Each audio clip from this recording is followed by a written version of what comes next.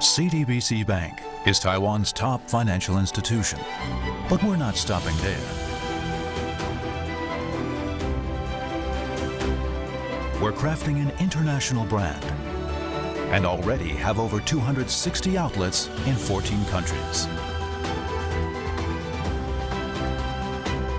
We are by your side, ready to embrace the future.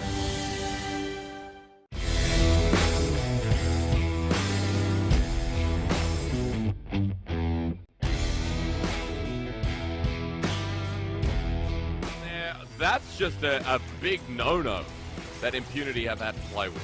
As Blaze is dead. 1v1, yeah, Blaze going to be dead. It's a Jinx with lethal tempo. All of a sudden... Look at that. Beautiful is just, he's completely fine taking a solo duel against Cyclic, but another Insect. Well, goes down, and that should be the finishing touches. Taco gets his Undying Rage this time, at least, but has to flash out. Needlework finds one charge, and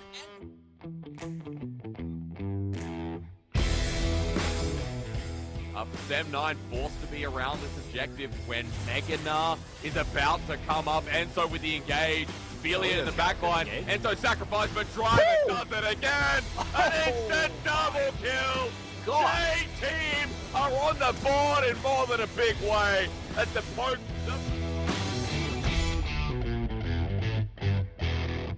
And with like, hey, they have Pretender coming in from the PSG. They have Eminem. Like, Eminem just going kidding. for the straight burst. That didn't really work out, but Caspiel is next on the menu. Pops his Crescent Guard, and they still find the Needlework onto ClayX. That was so unfortunate. It doesn't scale well because he doesn't have Flash. So while you are going to be able to take fights, that's only if they run towards you. It's so easy to kite out these team fights with the Syndra and with Azeri. Wow, Rebirth with the prediction, Whale Flash and...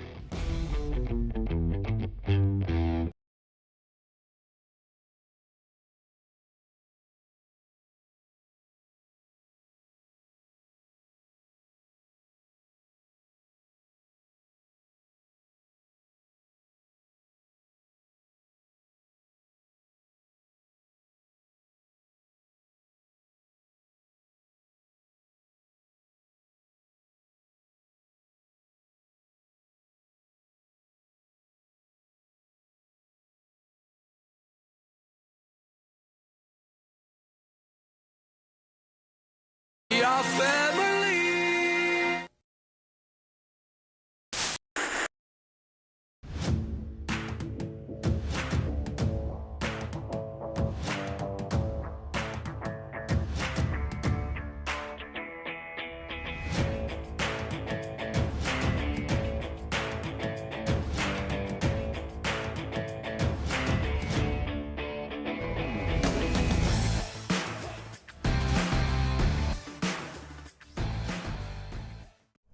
The difference between medicine and poison is the dosage. Allow me to demonstrate.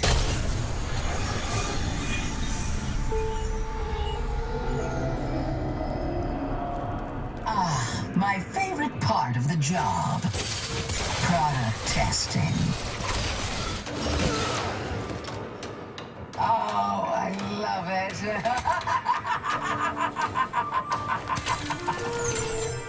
Move now! Die for me. I don't need to get my hands dirty.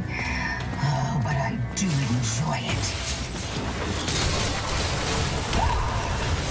Kill them and suffer! Work for me or work against me. Doesn't matter. Everyone comes to my side eventually. I bankrolled your pistol's makers, Samira.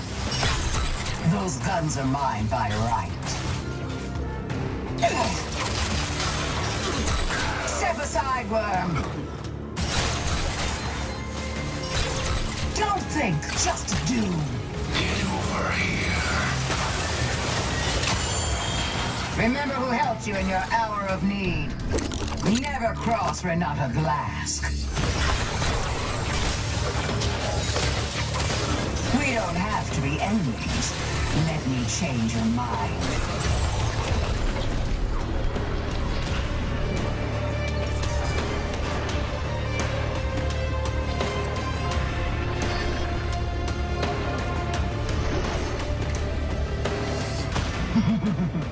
Progress. Competition is for the weak. I dominate.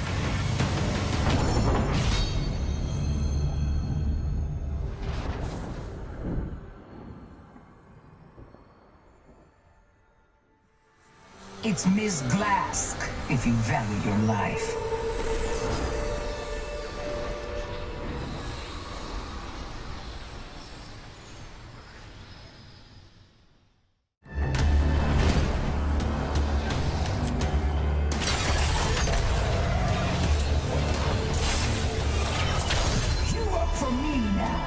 Renata Glask climbed her way from rags to Chemtech riches, becoming the most powerful Chem Baron in Zon. Now her eyes are set on Pilto, and as a master of persuasion, she knows exactly how to get what she wants. It's just business. She's a proactive enchanter who weaves both sides of the battlefield to her command. But whose side is she really on? Her own, of course. I'll make you kill your loved ones is a more effective threat than any gun. Welcome to the Renata Glask Champion Spotlight. We don't have to be enemies. Let me change your mind.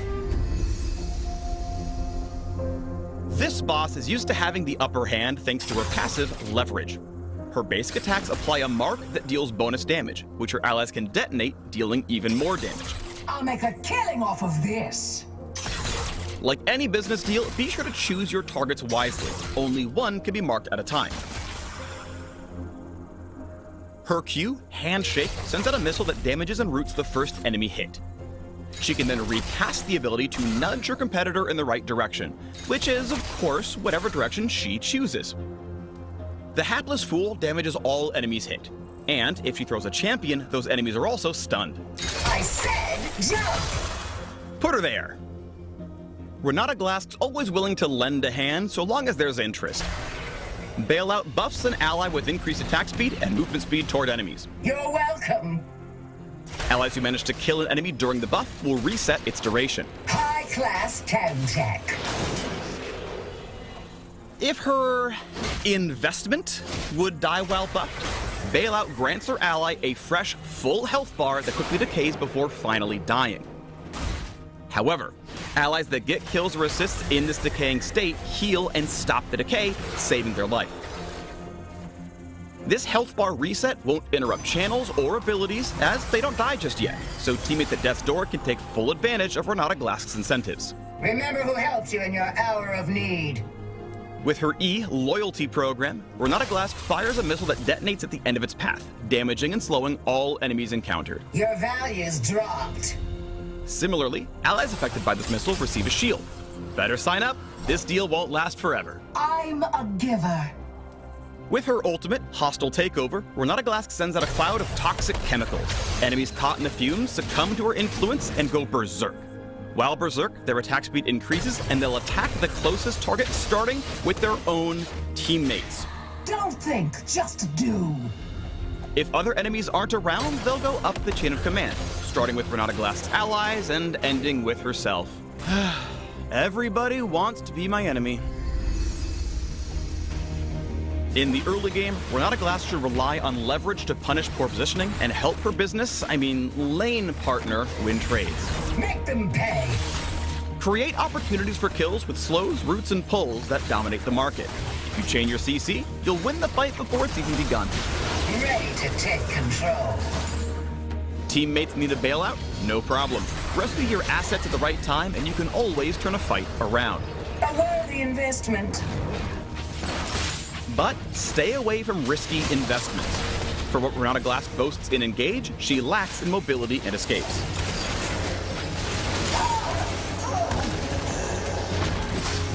So wait for the right moment to secure the deal, and you can watch Renata Glask's enemies destroy themselves. Time to make some new business partners. Set up plays for your team with opportune buffs, shields, and roots. And when they've succeeded, make sure you take all the credit. I'll bill you later. Don't underestimate the pull of Renata Glask. One way or another, you'll be working for her eventually.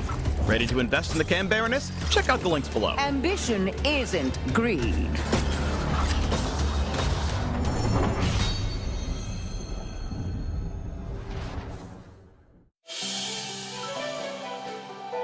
CTBC Bank is Taiwan's top financial institution, but we're not stopping there.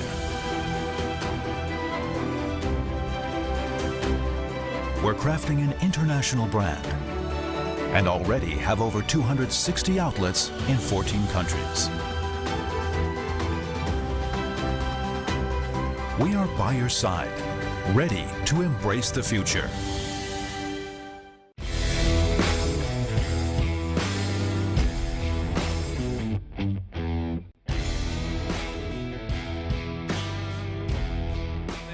That's just a big no-no that Impunity have had to play with.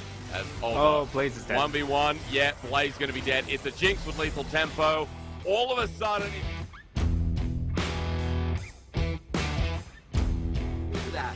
Beautiful is just, he's completely fine taking a solo duel against Citric, but another insect. Well, goes down, and that should be the finishing touches. Taco gets his Undying Rage this time, at least, but has to flash out. Needlework finds one charge, and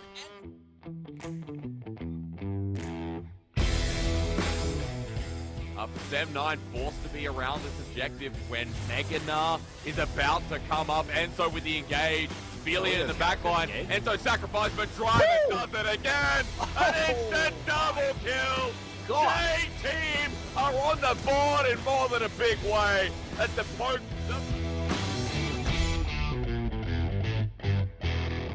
Oh, and with like, hey, they have Pretender coming in from the PSG. They have Eminem. Like, okay, Eminem just going kidding. for the straight burst. That didn't really work out, but Caspiel is next on the menu.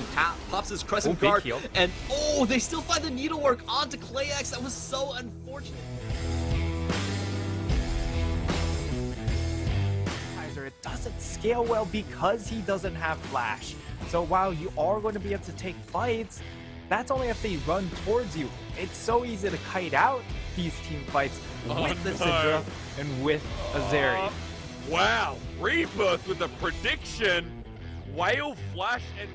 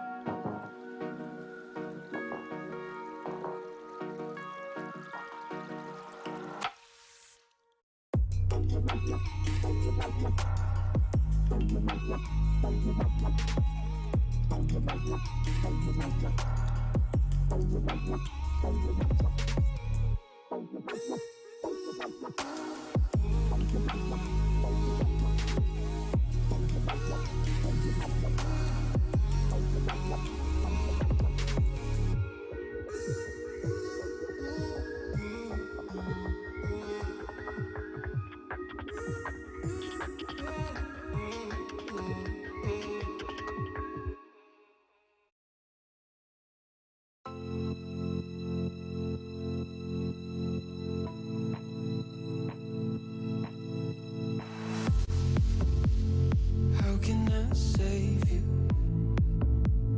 when you're tangled in your lies? Caught up in the middle, I can see it in your eyes. Lonely in the corner,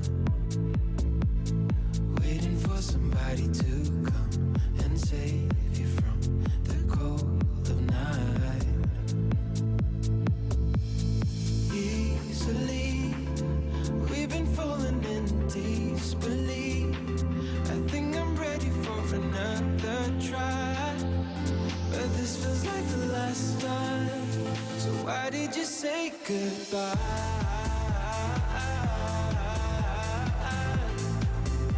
It's better to say goodbye.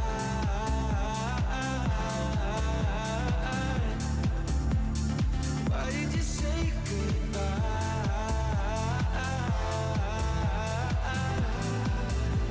It's better to say goodbye.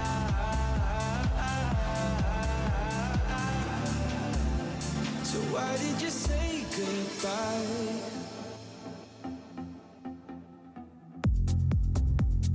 Quiet like the ocean, with the rumble running deep. This is how I see you, when you hide your feels from me. Why you heavy-hearted? Cut the silence, talk to me. Release your mind, get what you need. Easily, we've been falling in disbelief. I think I'm ready for another try, but this feels like the last time. So why did you say goodbye?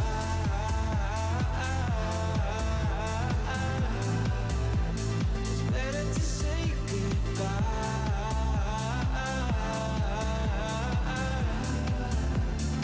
Why did you say goodbye?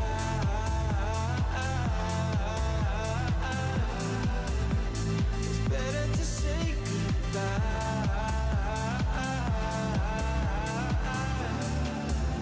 So why did you say goodbye?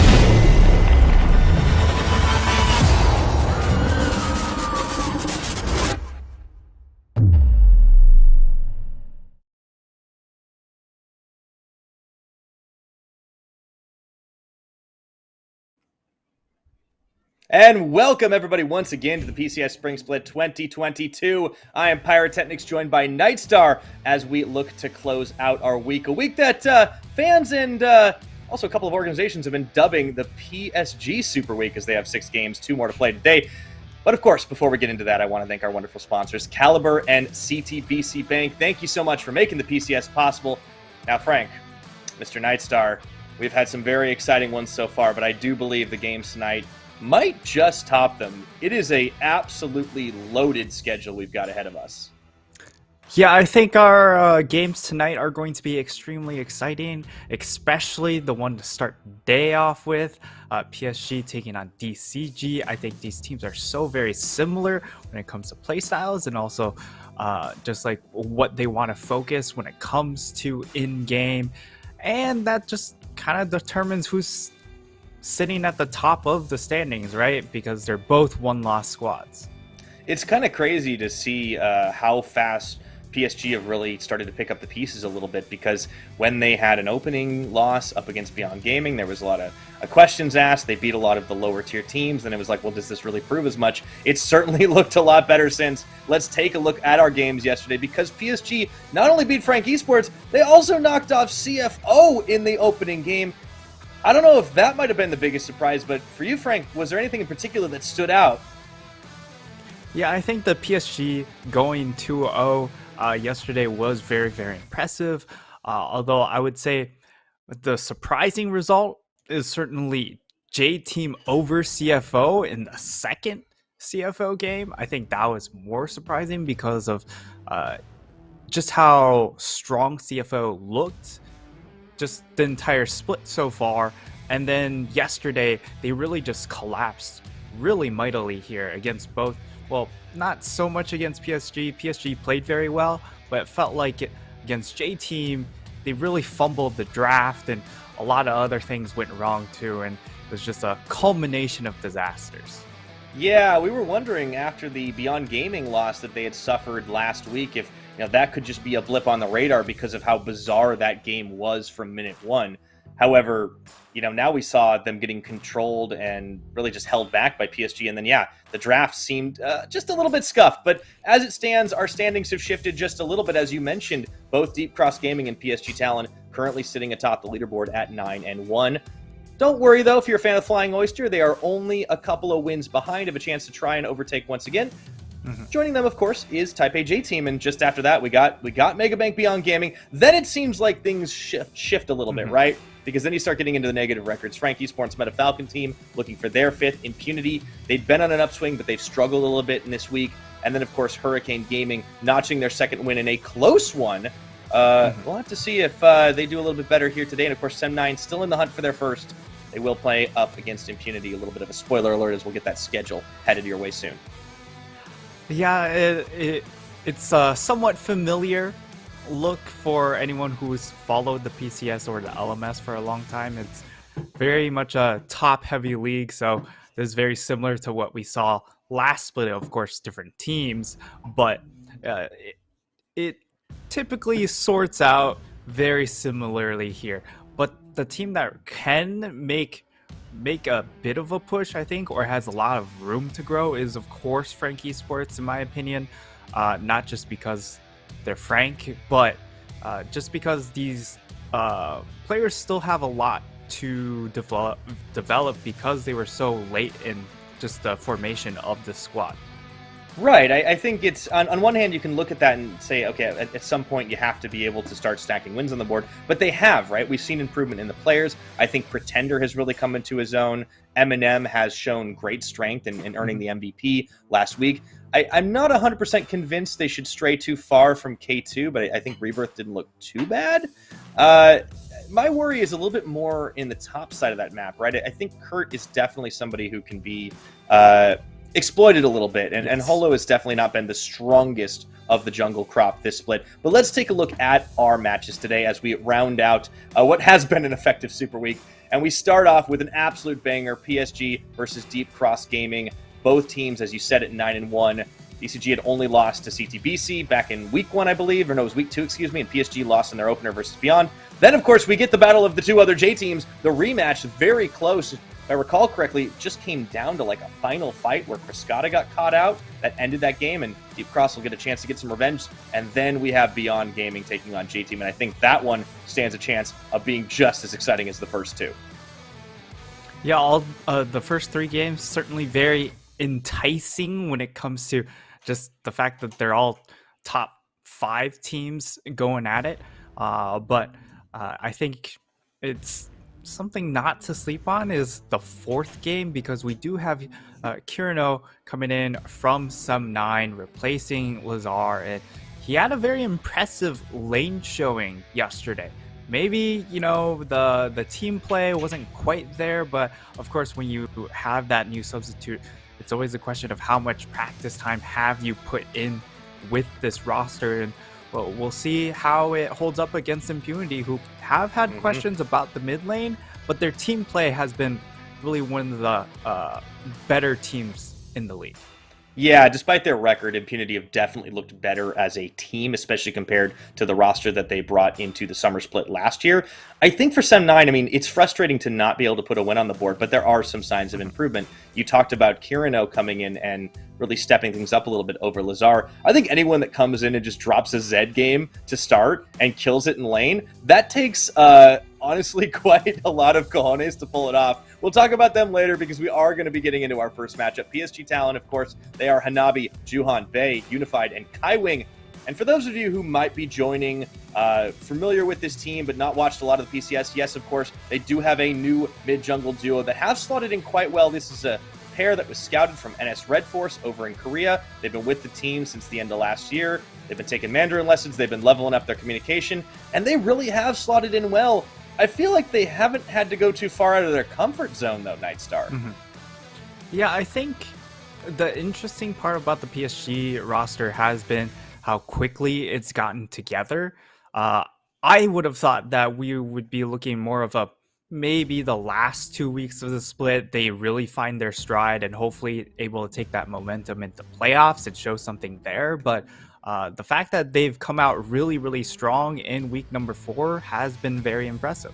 Yeah, speaking of impressive, I think we have to give Deep Cross Gaming a lot of credit. This is a team that came in pretty hot. We already kind of knew that some of the players had a lot of credentials. Nesty, of course, had been around for a while. Hana had shown up quite a bit in the previous split, and people knew about Woody as well. But I think some of the newcomers, Leaky and Kriskata in particular, has been my rookie to watch because in a field that is pretty stacked with AD carry talent, he has really had some standout performances. Admittedly, he's been given some very strong picks. He's gotten 2 Zeri games under his belt. But at the same time, I appreciate that he can pretty much cover the basics. Sure, he's made mistakes, but like as a rookie, you kind of expect it. He's definitely had a lot more hits than misses. And he's also had some fun. We got a Heimerdinger game out of the guy in one of their more bizarre double enchanter lanes. And I think he showed that he can play both. And we are, in fact, comparing the AD carries, which I think is absolutely the right thing to do because, oh my goodness, it's the old guard versus the new kid on the block. Unified, probably the strongest bot laner in the league, and certainly one of the most experienced. Yeah, Unified's really done well this split. Of course, losing Maple from the previous year means that the carry load has to be allocated towards him just a little bit more. Also accounting for just the meta in general being a very strong bot-heavy theme, and he's really performed up to that task. Whereas on the flip side, Kriskata, he's done very well for himself in a very in a role that has been sort of set up for him to try and succeed, and he's done that because this team isn't really built around Nesty hard carrying with his damage numbers. It's about Nesty carrying the map control with his macro play. Absolutely. It's a bit of a different squad in the Deep Cross side, and the result is Kriskata has had to carry a bit more of the damage load. He's also had to do it sometimes on lower resources. So I'm really curious to see how that bot 2v2 plays out because that's got to be an absolute banger. But we are into picks and bans. Tom, Kench, Diana both removed. Diana against Hana, of course. And then the Zeri must ban. Both these players have got a chance to play it, but it does feel like, despite a loss yesterday, a bit of a death sentence to leave the Zeri open against either of these types of players. Absolutely, and yes, the damage numbers have come down with the recent patch, but the fact of the matter just doesn't change that she is the most mobile AD carry that you can put into that bot lane. Thus, still definitely warrants a ban here, as we do see it's Tryndamere getting taken off. I think when it comes to what pick this both of these teams want to try and contest, we're going to see Ryze come out. We're also going to see Jinx be a big presence in this draft. So I think DCG are contemplating whether or not they want to take one of those off, but instead they go ahead, take away the Gwen. Of course, Hana be extremely powerful on this champion as well, and it is one of those champions that can do very, very well into a Jinx. You're absolutely right, and also want to give a nod to the Tryndamere respect ban up against Leaky. I do think that apart from the bot lane, these top laners have both definitely, well, Hanabi over years, but Leaky has kind of come in very, very strong, and I think it is wise to try and deny him some of these stronger picks. But we do see the Jinx as a first pickup for Unified, and interesting, they're not going to... well, you don't need to pick the Aphelios just yet if they want to prioritize the mid-jungle. I do think that the Hecarim Ryze have both been incredibly, incredibly high prio. For Nesty, when he has played Standard, it is his champion of choice. But then, of course, we do start to see a bit of the flavor of the month coming in here on the PSG side as the Ahri is being hovered. Ryze, of course, being Bay's far and away favored champion. Yeah, and that's kind of why I mentioned that, hey, it's most likely going to be a Jinx for Ryze swap in that case. The issue, of course, with the Ryze is that he is low range, so into a Jinx, I still favor the team that gets the Jinx locked in first, and they'll add in a Thresh to... Okay, they won't add in the Thresh, they'll actually pivot to the Leona. Of course, this is Kaiwing's favorite champion, Yes, he can really exhibit a lot of skill with the Thresh, but when it comes to melee engaged supports, I think Kaiwing really rises above a lot of the other players in being a primary engaged threat and being consistent with that. Yeah, I think they do like to hover the Thresh a lot of the time just to see, like, hey, can we maybe play this? The Leona's just a safer bet. It also gives Kaiwing that really reliable engage, I think, even more frequently than the likes of a Thresh. And now they can, if they want to, focus their bans down bot side, put Woody on something he's a little less comfortable with. And, you know, Woody himself, he's played a pretty wide range of supports. You know, even has a Senna game in there, an Alistar game in there, but, you know, certainly not quite as comfortable as, say, the Nautilus or something like that, a little bit more reliable. But in the second phase of bans, we start to see the jungle pool being hit a little bit. The Volibear gets taken off the table. It's not something Juhan has played a lot, but it is always possible to see. And there is going to be the support ban. It's a Rakan, though, up against Woody. Yeah, I think the Volibear really takes care of two issues of, hey, we take it away from Hanabi. It can be playing in that top lane, of course. And we also deny it away from Juhan in that instance. I think they'll go ahead, follow it up with either a J4 or a Xin ban here. And then for PSG, you're going to be looking at perhaps taking away the Tahm Kench or the Thresh to take away that safety that Kriskata would have coming in from his support. And I would also have to say that Woody hasn't looked particularly great on something like a Nautilus. So I'm not too worried if that Nautilus does come through. And of course, Kaiwing very familiar with that particular matchup as well. That's true. Definitely exhibiting some confidence here as they flash through a couple of champion choices. Now, obviously, I think the set's always a possibility because this is a league that has Kino in it, but the Nautilus does seem like the much more likely play, and at the last second, though, they do swap away, and we've got a Rel game. Rel is really interesting here because the side of PSG haven't necessarily shown a whole lot that would warrant the Rel. Of course, against the Leona is fine, but PSG, if they add a little bit more range here on 4-5, they could really hamper this Rel pick. So we'll see how they try and adapt here. They'll go ahead, get that blind pick Gnar. This has traditionally been kind of a PCS blind pick sort of top laner, so I'm not too surprised by it, although I'm not really for the champion particularly. It simply just kind of fits its role. And then they're looking at perhaps the Viego here, so a lot of team fight power with this composition and looking for really that reset potential as you would always have with that Jinx Viego combination. Yeah, definitely a lot of damage there, and I think they have a lot of tools. Even if some of them don't get off to a rolling start, there's always the possibility Bay, of course, on the Ahri can do. I think when it comes to the Gnar as well, yeah, yes, there we go. Do it! Hanabi certainly feels comfortable in this champion, I think, more than any others, but now he's going to be going up against Leaky's Malphite, and this looks like a wombo of a combo right there, Nightstar. So Malphite, in my opinion, should be locked in a lot more in the PCS because of how a lot of teams do like to draft fairly immobile backlines, and then they also will throw in something like a top lane Jace or a top lane Gnar, who are really fragile to these hard engaged champions like a Malphite. So I think this is a great pick here. It really shores up a lot of composition, I think. Because when you have a Rel, you don't want to be the primary engage. You want to be the secondary engage. And that also goes the same way for a Hecarim. You don't want to be the engage if you're the one jumping in first. A lot of times you get chunked out, you get focused down before you're even able to get into the fight. And then you're forced, in some cases, to use the Onslaught of Shadows to leave the fight, which is not what you want to do. So I think this is a perfect setup for DCG. I like this draft quite a bit. At the same time, the lanes, of course, are set up really, really well for the side of PSG. So I think it's about winning lane and snowballing those advantages into the mid game for PSG. And for the side of DCG, it's about that big wombo fight. Yeah, if DCG can get to a point in the game where they feel confident to pull that off, it could be a very deadly fight if PSG all group it up. And now, for the side of PSG talent, it seems like their strength has really lied so far this split in just superior map movements and macro understanding compared to the rest of the squads.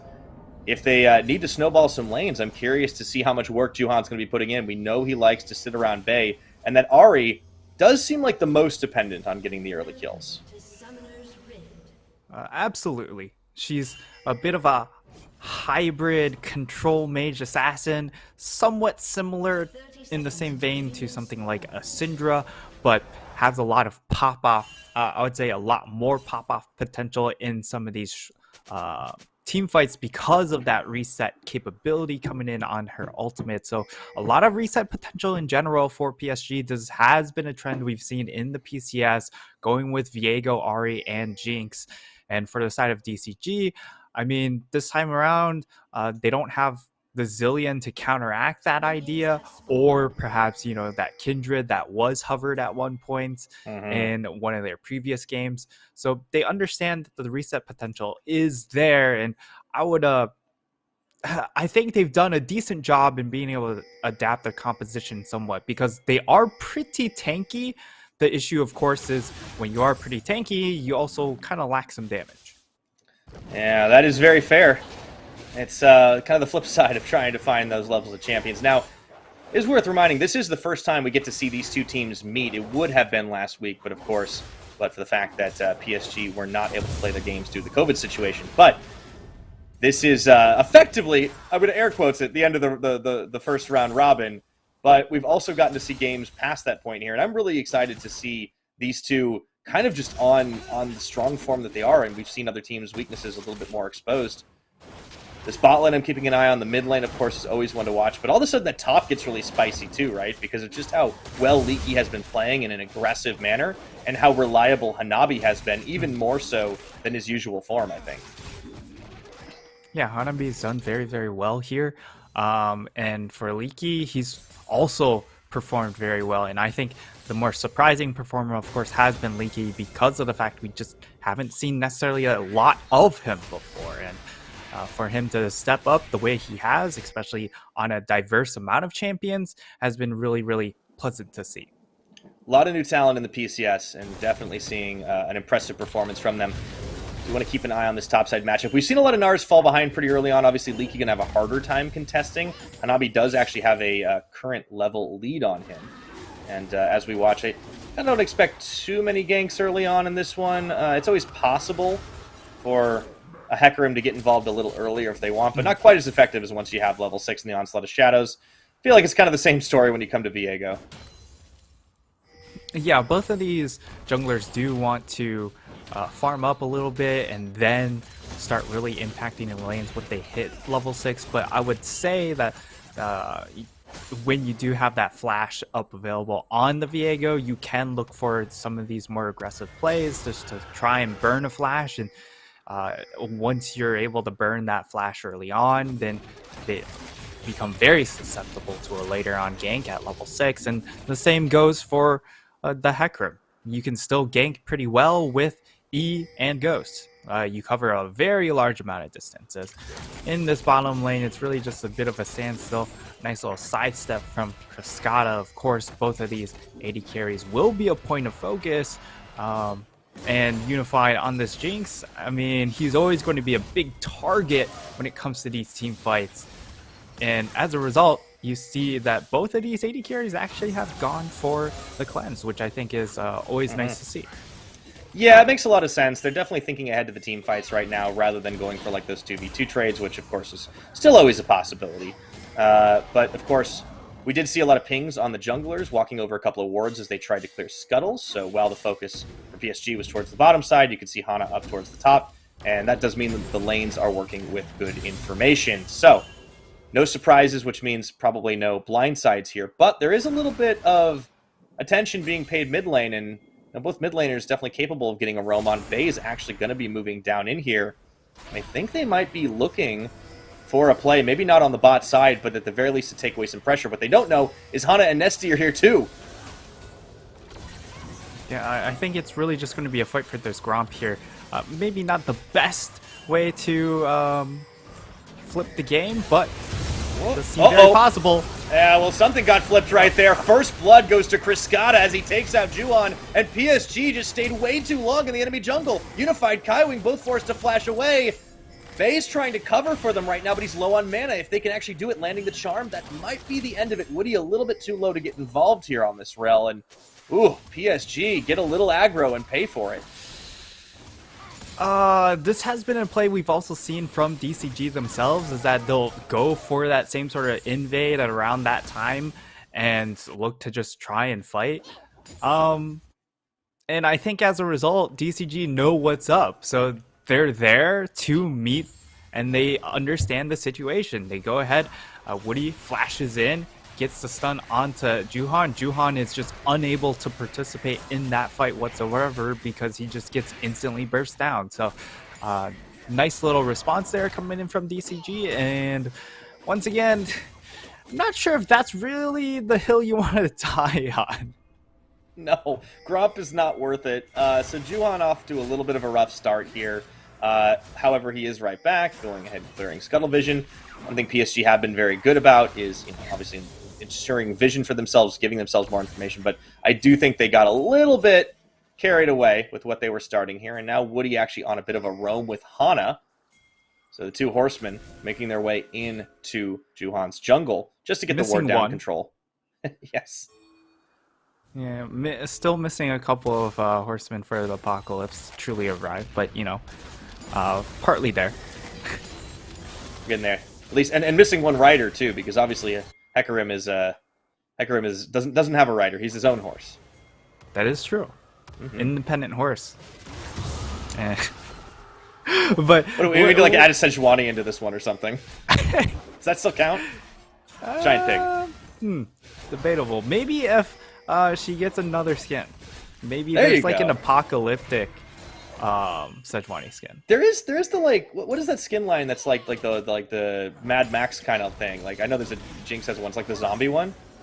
It's been a little while since I've seen that. Yeah, I'm not sure about a couple of these skin lines. Not a Sejuani one though. Yeah, unlucky. Especially the Sejuani ones. I just don't play that champion. I do think she is a good spot where she can be played, though, in a couple of situations. Very specific situations, mind you. So we're not going to see a ton of her in the current meta. But, what is happening is that these junglers are hitting level 6. So Juhan already level 6. Hana about to be level 6 here. So things about to get spicy. He didn't really waste a minute after he died. I mean, they didn't really get experience gapped at all here. Now, this is going to be a Herald done in DCG Vision. The question is, can they really do much about it or try to flip it? It doesn't look like they're going to get there in time, but they might try to take a fight after the fact. Herald's going to get popped. Bay actually gets stopped. Yeah, that charm lands, though, and it does make it a little difficult for them to do much about it as Leaky late rotates down from top as well. So, advantage PSG, despite the gold deficit, they do pick up Herald without getting punished. And keeping an eye down bot, too, because level 6 is starting to come in for 80s and supports. That does mean we could happen to get an all-in here or there. Most likely not without jungle intervention, but we'll have to see. Criscata is actually the one leading the gold game right now, despite being a little bit behind on farm. Yeah, part of that is because he has that extra gold infusion, plus 400 from that first blood, so that helps out considerably in that regard. And you can see Unified's it's essentially just that one kill goal difference. As nice little freeze being asserted by the DCG bot lane. I really like that play. Hard to do. However, at the same PSG time, well. most likely we're just gonna have Hana sprint straight down into this bottom lane because he knows his bot lane wants to freeze, so he's there to consolidate that. Okay, burning the cleanse just on Kaiwing's ult is actually not too bad if they wanted to try to go back to this one, but it looked like they wanted more than that. Base started roaming down too, and unfortunately gets sniffed out pretty quickly, so nothing going to be happening there. It does feel like Deep Cross, they know that PSG are trying to get ahead in the lane phase and not going to give them too much of an opportunity to do that. And PSG are the team with more of a timer in this one, because Deep Cross are going to be happy getting out of this lane phase without losing a whole lot. Yeah, this it's definitely more about the early game for the side of PSG, and for DCG, if they're able to slow things down, I think mid game's where they're going to come on really strong. Of course, when it comes to the late game, I think PSG have the opportunity to outscale at that point. It really just comes down to fight setup. because of the fact, well, you technically have more range on the side of PSG, but a good, well-timed Malphite ult can really just ruin your entire fight completely. And anytime you have a Gnar, it makes fights really, really tricky because it's about the timing of that Mega Gnar, and if you're able to play around that timing well enough. That's true. I think that's a little tough. If there's anybody that can do it, I will put my faith in Hanabi, but Bey is in a little bit of trouble right here. Forced to Spirit Rush over the wall. Oh boy. Yeah, he wandered into that river at exactly the wrong moment. Yeah, and I mean, right before that play, I was about to draw attention to Leaky's build. It looks like we're going to see the Everfrost Malphite build, which means it shores up some of that damage issue that you have, and your mid game is actually going to be incredibly powerful with this Everfrost completed, because you get into the backline, you lock everyone down with that Everfrost, and not only is it a bunch of burst damage, it's a lot of lockdown as well. So I love this setup because if things all line up, PSG might just be stuck in place for like a full 5 seconds, and that just might be from beginning to end of their health bars. Yeah, that's a really long duration to get stun locked, and you have to be thinking that as PSG, they're going to be trying their darndest to just make sure they don't get a big group on that. All the same, you have to think Unified is going to be the primary target for this, even if Bey gets out of it. If he's not snowballing on kills, that Ahri doesn't do as much damage. Juhan, of course, is also going to be pretty reset dependent, but the Jinx can pop up at just about any time in the game, right? And I think PSG are going to want to try and split. As you can see, the Hullbreaker already picked up on Hanabi. I do think they want to try and drag Deep Cross a little bit around the map here. Yeah, that's essentially what you're going for. Oh, ooh, 1v1! Criscata! Holy moly! Whoa! That was beautiful. Almost got the kill. That was sick. That was sick. That was definitely Unified. That was definitely some doggo vibes right there. Oh, yeah. I mean, there's certainly some you can kind of reference that, hey, New Kid on the Block, very similar to how Doggo showed up last split, but Criscata really popping off in that particular moment harkens to the fact that he has the Gale Force completed, so has that extra execution damage versus the fact that Unify is just sitting on components.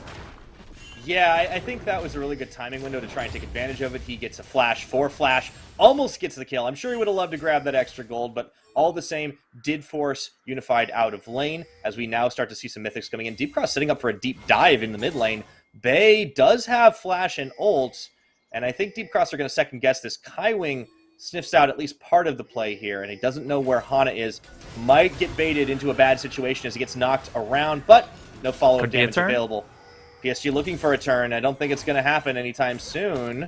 Okay, just going to be word clears. It's a pretty quiet game on the scoreboard, but not for lack of trying, Nightstar. Yeah, there's certainly been some attempts at some plays, but I think the big fight, of course, will be in 90 seconds when we'll see if PSG decide to fight around this next dragon. I think DCG, of course, they're looking to fight around that because by then you'll... you have, of course, your big ultimates back up. Your top laner is going to hit level 11, so that's when you get the second point into your ult as well. So should be a lot of team fight power coming in just from the fact that they have level 2 rank ultimates, and they should also be close on double Everfrost. So again, like, you have a lot of lockdown setup here, or we could also fight around second Rift Herald. Possibly. PSG have definitely focused more top side of the map this game. Picked up Rift number 1, really didn't get them a lot. 2 plates in the mid lane as they were able to pop it and not get a play off the back. But Deep Cross are going to try and fight for this one. Dicey situation for PSG. Here's Hana hunting around. Herald showing eye towards the Deep Cross side, but they're not going to go for it. They know Leaky has there, but Kaiwing, he goes in, and they manage to take Leaky down before he can do anything. In goes Hanabi's Gnar. They get Hana against the wall, into the Super Mega Death Rocket as Woody falls down, and even with Nesty's great escape, what a play for PSG talent. The side of DCG, once more, they show up to the play just a little bit late here. Like that first Herald, but this time around they decide to opt for the fight. And I think PSG, you hit all the timers that you wanted to, right? Leaky walks up, he isn't able to get that ult thrown down. He's also not level 11, so a lot of issues there. He also doesn't go back and get hit. He doesn't have Everfrost fight yet, so I feel like a lot of team fight power was missing that they should have had, that they could have just waited for that next dragon. But PSG, they take advantage of that, and they immediately turn on the big engage power, which is, of course, Leaky, and they got Mega Gnar in time. Perfect timing coming in from Hanabi. So the stars really aligned for that fight for PSG, and DCG, they just take a really poorly timed fight. Yeah, I think DCG weren't quite ready for how fast that turn went. Kaiwing's engage was extremely good. Leaky never really got a chance to throw out the ultimate himself. And at the same time, I think the priority focus was really good on a handful of those players. Hana, of course, goes down. You see Nesty would have dropped had he not gone for his ultimate. Speaking of Nesty, over the wall, Bay and Kaiwing combo up, and Hana is trying to buy some time for his team, but Nesty should fall to the Blade of the Ruined King. That's going to be Juhan picking him up off the back, and nothing to really grab after the fact, but a really nice collapse by the PSG side. Yeah, and now we already see PSG, they've exploded out to a 3k gold lead. They're going to throw down a Rift Herald. That should be that mid tower taken down as well. We'll see if Hana gets sucked into this fight, if Woody is able to set up for Hana's engage. Okay, Kaiwing does have to go into stasis here. Woody's going to get caught on the backside. The turn should come through. Here comes Hanabi, and he's going to shove two, but it's not into the wall. Away from it, Unified opens up with one kill. Looking for a second. That is going to be Leaky, falling down before he can get a whole lot done. His ultimate goes off this time, but to what end? And it ends up being 2 kills traded for none, and a lot of Rift Herald damage on that mid turret. Man, yet another good fight for the side of PSG. They're just playing these timings a little bit better than the side of DCG. Yes, the idea is there coming in from DCG. We bring in Leaky. He's level 11 now. He has the Everfrost. This should be a big team fight. But look at the timing and just really the mismatch of these engages. Like, Woody goes in. Leaky's not quite ready to use his ultimate. And by the time he uses his ultimate, the fight's already done. Like, there's no point to tossing this out other than to amp up your damage numbers. Yeah, I think PSG just have, superior sense of when they want to make these plays, and this has been the hallmark of PSG right now compared to our other newer squads, especially the ones that don't have as much experience playing on the same roster. We've seen them just be able to pick apart teams that pound for pound seem like they might be stronger than them, and PSG could be well on their way to pretty much wiping the table outside of their Beyond loss. And we could be looking at another form of the dominant PSG Talon. Yeah, PSG Talon really hitting the ground running a lot faster, again, than I would have expected. I would have thought they'd be playing more for, the 1,500 meter track. But it seems like they're playing more for the 500. They've really gotten off the ground. Yeah, they've gotten off the ground very, very well. So I've been very impressed by how fast they've developed, and hopefully they continue that trend to continue to add dimensions to their game, because I think comparatively to some of our other top teams, they have the most room to develop. Which is crazy considering the fact that they have such an insane record already. I do think Bay and Juhan have slotted in really well. It is a different style, right? Bay can still play these more assassin-y champions, as we see right now. Dashing the wall, Leaky will get the knockup, but it really doesn't matter as the kill gets fed over to Unified, and Deep Cross want to turn this fight. Okay, they can turn, though. They might be able to make it happen, but look at Unified. He's completely untouched and running wild into the back line now. Criscata just cannot do a damn thing. Unified looking to jump the wall, hops the Moonlight Vigil, and gets himself a triple kill. They were hunting for more, but they don't even need it. Gonna knock down that outer turret, and looking for even more down the mid lane. Yo, what an insane play coming in from Unified, going in. Oh! And is that over? Looks like they got one more. That was great. The hop, skip, and the crunch. Unified picks up a delayed Quadra. Only Nesty is going to be sitting around, and he has to go back to the fountain. It'd be a Baron turn if it hadn't just spawned. Yeah, as we get to see the replay, Leaky once again gets caught out. One of the big differences when you are playing AP Malphite is that your positioning becomes all that more important. If this is tank Malphite, he's able to soak up a lot more damage, but then they get stuck in that choke, and because of that, Cryscata is actually able to output a lot of damage. But like, this is so perfectly played from Unified, because you see that ult direction from this Cryscata. He's expecting Unified to chase by walking, and if he walks in that direction, he gets hit by red ult, and that means Cryscata heals up for a lot of his HP, and he might have been able to turn that 1v1 potentially. And that would have changed the entire scope of that fight if Unified's the one to die there, because then all of a sudden DCG, they can turn their attention to try and wipe out the rest of those members, because Nesty is of course very tanky and can just move forward and lock people down.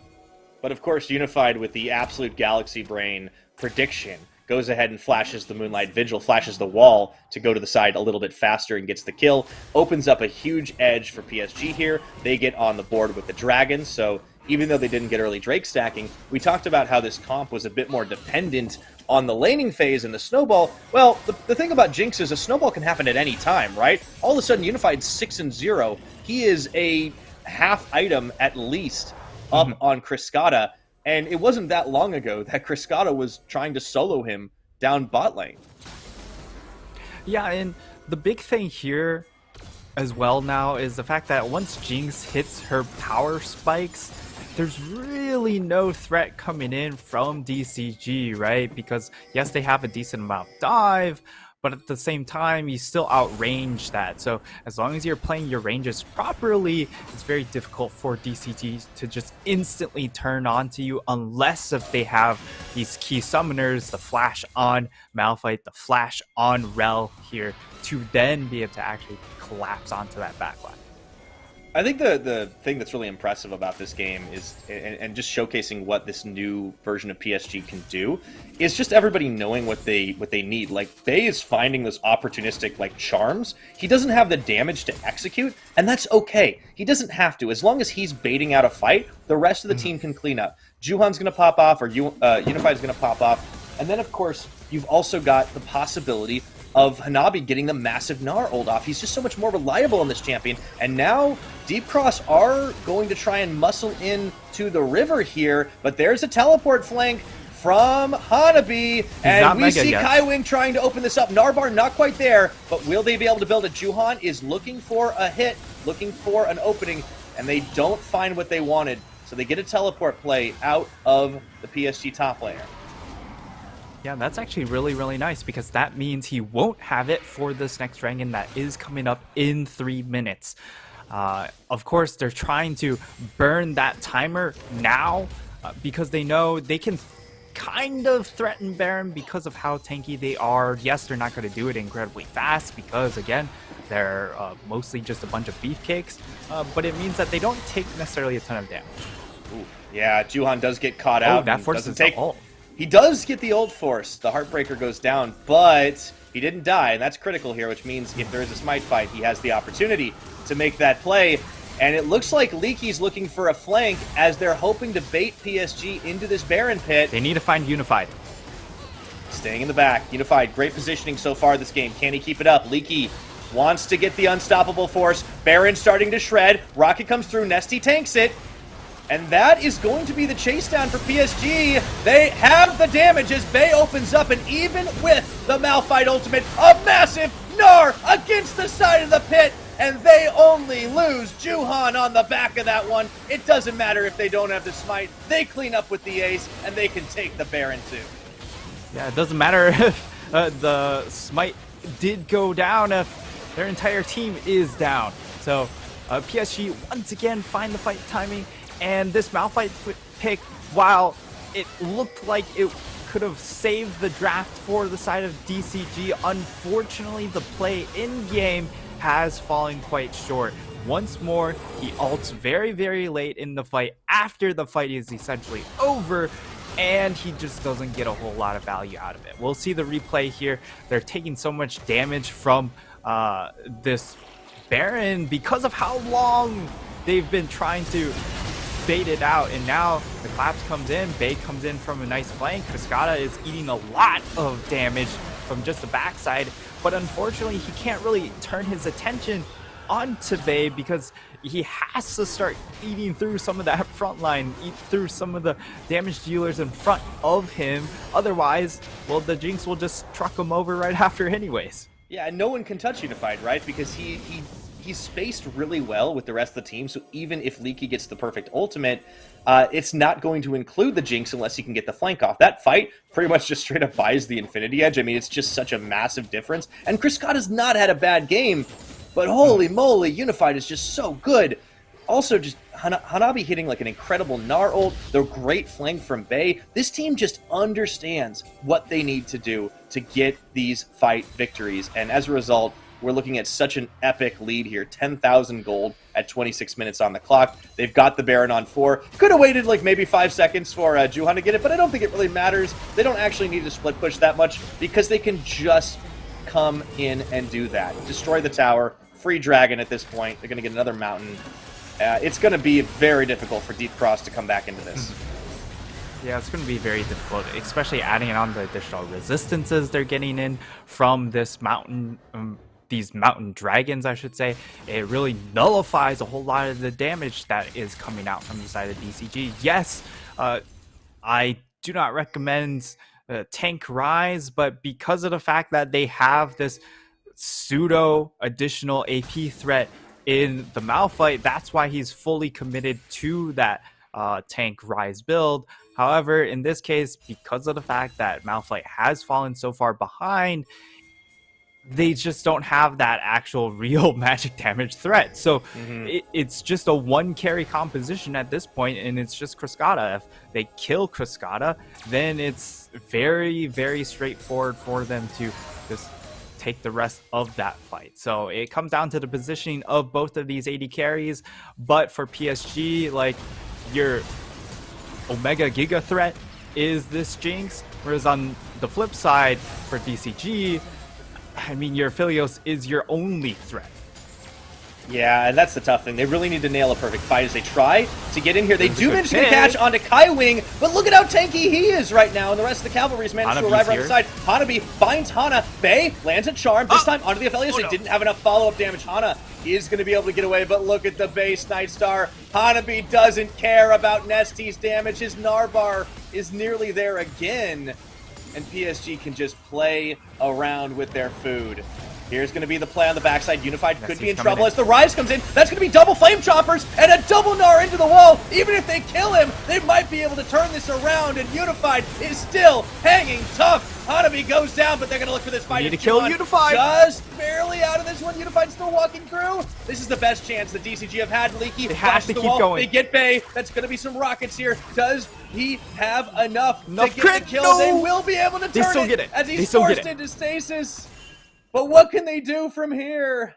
Oh, unfortunately, it's not a whole lot. The only thing that they're really able to get off of that is just the kill gold, the shutdowns, which is still a tremendous amount, right? But as we get to see the replay of that fight, beautiful fight mechanics coming in from Unify, putting down the Flame Chompers and then flashing over the wall. He's able to output so much additional damage, and once more, like Leaky, he needs to ult over the wall onto Unify, but instead he takes the two-man ultimate given right in front of him, and yes, it ends up still working out in the end, but it was really like, this could have gone sideways very, very easily if they weren't able to burn through those two members fast enough.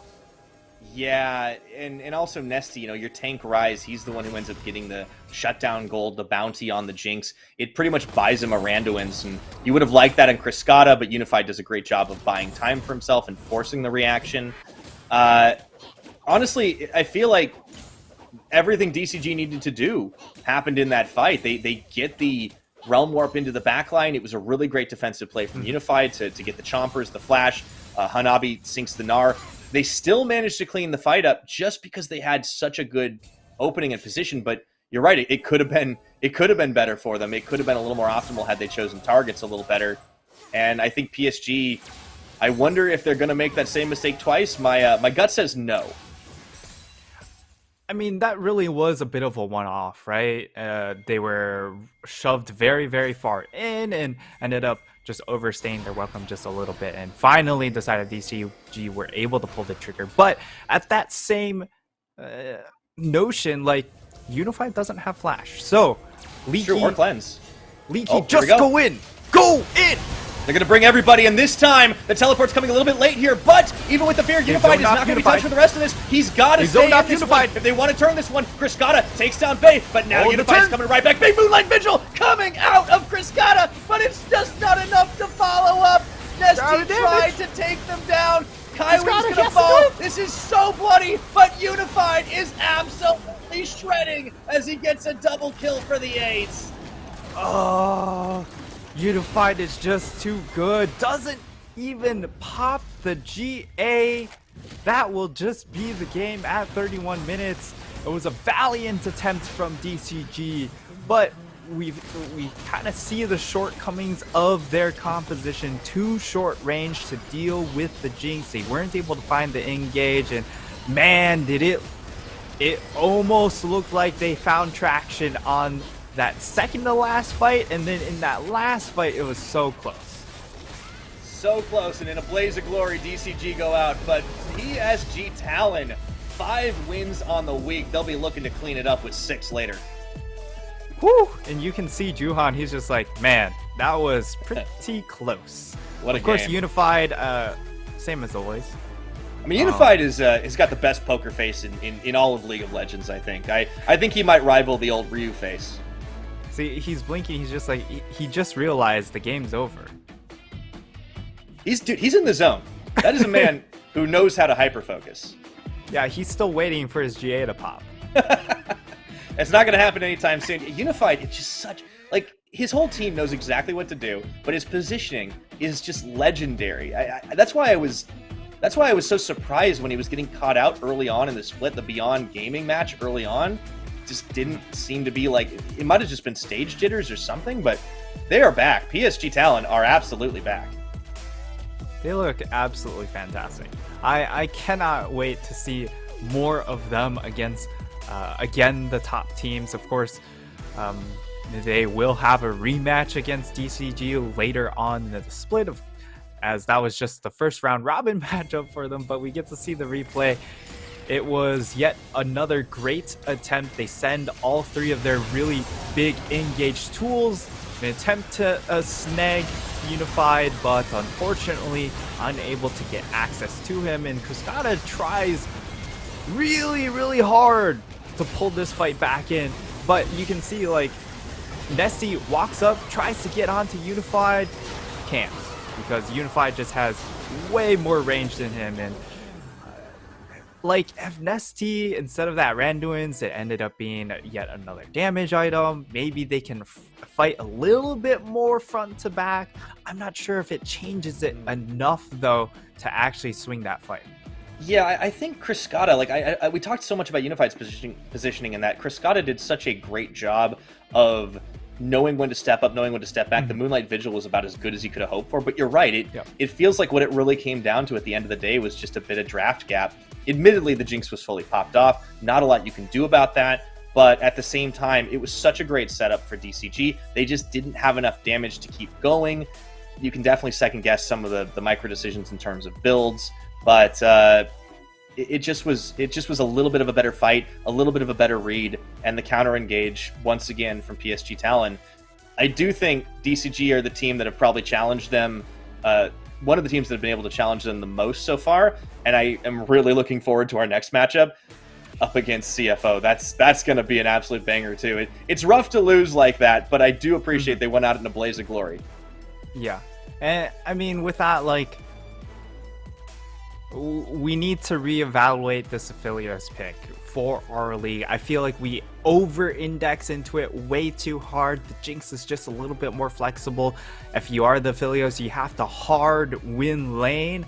Otherwise, you just don't get a lot of value out of this pick into a lot of these compositions that involve a lot more range. It's just so much more difficult to make this Aphelios pick work. And I mean, it was a valiant attempt coming in for Criscata, and you can see his damage numbers very, very high. But even then, you could feel more impact coming in from this Jinx pick nonetheless. Yeah, it just pound for pound, it was just a little bit better. But also there were other threats, right? I mean, some of those fights got set up to charm. Bay kind of became a bit of a charm bot after a while, but it was fine because all you need to do is take a priority target out of being able to hit their buttons for a second or two. I think a big difference maker this game was Hanabi. We've seen so many Nars fall flat on their face, and he just knows this champion and its limits. He played so well around his Gnar bar. I think there was like one fight where he teleported in before he was ready and they didn't really get much out of it, and that was okay because they didn't lose anything either. But for the most part, he was on point. He was always getting in there just in time to land like a 3, 4, 5-man Gnar and just set things up. He was on Protect the Jinx duty a lot of the time as well, and it is no surprise that Unified earns the MVP here with a over 90% kill participation, 38%, almost 39% of his team's damage, and this is on like a double triple carry comp. Yeah, certainly a lot more carries when it came to the draft for his team, but when it came to actually hefting the load, it was all about Unified on this Jinx. I will say, Hanabi did do a very, very good performance on this Gnar, being able to hit those Gnar timings, but your job does become easier when your opponent just has to sprint at you. Just really tunnel vision onto the Jinx, because they have to be the ones that overextend more often than not and allow then those Mega Gnars to land on multiple people. Yeah, I think the early game from Deep Cross looked really good, but once they started losing out those fights, there was definitely that hint of desperation, the hint of, okay, what do we do? The Jinx is getting out of control. This is why this champion is just so prized, so valued, because you have such a ridiculous upside on it. And in the hands of someone like Unified, oh, it looks legendary. Absolutely. So really well done from PSG. We'll see if they can close out with a 6-0 week. I've been told if they don't get a 6-0 week, one of the mods on their Discord will perform a dance. So high stakes. High stakes indeed. Well, we'll have to see. But of course, after this short break, Deep Cross Gaming will return to the Rift to take on against CTBC Flying Oyster. Don't go anywhere. CTBC Bank is Taiwan's top financial institution. But we're not stopping there. We're crafting an international brand and already have over 260 outlets in 14 countries. We are by your side, ready to embrace the future.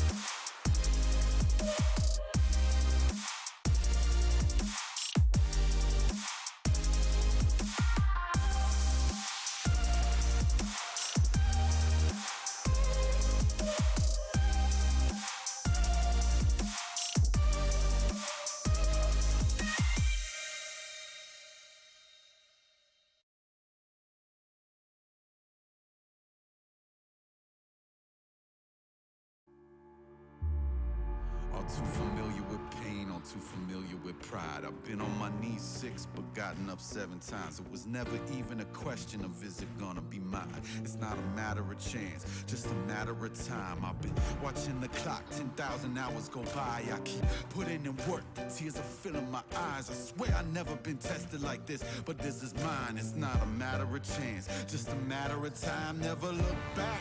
If something's standing in my way, I always push back. If something seemed impossible, I never took that. Nah, cause now I know better. Can't stop, won't stop, I won't quit ever. Deepest waters won't take me. The highest fall won't break me. The blood and sweat is what made me. I'ma get mine, just a matter of time. The deepest waters won't take me. The highest fall won't break me. The blood and sweat is what made me. I'ma get mine, just a matter of time.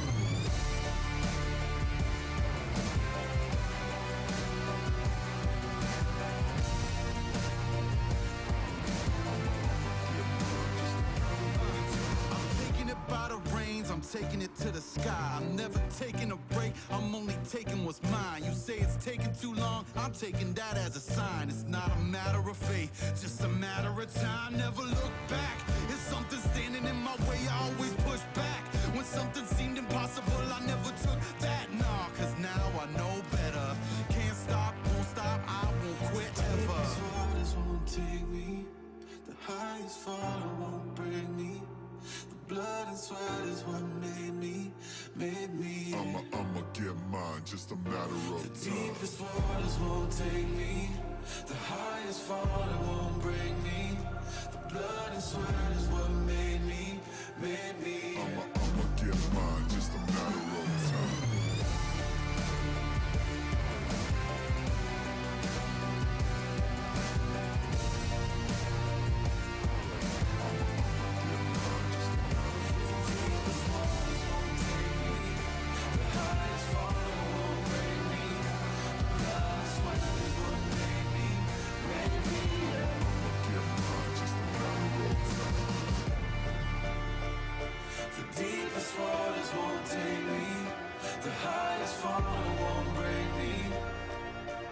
I'ma get mine, just a matter of time.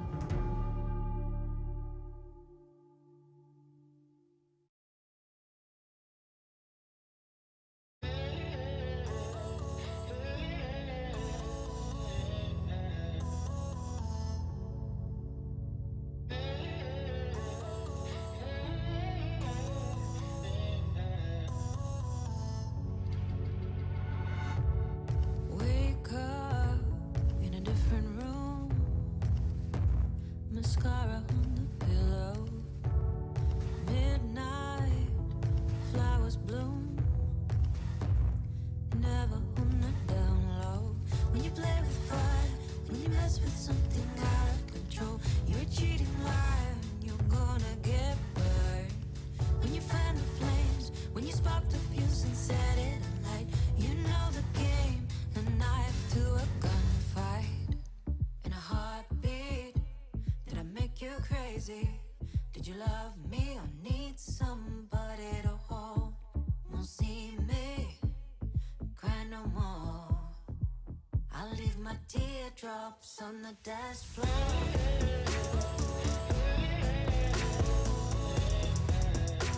My teardrops on the dance floor.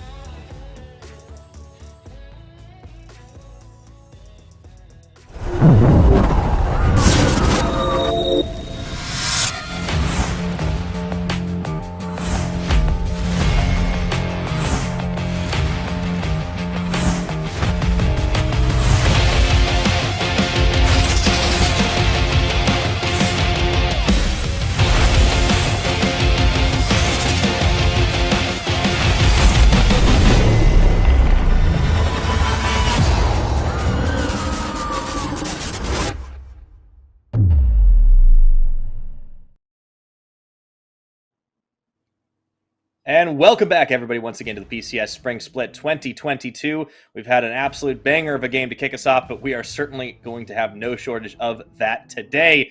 All right, Nightstar, before we get into this one, I want to thank our wonderful sponsors yet again, CTBC Bank and, of course, Caliber. Thank you for making the PCS possible. Now, Nightstar, CTBC Bank are Taiwan's top financial institution, but they're not stopping there because they've also got a pretty solid League of Legends team, it turns out. And despite yesterday's performance, I still think this matchup against Deep Cross is set to be a very, very good one. Yeah, I mean, it's still set up to be a very important match at the very least. We'll see how DCG bounce back from this, from their previous game, which they just freshly lost to PSG Talon. So that's always something to keep in mind. But it looked like they were finding their stride towards the end of that game, so I'm not too worried about them as a team, but I am a little bit concerned about CFO because CFO yesterday was not a good day for them. No, after a very, very dominating performance and potentially just a bit of a one-off loss against Megabank Beyond Gaming, they dropped two. One to PSG where they got very controlled, and then another one against J-Team. I know we were talking about this in some of the pre-chat, and definitely seemed like maybe their shot calling has some issues. Yeah, I think a lot of their issues stem from Gemini needing to be the main engage, but a lot of the times he's so used to being one of the tertiary carries on his squad because in Machi it was Lee Kai, Gemini, and Jimian that were really it was about those three being the big carries, and then they were also willing to kind of split the engage load, right? You would have Jimian on the Silas be willing to engage, you have Lee Kai on the Camille willing to engage, but in this squad, Rest and Mission aren't really those kinds of players, so as a result, you've seen Koala take some very questionable engages like the Renata, taking the Rise ultimate into the middle of the team and trying to hit them with the Renata ult, but at the same time, it's almost understandable because this is a dynamic Gemini's not super used to, and Koala is being forced into a role that he's also not really comfortable with, but willing to accept. So since then we kind of need them to bounce back, show us a little bit more than just laning prowess. Yeah, and that has really carried CTBC Flying Oyster for a while now, is just being superior laners, and even in the bot lane where we kind of expected Atlan to maybe be the wing clique in the chain, he certainly wasn't. But if this team is forced into picking their fights, they do seem to have trouble making that choice. When the fight is taken to them, their counter engage is usually pretty solid, and that's what I was kind of wondering when we got to see our Renata Glass pick up yesterday. Was that going to be great for the counter engage as expected? But unfortunately, they were kind of forcing the issue and it's not a great engaged champion, so I wonder if they go for it again, if it makes sense this time to try and play back. But we'll talk about that once we get into picks and bans. We got to compare our top laners, because Rest definitely brings the experience, but Leaky has brought the power to this deep cross side. He's really shown a lot in this split, being able to play a number of carries, also a very diverse champion pool. Both of these players did also play Malphite in their last game, and both of them did not do well on the Malphite in this last game. So we'll see if that ends up showing up in this draft once more. But the last time we saw this matchup, it was really Nesty that influenced this matchup rather than Leaky and Rest taking the individual 1v1. It was a whole lot of 3v1 or 2v1 for Rest, and he was just constantly getting ganked over and over again. He was 0-3 very early on. It looked like he was out of the game, but he had a fantastic GP performance and really saved the game for his team. Yeah, I think it was hard to keep a good GP down, and Rest definitely showed up in that one. That, of course, was the game that rounded out our week 2 when we got to see the battle of the prior J-teamers, if you will. I'm curious to see which one is going to be better, which one is going to be K-team, and which one is going to be L-team. But we are into picks and bans. We see the Orianna and the Syndra being removed from Mission, 2 champions he is incredibly powerful on, and this shows that CFO definitely want to give Mission, or excuse me, this shows that Deep Cross Gaming definitely want to give Nesty a better time in lane, because I think that was the first time he got a little bit more neutralized, as Vigar was very, very slow to build stacks. Yes, that was definitely true. Mission had complete control of that 1v1 matchup, and it was really Nesty leaving lane as much as possible to try and influence the rest of the map. As a result, his Veigar really suffered as a champion. Now, between these two teams, the big priority pick is going to be still the Jinx Rise. I think DCG want that Rise pick and are willing to play the Aphelios with it, but with Gwen left available, it does look like that will be the priority, and it makes a lot of sense still. Like, Leaky, that last Gwen performance was nuts, because that was in the game against Beyond Gaming where it looked like it was all but done, but he seemingly pulled his team back into it. Yeah, I think you can definitely trust in Leaky when he has his hands on a carry. Of course, it does mean CFO get the opportunity to pick up the Jinx side of the matchup, and Gemini's Lee Sin as well, a champion that both these teams would want, especially with Xin Zhao off the table. But with Hecarim rising in priority for the last couple of weeks around the world, it would make a lot of sense to add this. You do have 2 champions that can kind of run at your face. And, you know, we have been seeing quite a lot of triple dive coming in for our teams here in the PCS, and I think it could certainly work. Nesty been playing a lot more of the standard type of champions, air quote standard, but we could see another big dive Wombo combo as the Galio comes in. I believe they banned this away from him in the past. So the Galio comes forward, and this can still be a flex into that support role. So it's not a bad option to show right here. And if it ends up playing into something like the Rise, you're perfectly fine with accepting that matchup, because you have a little bit more range with your Galio ultimate over that Rise ult. And with this lock-in coming in for Rest here on that Graves, I would expect DCG to go ahead and just ban away that Rise and then move that Galio into the mid lane. But other options, if they manage to somehow get the Rise themselves here, they could run the Rise Galio and then perhaps run a Sivir. I think that would be a really insane composition. I would love because that. You just run people down, and there's really no options to outplay because you're running at max speed. That would be an interesting take. Or I mean, you're perfectly fine still running that Galio into the mid lane because of the earlier reasons I stated. Yeah, you know, the flip side of obviously picking that Galio up on the rotation does mean that, of course, Aphelios gets banned, but you were talking about the possibility of a Sivir for Cascada. I would love to see that. I think it fits perfectly with what they're trying to do here with kind of the just run at them comp. And CFO definitely throwing a lot of bans. They actually dip into the pool and go for Kaisa against Deep Cross. I actually believe when I was looking at the Korean solo queue stats for Kriskata before the split started, looking him up, he seemed like he did have a lot of Kaisa games in the split, but obviously it hasn't been a high priority here in the PCS, falling off, of course, in favor of the two Titans that have been Jinx Aphelios and the occasional Zeri game. We have seen a couple other picks from him so far. It's actually going to be the Azir ban, by the way, that they wanted to take Mission off of. So they are happy to let the Rise through if Mission wants to play it. Yeah, Rise left available in here. It, of course, means that... Are we going to get a Corki in the PCS? I'm not going to get excited quite yet until he gets locked I will. in because... Yeah! It's possible. Why did we took 4 weeks to get here. 4 weeks. Pyra. But we got a Corki in the PCS. Also flip side, we got Xayah Rakan too. Completely forgot about that combination. All right. It's going to be Xayah Rakan, so adding a little bit of extra range here. Also, with the lethality build here, because you have a decent amount of magic damage across your team, they'll probably prioritize a little bit more magic resistance, so you can get value out of the lethality build. Also adds range to deal with the Jinx and the Corki, so it's not a bad option here.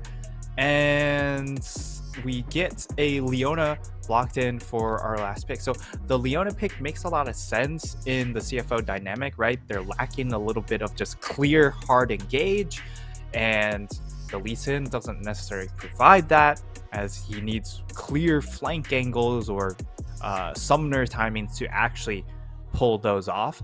So the Leona makes a whole lot of sense here. So all in all, I'm so glad we get to see a Corki. This pick y'all don't has know how long Nightstar has been waiting for this. Oh man, I thought this champion was just forgotten.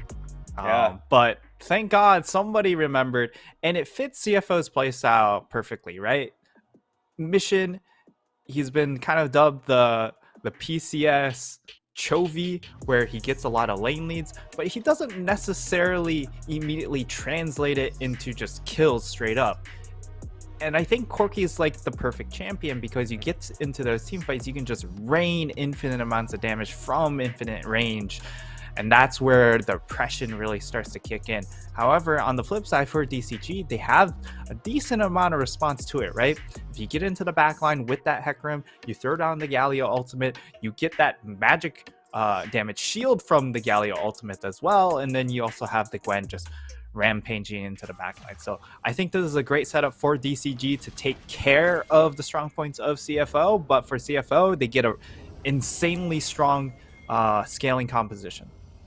Absolutely, and for CFO, they had taken a little bit of their time, and some of their games hadn't punished them in the past. This week has proved to be a little different, as they are facing down an 0-2. Would like to pick up a win to close things out up against Deep Cross. When these teams last met in week 2, it was a very close game, with the Flying Oysters taking away the win at the end of the day. We'll see if they can make it 2-0 on the split, or if results will change, with Mission now on our first Corki of the PCS.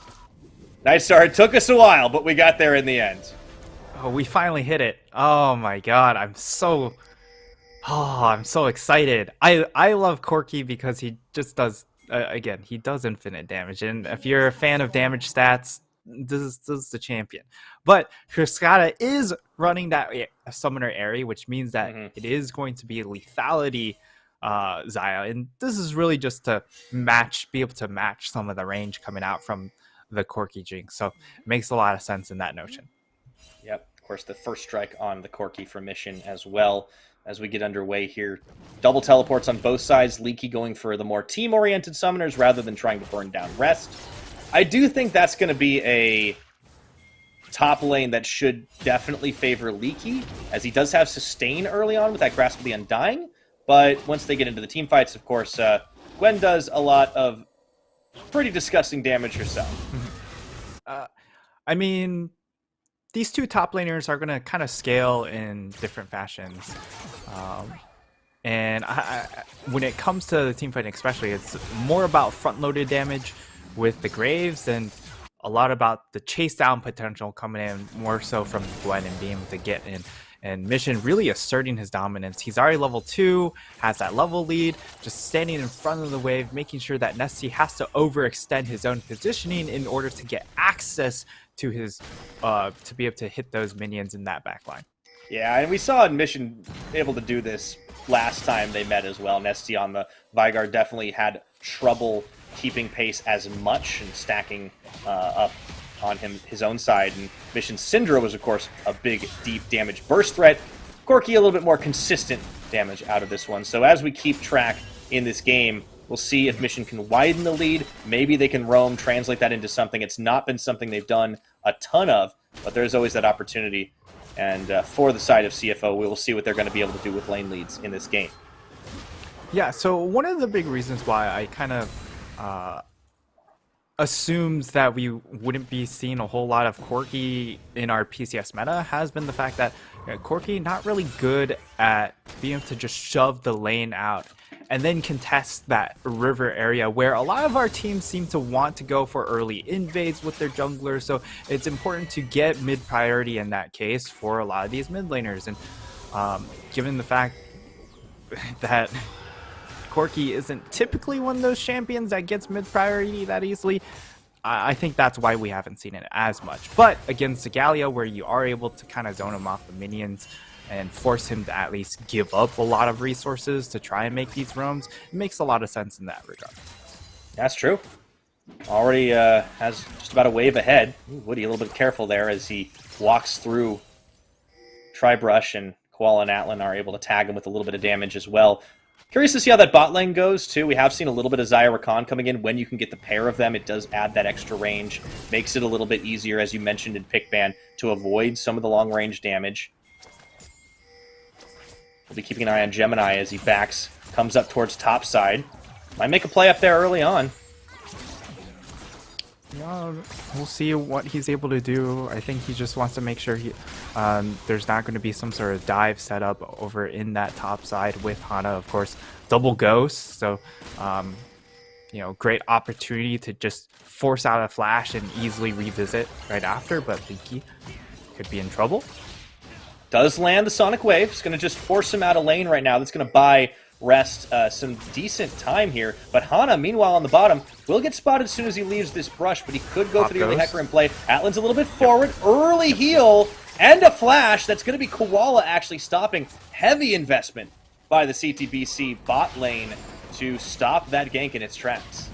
And that's why Hecarim's just such a great jungler. Even though we haven't necessarily seen the results, all you have to do is pop Ghost, run out of the bush with your E, and immediately they have to just force out summoners.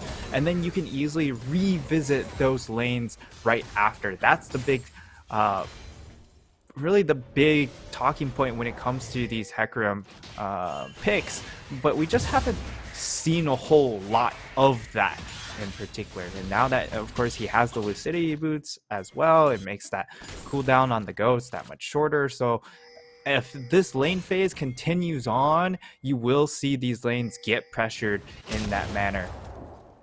That is one of the more frustrating things to see when we have had so many Hecarims, that they just kind of tend to wait for 6, but Hana gets in early this time. I really like the fact that he took advantage of the timing and knowing where Gemini's position was to be able to make that play. It means that there's a really nice window to try and repeat down bottom and really try to get Chris Scott and Woody off to a flying start. Nesty does manage to get the taunt on the Shield of Duran, but Mission does turn back some damage a little too deep as he tanked a tower shot on that one.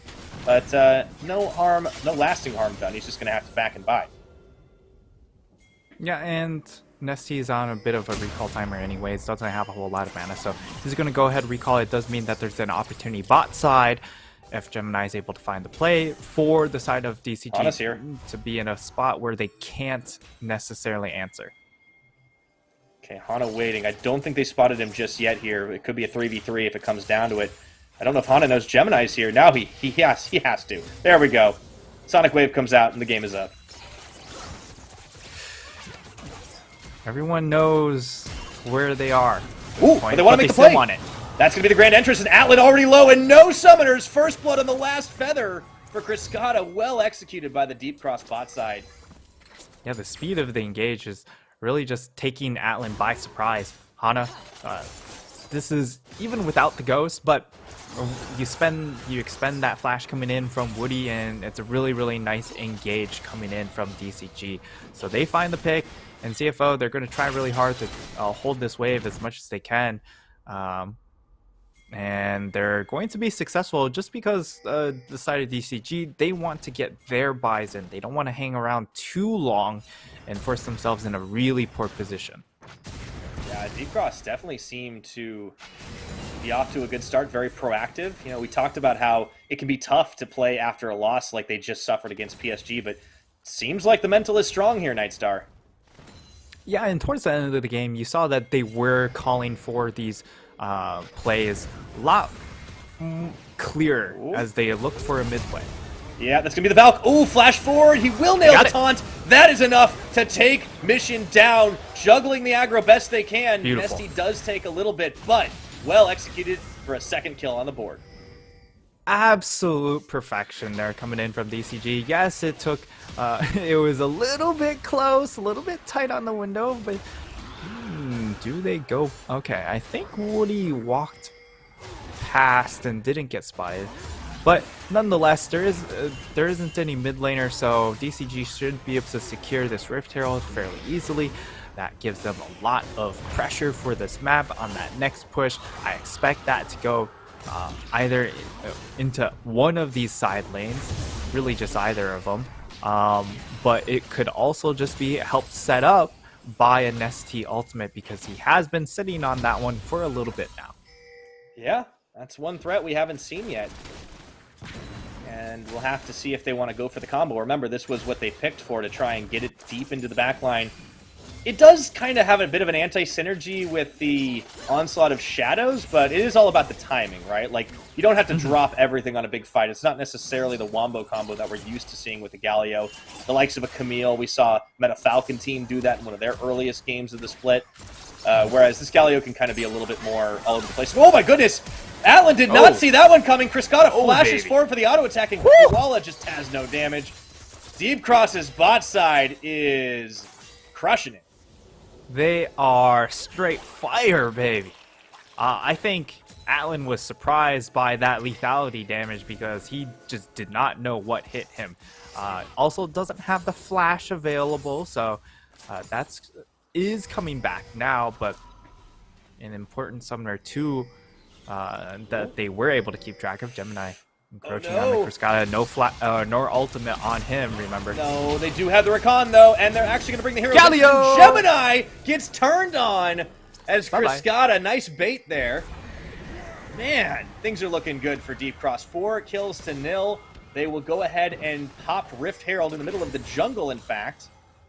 And Nesty on a Predator roam, gonna look for Mission once again, forces the Valk out, and he still manages to land the taunt. The Winds of War, Hana comes in with the fear. Mission can do absolutely nothing.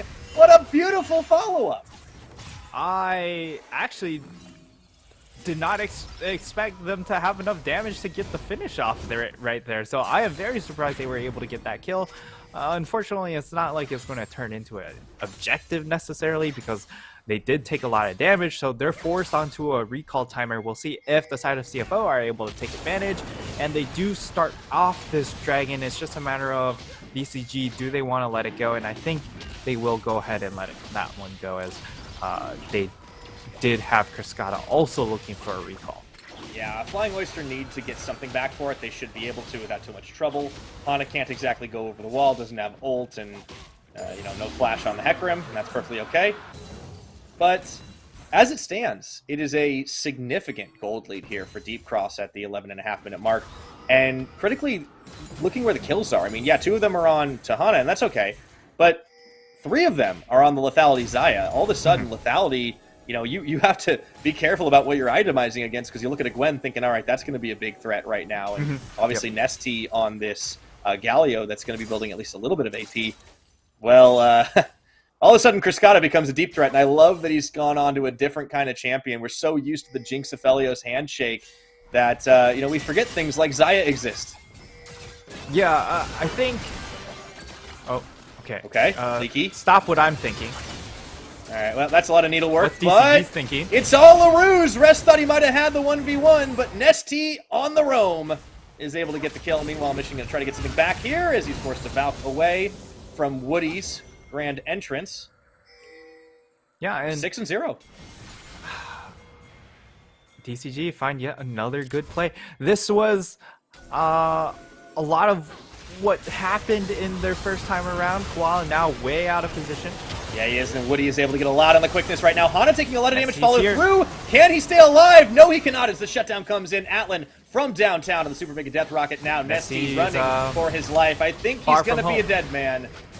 And there's no way home for that as Mission claims the kill. So, Flying Oyster get a couple back for themselves. It looked like Koala was out of position, but fortunately Atlan was able to respond and he gets that first reset, and at that point, like DCG, they just kind of have to run for the hills. But remember, with this composition, because you do have that Galio into the mid lane, your scaling will be hampered just a little bit. We get to see the replay here as Atlan behind everyone, but still gets a great rocket, and now Nesty is just kind of out in no man's land because of how that initial engage turned out. Yeah, he tried to go in for the big taunt, and unfortunately nobody was really around for it. Everybody scattered after the fact anyways.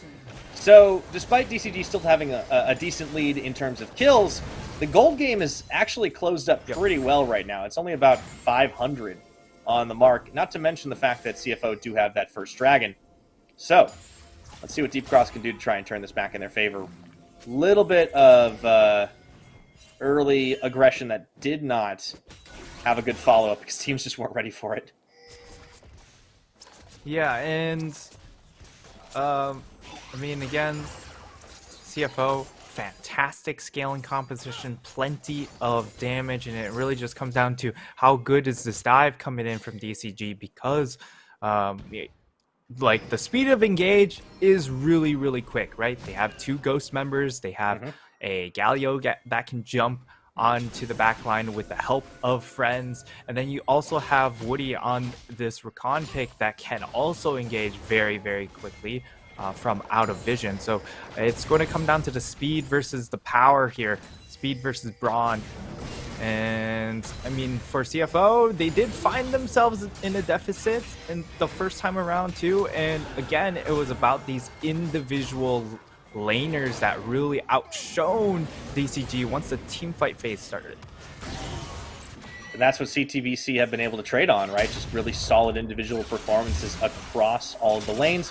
The kills in that fight did go the way of both Atlan and Mission. Oh, Leaky getting a little caught here in a 1v3, does find the needlework, but Gemini getting the kickback. Who's caught? And he's fine right now. He is caught, but no help is coming. They're going to just try to buy some time as Hana gets a free Herald, and the push for Criscata comes up top. How long can he buy? I don't know if CFO want to take this dive. No minions. Yeah, so Leaky plays it very, very well. Gets a whole lot of damage down to a Koala. That's going to be the main engage once they get under that tower to start that tower dive. And then he also trims a lot of that wave with the last proc of his ultimate. So kills off that wave. It makes diving so much harder when you lose your main tank for that dive, and also the majority of that wave. Right, you are. A little bit of a difficult moment for CFO to try and find something here. However, they do have the prio on the Dragon Pit, and a Hextech Drake will be spawning soon. If they can knock down this mid tower, it opens up more of the map for them. Mission leading the gold game right now. Nesty chunked out. Not a lot he can do there, but wave will finish, and this is going to be the rotation for CFO over to the pit. This could be our, honest-to-goodness, 5v5 if Deep Cross want to fight for it. Yeah, they're going to try and fight for this. Nesty has Might be a little late. the ultimate, has Everfrost. Okay, Hana was looking. In fact, it's just going to force the issue with the Herald, but everybody from CFO is actually here to defend this. I think they're still going to look for a fight here. We might see a I tower think dive so. right after this Rift Herald Watch tries to Hana. go through. Trying to get the flank on down, and here he comes into the Onslaught of Shadows. There The we go. dive in on the hero's entrance will be enough to take out Atlan. That's the big priority target. However, Gemini is able to get one back onto his opposite number with a tag. They can and turn. kick. Gemini's not done yet. Oh, he's waiting. Oh. I think he's fronting right now. Not gonna happen. No, it is! Oh, I don't believe it, Gemini. He is feeling himself right now, but maybe he's gone a little too deep. Dashes over. He's fine. He's on Lee Sin. It's cool. Okay, it's fine. But yeah, we get to see really both sides of the coin in that fight, right? We see the speed of engage. Immediately, Hana gets around the corner. He just pops Ghost. He runs in. He jumps in, and basically it's a bunch of chain ultimates. This comp is just so fast. However, the damage is lacking, so they don't burst enough down. Then the side of CFO, they turn around and are able to at least answer one back. So it ends up being a 1-for-1 trade. And again, it comes down to the speed of engage coming in from DCG. But they are going to be lacking a little bit of damage. So if you survive that initial engage from CFO, then you're really able to turn around. And the big factor when it comes to how reliable CFO will be able to turn is the fact that they have 2 dragons to themselves. That means they can continue to stall this game out and get to that point where they're going to be big threats.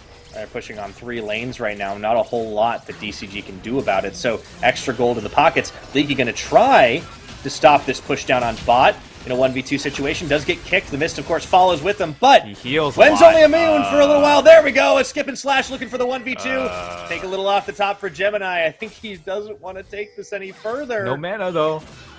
He's low this on could mana. be rough. Oh, dodge okay. the rocket. My goodness. So it ends up being a 1-for-none. Yeah, you know, a point you were making, Nightstar, earlier, I think really did show itself in that last fight. Hana goes in with the Onslaught of Shadows, and the combo comes in from Nesty, but he only nails, I think, 1 or 2 members because the Fear has them scattering. It is kind of the anti-combo, and you have to be careful about your timing because of that.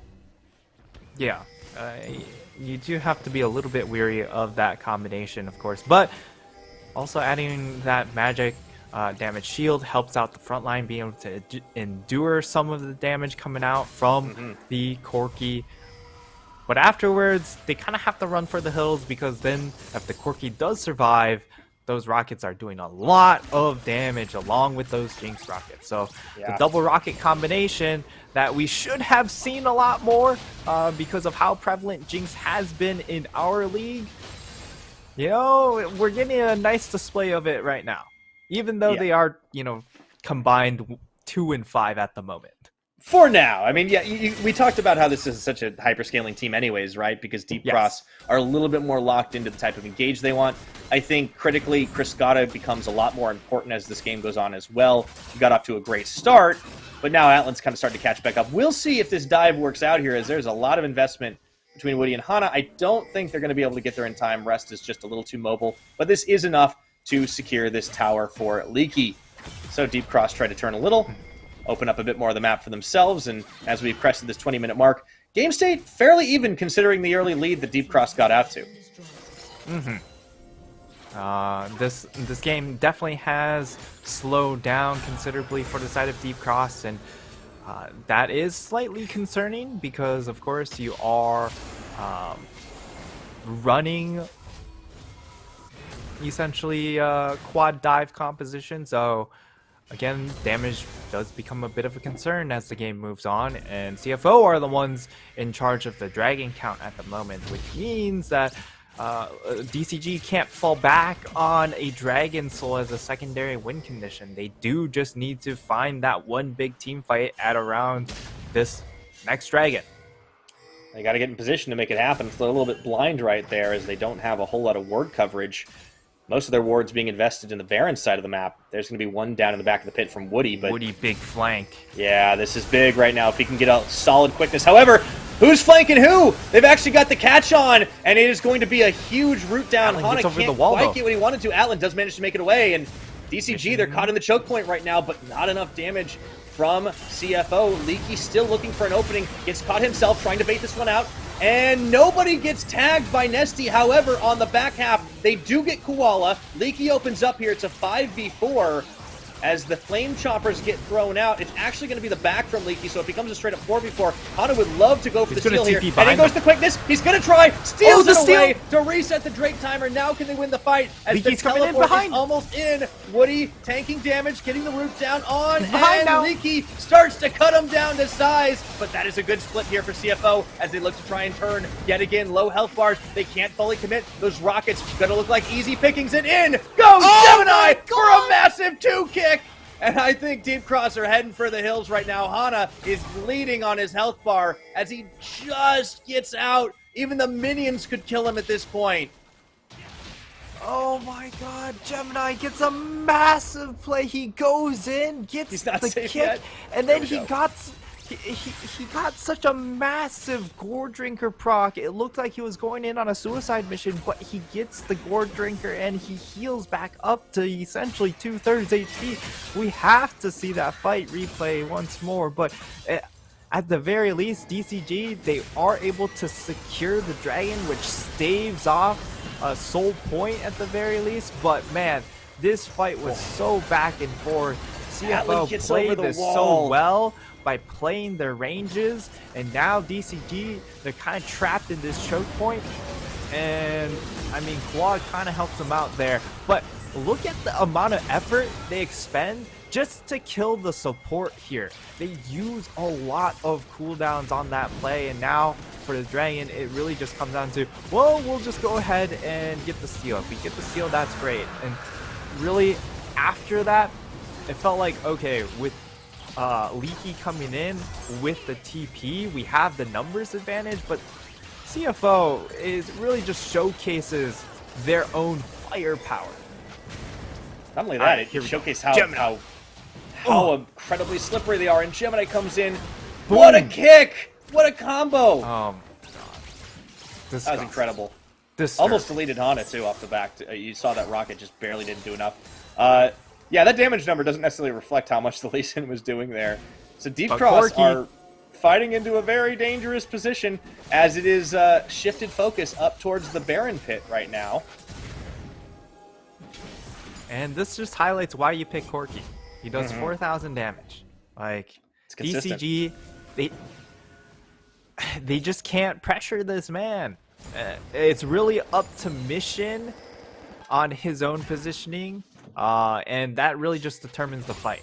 Like, all he has to do, stay safe, be conservative, doesn't have to overforce a lot of things. You already see, instead of just staying on that Hex Drinker, he's actually gone and completed the Maw Mortius, which adds that additional Omnivamp once you get down to low HP, but really it's about those larger magic damage shields.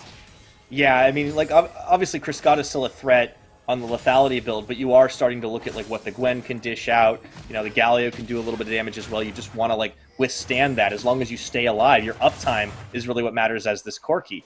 And Mission is doing exactly what he needs to in this game. It's very, very tense right now. Deep Cross still holding on to a slim gold lead. I think that Dragon Steel bought them some time here. Ooh, a very close call. Woody almost gets tagged by Koala Zenith Blade, but is able to dodge out of it. Yeah, I really love that CFO has such a slippery team comp, right? It's very hard for them to get completely tagged by, like, the Nesty Hana combo. Koala? Although Koala steps a little too far forward here, and that opens up some damage for Criscata. That might be all there is, though, with the push coming in a couple lanes here. Deep Cross are zoning out CFO. Alright, I've seen that way too many times, where Koala walks up because he wants to put a deep lane ward, perhaps for either teleport reasons or just to get a vision onto mid, and he almost just commits a massive blunder here.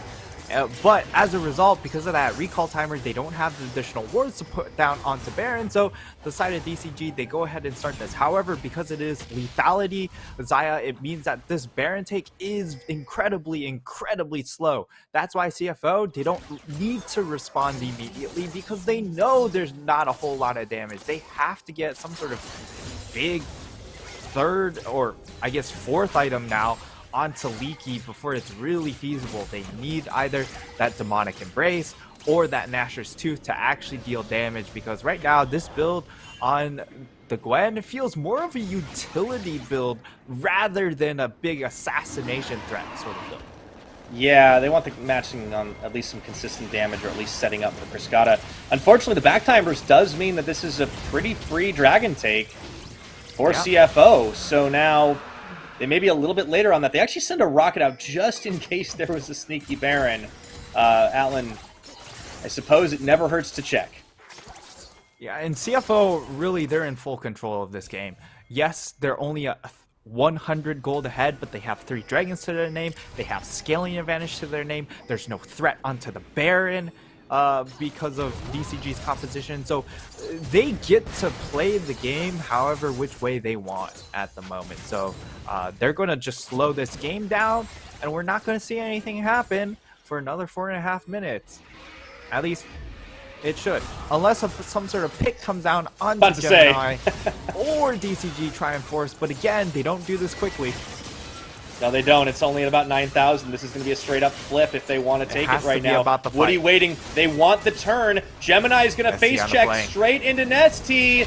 But they're still on the Baron. Now they turn the kickback. Leaky. Gemini goes in. It's not smiteable right now, but he's stuck in the back of the pick. And he can safeguard. That's the shutdown. Baron still now up. It's possible. They can take this. They can turn the fight, Nightstar. It's going down, but can they turn it around? As Mission still healthy, dishing out the rockets on the Gatling gun. Hana goes in. Onslaught of Shadows forced into the flash. The wombo, the combo. Priscata opens up on a Mission, and they're flying forward with the Justice Punch. He might be rooted, but guess what? Gwen is immune to all of your damage, and they will take a few more kills.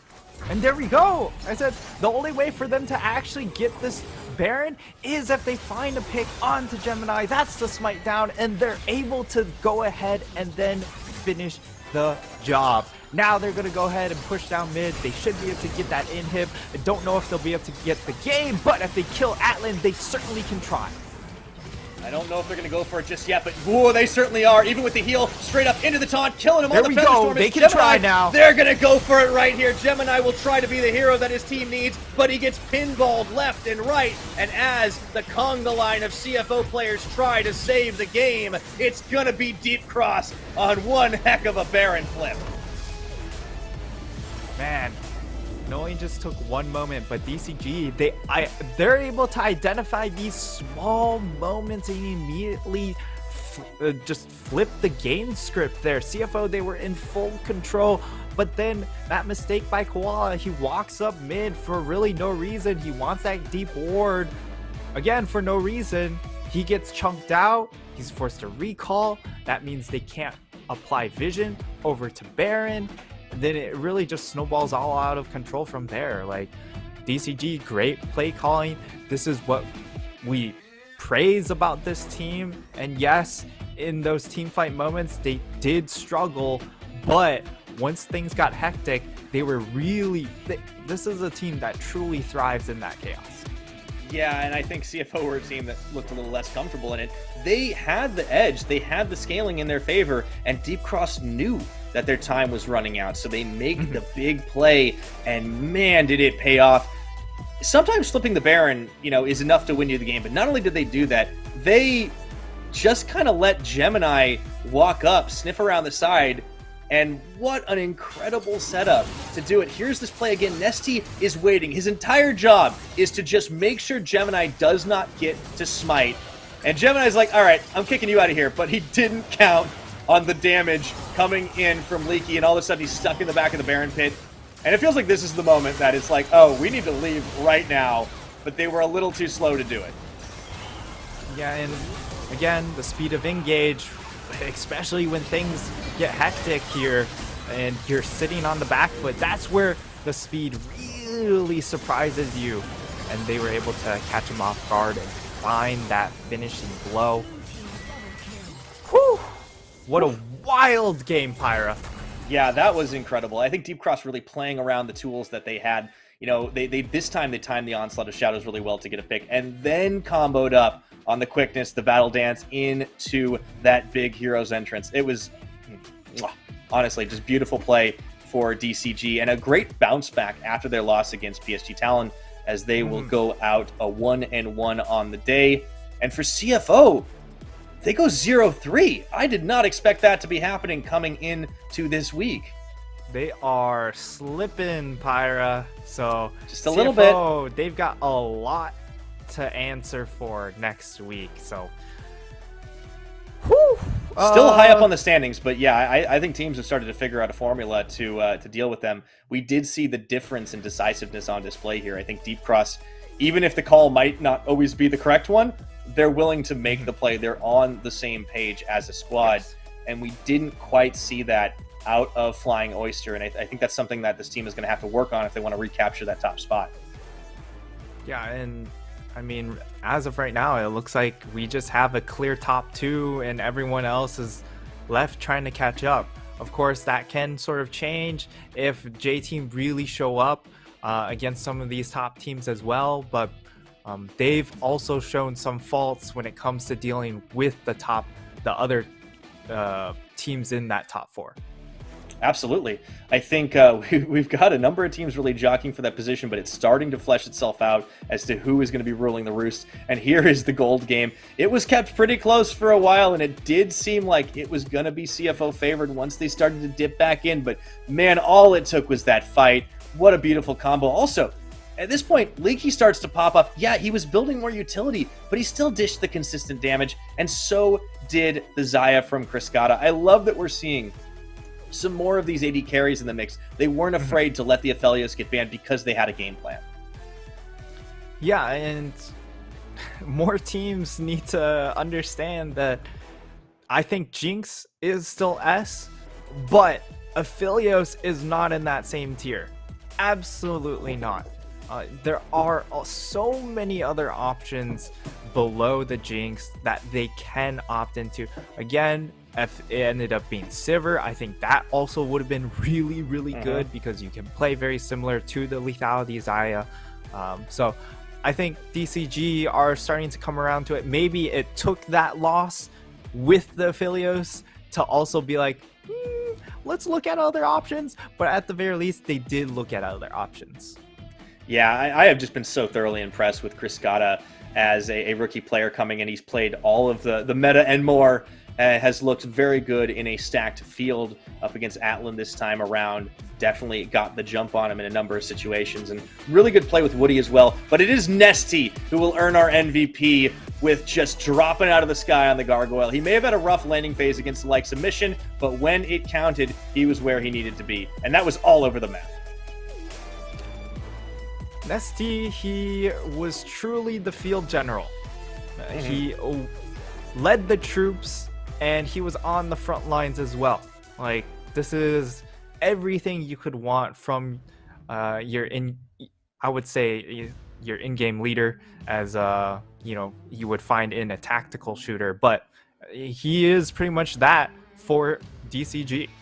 Looked pretty tactical to me, and I really love that this guy is bringing a different style of mid lane play. We've seen the Enchanters, we've seen some unorthodox champions. I think the Galio fit in well with what this comp was trying to do, and Deep Cross take a well-earned win on some incredibly decisive play. And that's 2 games down, and they've been absolute barn burners. I think we've got another one coming up after this, Nightstar. It is going to be a great time. We'll go on break, and when we return, Megabank Beyond Gaming take on J-Team.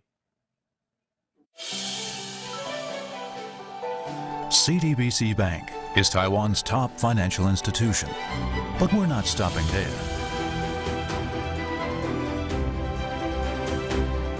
We're crafting an international brand and already have over 260 outlets in 14 countries. We are by your side, ready to embrace the future.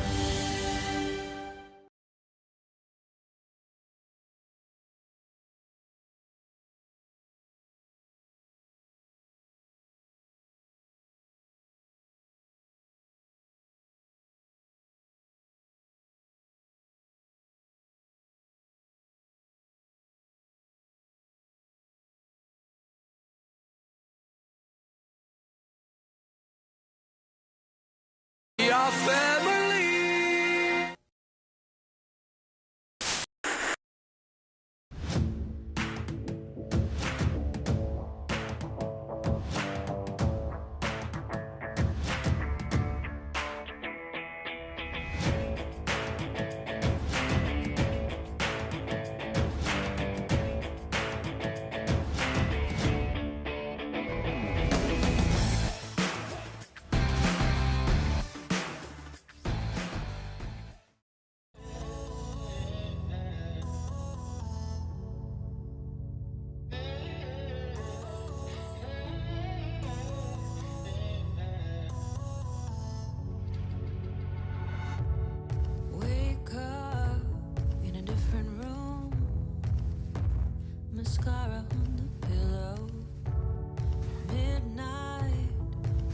flowers bloom. Never on the down low. When you play with fire, when you mess with something out of control, you're a cheating liar and you're gonna get burned. When you fan the flames, when you spark the fuse and set it alight, you know the game, a knife to a gunfight.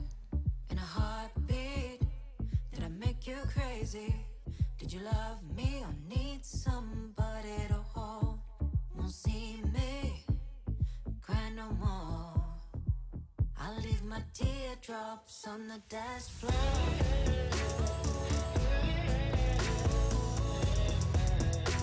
My teardrops on the dance floor.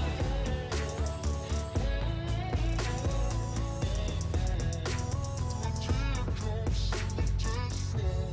Your kiss is dangerous. I'm walking on a wire. You're just the same as me, dancing in the fire. When you play with fire, when you mess with something out of control, you're a cheating liar and you're gonna get burned. When you fan the flames, when you spark the fuse and set it alight, you know the game, a knife to a gunfight. In a heartbeat, did I make you crazy? Did you love me or need somebody to hold? Won't see me cry no more. I'll leave my teardrops on the dance floor. In a heartbeat, did I make you crazy? Did you love me or need somebody to hold? Won't see me cry no more. I'll leave my teardrops on the dance floor.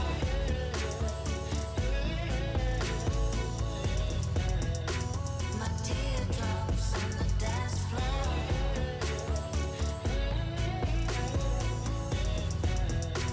My teardrops on the dance floor.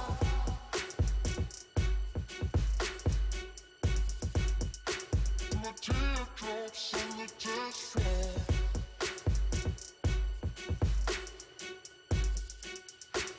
My teardrops on the dance floor.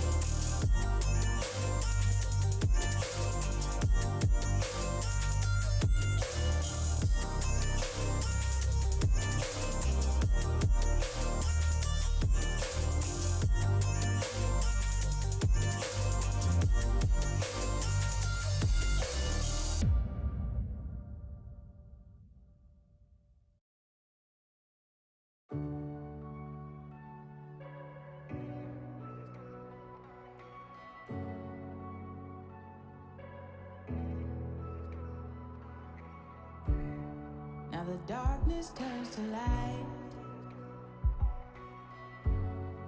No, wait, you feel alive. You're floating in the air. There's lightness everywhere. Watch the stars turn, signals from another place. See the colors burst, lifting off to outer space.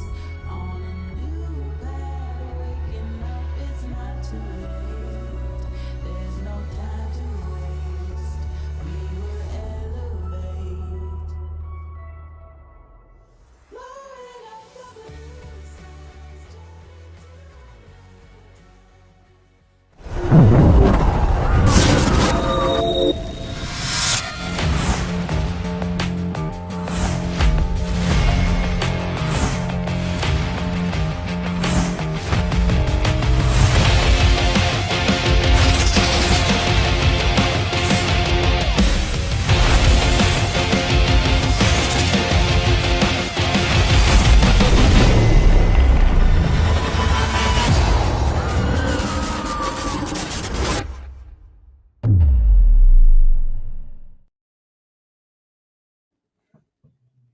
And welcome back to the 2022 PCS Spring Split, everybody. We've got a big matchup for our third. It is going to be the rematch of J-Team and Mega Bank Beyond Gaming. Hey, everybody, I'm still Pyra, he's still Nightstar, and our sponsors are still CTBC Bank and Caliber. Thank you for making the PCS possible.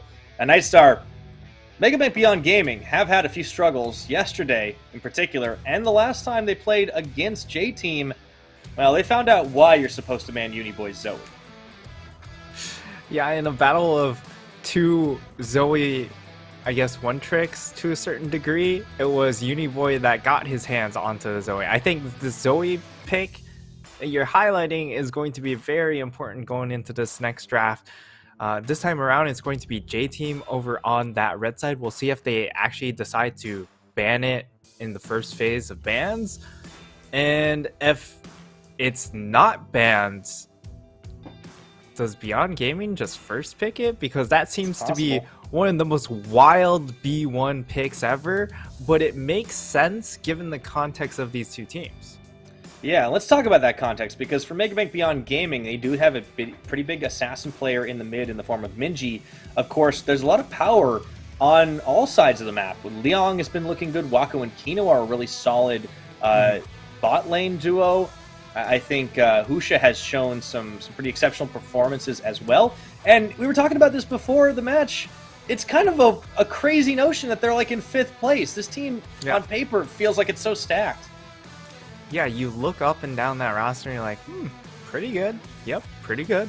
And then you look at the record and it's like, how are they here? And really, it's when you go back and watch the games, it's just their shot calling as a team has just not been there. Yes, the individual play has, but when it comes to team shot calling, that's not been it. And it almost goes the same way for the side of J-Team. When they don't get these picks like the Lee Sin, the Zoe, the Syndra, the Orianna, these big ticket comfort picks, and they have like 10,000 hours on, they really look lost when it comes to these fights or trying to set up for these fights. So both of these teams have very similar issues. I will say that their roster construction certainly looks a lot different though. That's true, and I think J-Team are even more dependent on some of those picks, and particularly the likes of Uniboy as well, and Kongye on his Lee Sin, champions like that. I will say, though, J-Team certainly have momentum going in their favor. They opened the week with a win over Frank Esports. They beat CFO yesterday, worth remembering. Of course, they did get those signature champions, and I feel like Beyond have to have been taking notes from the last matchup. You have to either ban away the Zoe, pick it yourself, or maybe just give Minji a very favorable matchup in that mid lane on an assassin. But for J-Team, they should be throwing bans that direction as well. I think this mid lane is going to be a very important one to watch. Yeah, I think this ban phase potentially could look like none other in the PCS just because of how focused it is on more of these pocket picks rather than the general meta. Now, we are going to get a comparison between the two mid laners. Uniboy, completely different champion pool than Minji, except for that Zoe, really. And I would say if Minji, at least he has some fallback with the Ari pick that has been able to do relatively well for him. But I would say that it is about these more niche picks for both of these mid laners. I'll also kind of venture that I don't think Beyond have really been able to find a win on a non-assassin Minji champion. If you count Ari in that number as an assassin, she is a little bit of a hybrid. Uniboy, in theory, has more range, but that's only because he also plays control mages in addition to that Zoe. It's a bit of a weird champ pool. Let's see what happens as we get into picks and bans. Beyond are going to ban away the Lee Sin. That is a target at Kongye, and the Akali is removed from the board as well. So the Akali taken away by the side of J Team, along with, of course, the Zeri. But now with this last ban, we'll see what they want to remove. Of course, Zoe is still left available.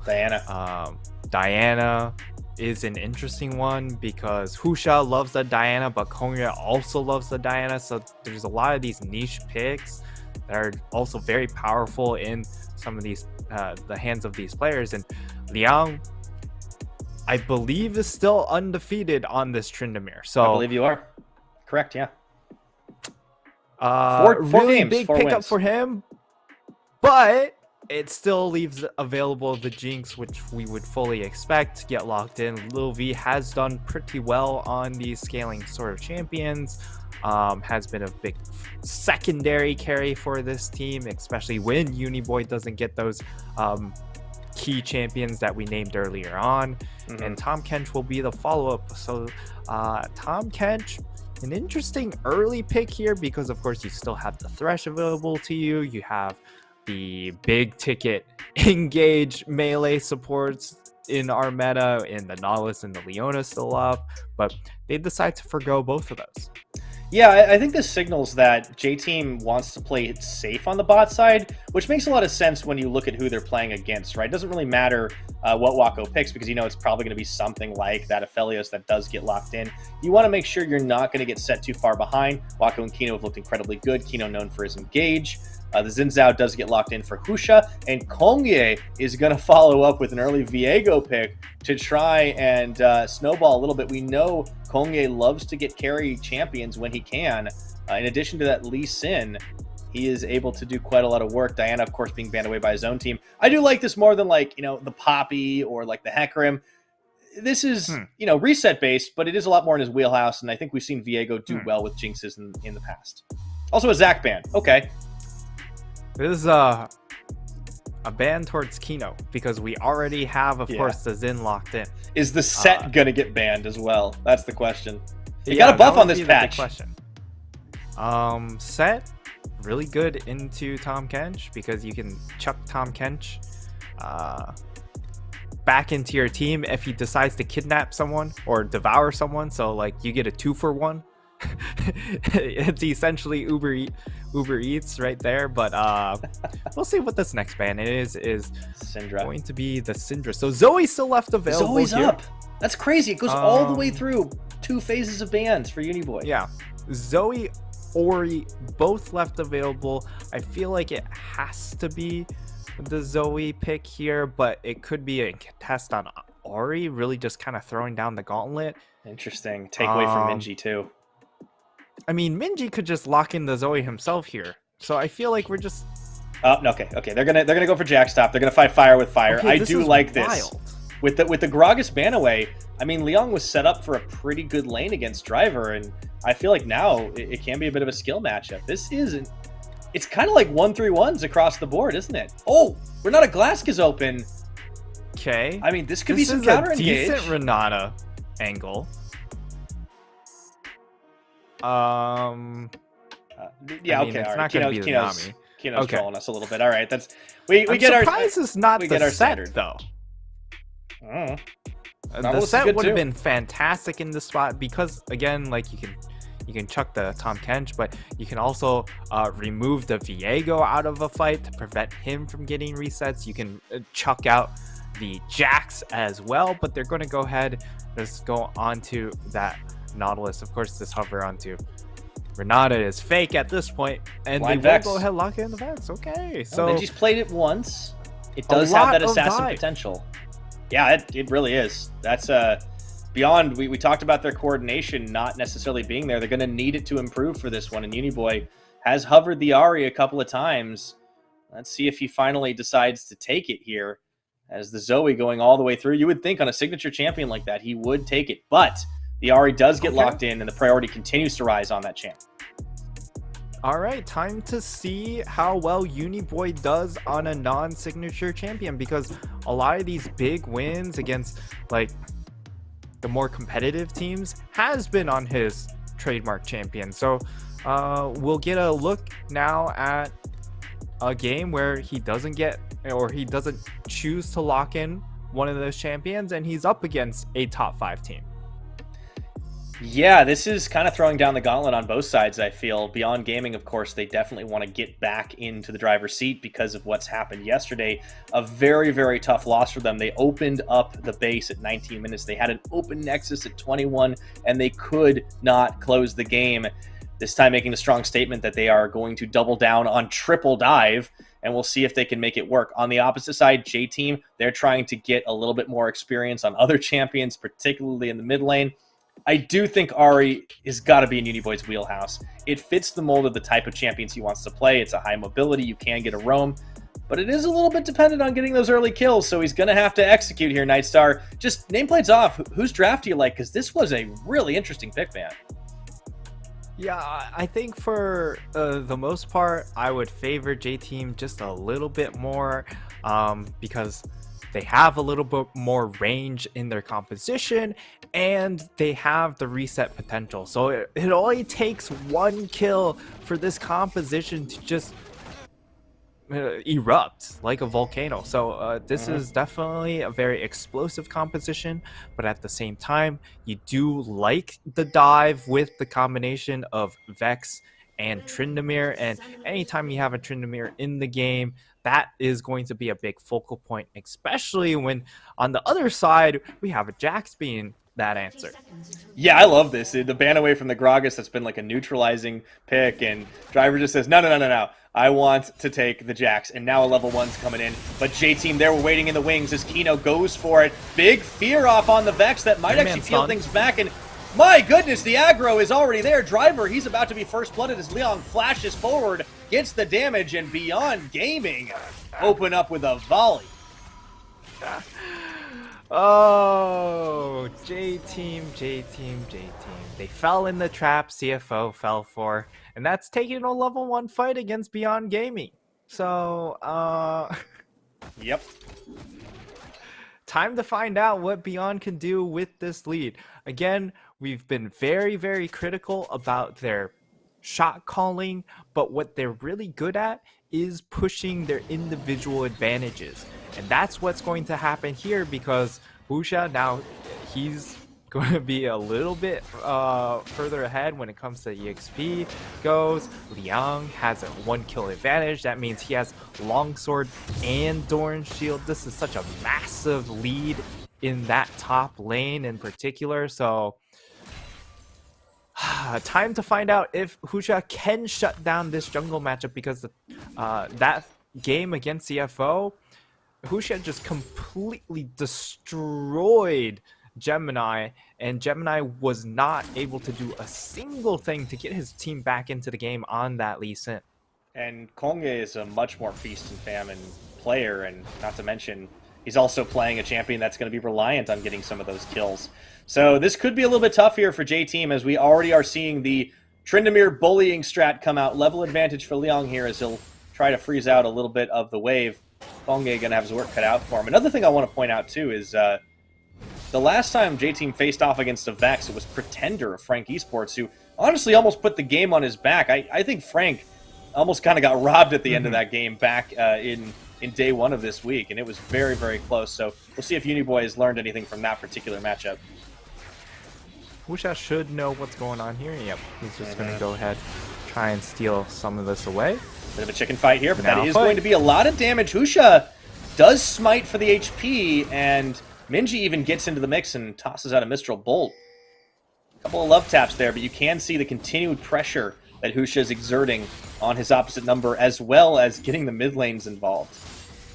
Yeah, for BYG, it should just be all about trying to neutralize Kongya, just make things as annoying as possible for him.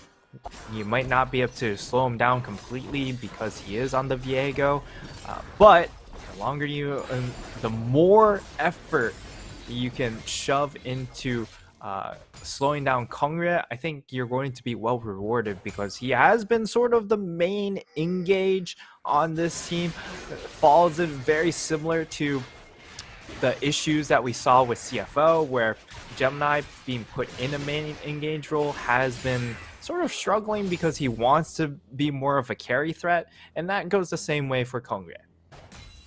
Yeah, I think Kongye, you know, he's we've seen him in the past, like especially more recent past, as like this kind of big carry or nothing. Hong Kong attitude was really built like that last summer, but Kongye's also done a bit more of the utilitarian role in the prior past. This time around, he wants to be in a carry position. He can get a lot of that done. Minji, nice trading out there onto Uniboy, does find a little extra damage and really playing well around the fear. Now Kino on a long roam here. Driver has no flash, could be in trouble. If Liang is able to bait this out, I think Driver sniffs something. He does see the Nautilus coming through. Kino lands the hook, but there is going to be a leap strike to end the play. Right, but now the wave is shoving in towards Liang, so he has complete lane dominance in that regard. And Minji, he will spot out Kongre, of course.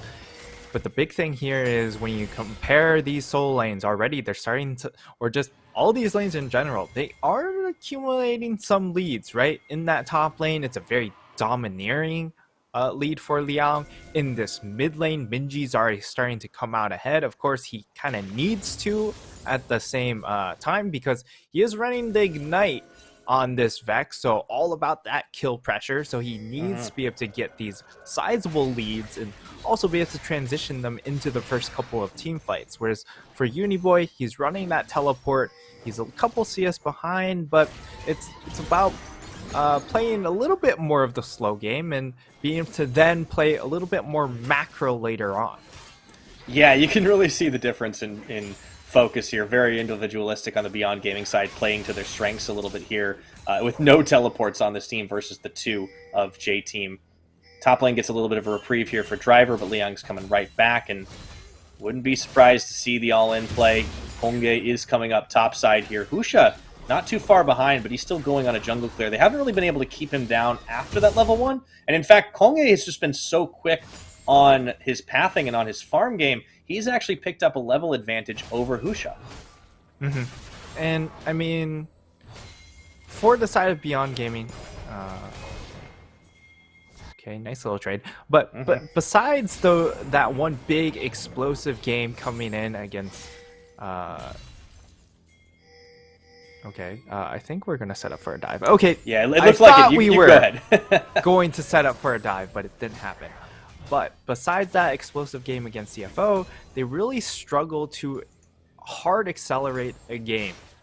Even against DCG, it was kind of just held neutral until that one big explosive fight. So J-Team are going to be given that leeway to go ahead, farm up, get to some of these breakpoints, allow them to start playing the game. And it really just comes down to that first team fight. If the side of Beyond Gaming want to flip at a certain area, you can for sure guarantee that they will trigger that fight. Yeah, that's for sure. Definitely a little bit of fighting spirit coming out here on the J-Team side. The Driver actually been forcing Liang away from a couple of these minions. Nicely done to try and cut down on that CS lead. Elsewhere on the map, it kind of starts to even out a little bit. You see Uniboy has been able to match at least for a little bit up to the likes of Minji. Now level 6 is starting to get hit across the board. In fact, it was Husha that actually got it before Kongye, as I think he was getting involved in the lane a little bit more here. So, been a little quiet, as you mentioned. You know, this is something that J-Team should be pretty happy with. Beyond want to try and make these plays. They have the summoners and the champions to really try and get some of these solo kills or small skirmishes. But speaking of skirmishes, once Kongye hits 6, I kind of expect him to make a trip somewhere. There he is. Yep. He will be a level 6 now, and I mean, given the nature of both of these teams, it'll be rather late dragon take, as it is already 8 minutes. I think the tension will or should come towards this top lane because this freeze has gone on for a very, very long time. It's been slow pushing forever. Liang's just constantly been accumulating advantages here in the CS department, and it's just really a large gap that's starting to emerge here. Driver looked like he was in a bit of trouble for a second. Liang was able to cut him off, and that doesn't even stop the Herald take, but it is traded down bottom side as Kongye is on this mountain, but it's not the fastest take right now. There may be an option to react. I don't think they see this happening, and should know it, but it's going to be a little hard to react. They also got Uniboy coming in here. This is pretty well protected, so there is a trade of objectives. Yeah, and I think BYG are very comfortable with accepting that trade because now they're able to throw even more gold into this Tryndamere, who is just monstrously ahead at this point. Okay, Charm lands onto the Vex. In goes Kongye with the flash and the Heartbreaker. What a beautiful combo. And as always, when we look at J-Team, it's all about that two-man combination, Uniboy and Kongye. This time, it rings true once more as they manage to, they get themselves on the board. It, could have been first blood, but that level 1 happened. So, yeah, the almost first blood, not quite. That Driver taking it even a level down onto Liang. Not too bad, but he's getting frozen away from some of these minions. Liang wants to get the kill back solo, and he will claim can't it. Do that. Yeah, it's Tryndamere. Sorry, Jax. He has a real weapon, but the rocket. Oh, gosh, from downtown. If this connects. Sweetie. Nope. Liang stayed a little longer on the tower. I don't think he would have been taken out, actually, but that did go all the way across the map. One day. Yep. One day we'll get the cross-map Jinx rocket kill. And now this is an incredibly dire situation, Pyra, because it's a 20 CS disadvantage, and you're down 2 kills. So this is already like a 1,000 gold disadvantage up top lane, I would guess, given the numbers. So it's not fun. Is one way to put it. Driver wanted to have a fun game of League of Legends, but unfortunately, Liang's got a hand on the wheel, I think. So, going to be pushed in here a little bit. And, of course, Liang playing pretty aggressive Tryndamere, of course, aggressive summoners as well with the Ghost Flash, able to just get that solo dive. And I mean, the saving grace is Jax is going to be able to do something down the line, but oh, look at that burst coming out of Uniboy. I think we've answered the question, can he play Ahri? The answer is yes. Yeah, looking pretty good so far, and it looks like he's going into that utility build that we have been seeing. It is, of course, the Lucidity boots into the Everfrost, and I'm guessing that they're looking for some sort of flash charm play. Both mid-jungle know what's up. They have to. Okay, the charm doesn't land, however, Orb of Deception does a serious amount of damage, and they dodge the Shadow Surge. So now Husha kind of doesn't have anything he can do at all. Meanwhile, down bot, things stabilize as well. Kino hitting them with the thumbs up Teemo. And now Husha, I think, is going to look to force the dive. So Driver just has to back away, or he is once, I would guess, wait a minute, going to die. But Uniboy is here. Uniboy and Kongye throws down the Herald Path right now, and Liang is going to walk away. Husha's got to find a place to crush this eye. He's kind of running out of time. He is definitely running out of time. I think he's just going to sprint mid and hope that he just gets solo gold for himself at this point. Throwing it at top lane isn't going to do too much, but... Meanwhile, though... Oh, Dredgeline intercepted by Enzo. That is massive right now. Completely denies the kill. Well worth the summoner as Enzo saves the life of Lil V. Ooh, getting spicy down in the bottom lane. Husha still hasn't popped this thing. They're playing... We're killing around him. The mid lane. We're killing him. Guys, we're doing it. They have to go now. Let's go. Okay, here comes Kongye. Husha, Minji. Everyone knows what's coming. Rift Herald pop, Driver backs off. Teleport coming up. This is going to be a 3v3. They're just going to let Shelly go for the charge here. And wait, can they actually pop it before it goes? No. Full charge goes through the smite a little bit. Not enough damage there. Man, beyond. Really hard forcing up top. Oh, I enjoyed that play. just All from that an build-up. entertainment standpoint, you know?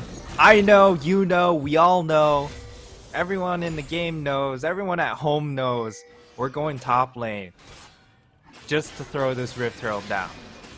And there's nothing you can do to stop it. Use it or lose it, right? I mean, they got the plate charge off, I guess, but yeah, they really want to It just did get give split Driver a among hard time. 3 people, which I think is, you know, suboptimal in that situation. It does help Minji a little bit, given the fact that he has been put a little bit behind, but you would much rather get as much gold onto the Tryndamere as you can, and you know, Liang's still going to be fine, but that could have potentially just been a game over play if they were able to break that first tower, get all of those plates onto the Tryndamere, and also get that kill onto Driver. Yeah, J-Team have been able to track what Beyond want to do really well this game, actually. Very impressive map awareness and just some critical ward placements, I think. Right now, they're a little bit in the dark, and that's just because there's a lot of good positioning, a lot of good timing, a lot of good counter wards coming out of Beyond here as the Dragon gets started. J-Team, remember, did get the first, the Mountain Drake, but J-Team are in a position to try and collapse on this. 4 members strong. Hex Flash coming in from Kino, just uses it to try and cover any potential engage. Smite goes down, and J-Team are just watching this, but Minji gets nailed by the charm as Uniboy has looked so good on this, but they can't get the deletion even with Lil V's Super Mega Death Rocket. They will, however. Okay, Look good for buffer. Kino. All right, he's out. Very good buffer on the Nautilus hook. I mean, both of these supports have actually performed very, very well so far in this game. Uniboy has looked very good on this Ahri pick, showing that he can play other champions, which is a great look for J-Team, but Kino takes a big chunk of damage in that instance, and... Oh, Wako, though! Wako! Oh, he steps up into the belly of Not good enough. Enzo, and now it buys enough time for Kongi to wipe. Man, Wako just absolutely no fear. This is the man stepping into Doggo's shoes, and I think it's well worn. Oh, man. Really trying to take matters into his own hands in that moment. Unfortunately, unable to fully cash in onto the kill, but... That's why Tom Kench is picked, though, right? Yeah, it does do a very good job of at least threatening that Jinx pick. And now Minji Speaking of threatening, could be threatened himself, as we Minji still has have the been flash and targeted ult on Uniboy. Okay, wave cleared. Really, really good use of that ability to try and stop the push before it happens. Husha, of course, meanwhile, gets to solo out Herald. Might be it for round 2 here. Wako actually sitting in the mid lane. Gotta be careful. Uniboy always threatening with those charms. This looked really good. Orb of Deception isn't going to catch anybody here. And with Kino and Minji both in the mid lane at the moment, this is going to just be a quick push-up. Lil V should be able to finish off tower in bot. But of course, Beyond had already gotten first brick up top. Yeah, it's going to be Jinx going and securing this bottom tower at the same time as Tryndamere getting further and further ahead. He takes away the Raptors as well. Like, this entire top half of the map is Liang's. Kongra, that's not his jungler anymore. It's Liang's jungler. He's not even the jungler in his. Okay, it's a lot of damage. The charm does land onto the Vex. No, excuse me, onto the Tryndamere. That's not who you want. Shelly should be able to finish off the tower. No, it stays, but just barely. Leon gets tagged a little bit. Konga going forward. They do have a nice CC chain, but they can't get the execution. We've seen so many times J-Team has nearly found the kills. Can't quite do it. This should at least be tower and mid. Liang's still but flanking. Wako Kino, He Minji's still hanging around. Liang's around the side. That's the hook, the engage. They have the damage. Kino is going to go down to Lil V, but meanwhile, in the back line, they all go in here. Husha just doesn't have the damage, and even though he was sustaining through the Crescent Guard, J-Team just clean up as a triple kill comes in. Leon tries to equalize, but he will not find it. J-Team clean house. It's a quadra kill for Driver. He gets put down throughout the entirety of that lane phase, but give him one fight. He goes from 0-0 to 4-2-0. He is blazing now. So he is off to the races. Wow. Let's see this again. Like this is a great flank. Husha looks to set things up. The engage comes in. They just don't have any health bars though. Wolfie just blows up the Nautilus. And then Driver, Counter-Strike, everybody's dead. Leon can't quite get the kills he needs. And then, obviously, runs out of Undying Rage, and oh my goodness. Even Uniboy couldn't believe it, just hits him with the surprise Timachu. I mean, the big thing was Kongre getting those resets, right? He turned into Kino, he gets that Nautilus, and the Nautilus hook was massive onto Wako right after. That secures the kill onto the Aphelios, and that's really the only threat left on the team besides, of course, that Tryndamere in the backline. But yeah, you just pick him up at the very end because you know eventually that ultimate has to run out. Oh yeah, J-Team finding strengths right now as they open up a decent lead in the gold game. Oh, there could be another collapse here. Kongye around the side. Dodge the rocket. Dodge the zap, I should say, but they just get them all locked up. However, Kongye's down already. Trade for Kino, looking for more. Here comes Driver, and a team fighting Jax is looking crazy right now. Husha in the backline, gonna get melted. Liang will be undying, but Wako is not. Undying Liang trying to get something here, counter-strike through, and they get it again. A triple kill on top of it. The Jax is running wild. Man! Holy moly, this Jax pick is running over the game. Holy, because even at the end when it looked like maybe the Tryndamere gets to cash in on a massive gold bounty, he's unable to do so. As we're into this replay, Driver immediately comes in with the teleport. This is the difference, of course, with the Jax over the Tryndamere is that, well, he has teleport, so Liang has to be the one that makes his way down to the fight with his own two legs, and Driver just has more impact in that fight. That counter-strike at the very end also denies Liang from being able to cash in on a massive, massive gold bounty. And while Liang himself is having a really, really nice game, unfortunately, BYG themselves, they're stuck in this situation where they don't have teleports to play the map, and so they're stuck in a bit of an ARAM situation, because if they don't force 4 or 5 man mid, then they just get split pushed to death. Yeah, I'm honestly, Nicer, I'm honestly a little confused. I always thought, going back years, Jax is not the greatest team fighter. Driver is making him look like an incredible team fighting champion for some of these ARAM fights. And Liang, I mean, he might be blazing it down the lane, but he's just not doing as much. Yeah. And, I mean, at this point, for Beyond Gaming, you just have to play 4-1. That's just the game plan. That has to be the game plan. You're hoping Liang is able to farm up just a little bit more once he gets that quick blades. That might be enough for him to just possibly pop off onto Driver. And if he's able to win 1v1, that can break the game open. That's all it takes for Tryndamere to all of a sudden be able to shatter 2 towers, threaten that in-hit tower. Things can go south very quickly if you have Tryndamere. Still can be a very close game for sure, right? I think another thing that's kind of been quietly stacking up has been Lilvy's gold as well, because he was kind of held at bay for a little while, but he did get a double kill in that previous fight when they cleaned up. So on top of the Kraken Slayer, he does have another item buy here, and it's kind of a half item over the likes of the Aphelios. So Wako kind of in an unfamiliar position, being set a little further behind, and also has to deal with that added range of the rapid fire cannon. Yeah.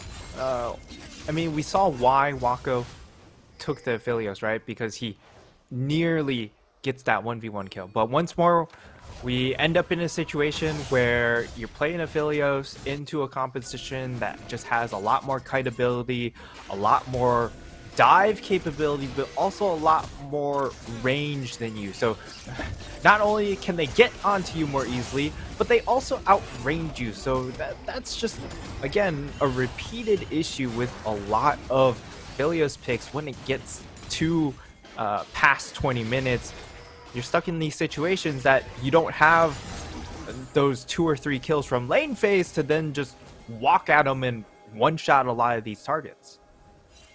Absolutely. J-Team in control right now, in the driver's seat. With Driver on, this Jax has become just such a beastly presence. It's going to be hard for Liang to even straight up get that 1v1. He does have the quick blades, so there's the opportunity there. But of course, teleport available. It's a tense situation for Beyond to try and get back into this one. Wako does manage to tag Kongye, but Will they be able to take the fight with 4 here? Big Charmin Rudin, my goodness. Husha gets utterly deleted. They did not even need to have Driver TP in here, as he just sticks around on the bottom side. J-Team looking for their perfect 3-0 week here with a win. Yeah, this is looking pretty dire for the side of BYG, because now J-Team, they can threaten the Baron, and the big thing about this Baron take it. threat, I mean, like, they're clearly just going to try and take it, and they should be able to secure it here, but even if it was a situation where they're trying to commit to a Baron dance, again, BYG, they don't have teleports. They can't just like, all right, we'll threaten bot lane, and then when they start the Baron, we'll teleport over and stop the Baron. No, you can't do that because you don't have that teleport summon. Yeah, they do have Hex Gates they can travel with, but not quite as long distance. And BYG are just, they're gonna need to find some picks here, and it looks like they're trying to set up the Leon Aquino. This is desperate times now. Calling for And desperate that measures. Grand Prix setting gives away the game. Unfortunate. There is going to be a Hextech Dragon spawning in a little bit here, but a little bit of time on the game clock, so Beyond just going to be sitting around in River if they wanted it. And this is a big old Baron push. They just need to sprint mid because BYG have to answer that Baron push and just concede this Dragon, or you try for Dragon. Okay, J-Team. Okay, it's a bait. Just go mid. But Leon got sniffed out. You can just end the game. Hello? This is a bit of a fight brewing right now. A bit of a strange one. Minji sitting around the side. Leon sitting around the side. Minji, Dragon control seated over. Important. He could get this a big ult. This has got to ult. be big right now. Husha already taken down to half health. Kino opens up hostilities here. Look at Wako right now, dishing as much of the damage as he can. On the Moonlight, Vigil does find something, but they have a follow-up damage. Driver on the counter-strike, dishes it all out. Uniboy staying alive as Kongye opens up by taking down Kino. Big shutdown for Minji, but will it be enough? It's just Driver. That's all they could do, and Leon, he's going to dash away from the charm, but he is going to be a dead man. Uniboy hunting him down. This has got to be it. Just a dodge, but I don't think it's going to count for much. Okay. Let's take the game. Okay, Uniboy wants the kills. I mean, at this point, I don't know if they can end the game. I mean, they do have Jinx and they have Diego, so they're going to be able to break Inhib, and it looks like they're going to settle for just one Inhib. Okay. Okay. Indecision coming out of J-Team there. I've been greatly disappointed. Honestly, they didn't even need to force that Dragon. They could have just sprinted mid, taken an Inhib, forced BYG. If they wanted to take Dragon themselves, they could have threatened double Nexus towers in that instance. But they take a bit more of a safe route in this case. Yes, they end up winning, and it's a nice fight, but for the side of BYG, you did cash in onto a big bounty of Driver, so... Yeah, Minji got that gold too. That's pretty massive, but like, look at how much they had to do just to kill him. And obviously, at this point, the rest of J-Team are able to do so much, and oof, the Vex nowhere to go. Just yellows into the team, and goodbye Minji, but he does collect at least, does a lot of damage in that fight.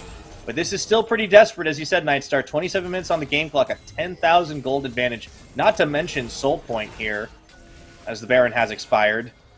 This is going to be hard. You're also staring down a 5-1 Jinx right now, plus Driver. Yeah, even if you are able to get onto the Jinx, you have to deal with that Jax. Okay, Shadow Surge. They have a lot of damage on Enzo. Is that who they need, though? It's one so far, and Leon wasn't even in the fight. Okay. Yep. Oh, going in for round very 2. low. Yeah, Lil V can't really get involved in this one. They might yet save their tower. Got to dodge that charm. Careful, here comes Driver. Here. No more minions. Oh, what a tense moment. Got to go back to clear out the supers in mid. And they've stopped the push for now, but Beyond Gaming have a long way to go to climb back into this.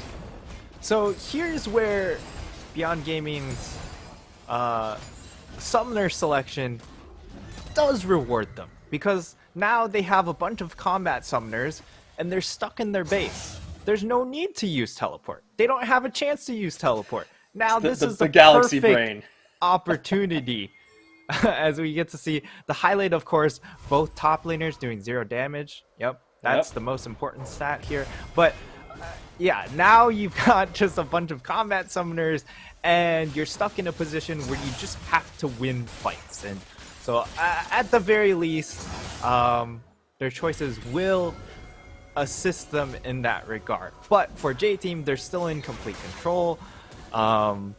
And now that GA is completed on Lil V, this is a very, very safe Jinx. And even Uniboy is very close to a death cap, so plenty of damage coming through. The reason why you also see Lucidity boots and still a death cap onto Ahri is because she does do true damage, so she doesn't necessarily need that magic pen. Right.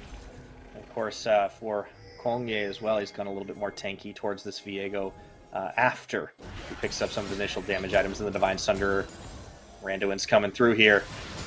J-Team looking to push, going for the 4-1 play, but critically, they've been repelled before. No Baron just yet, 30 seconds. That has to be the next objective. I don't know if Beyond can fight this. It's going to be hard for them to leave their base, especially with the threat of a backdoor Jax looming.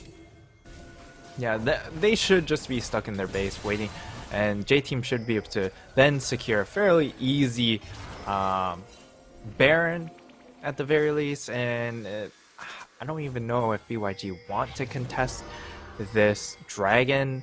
It's going to be Dragon Soul, so it's certainly a big point of contention, but it feels like you might just get stretched on the map if you walk to try and contest. Yeah.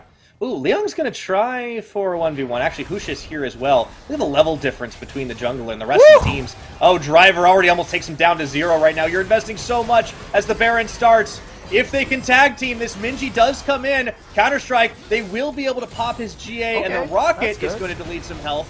Driver, if he even gets one back, this has got to be worth it right now. Shutdown gold on the Aphelios, but it's traded for the Baron. They've got to go back to the base.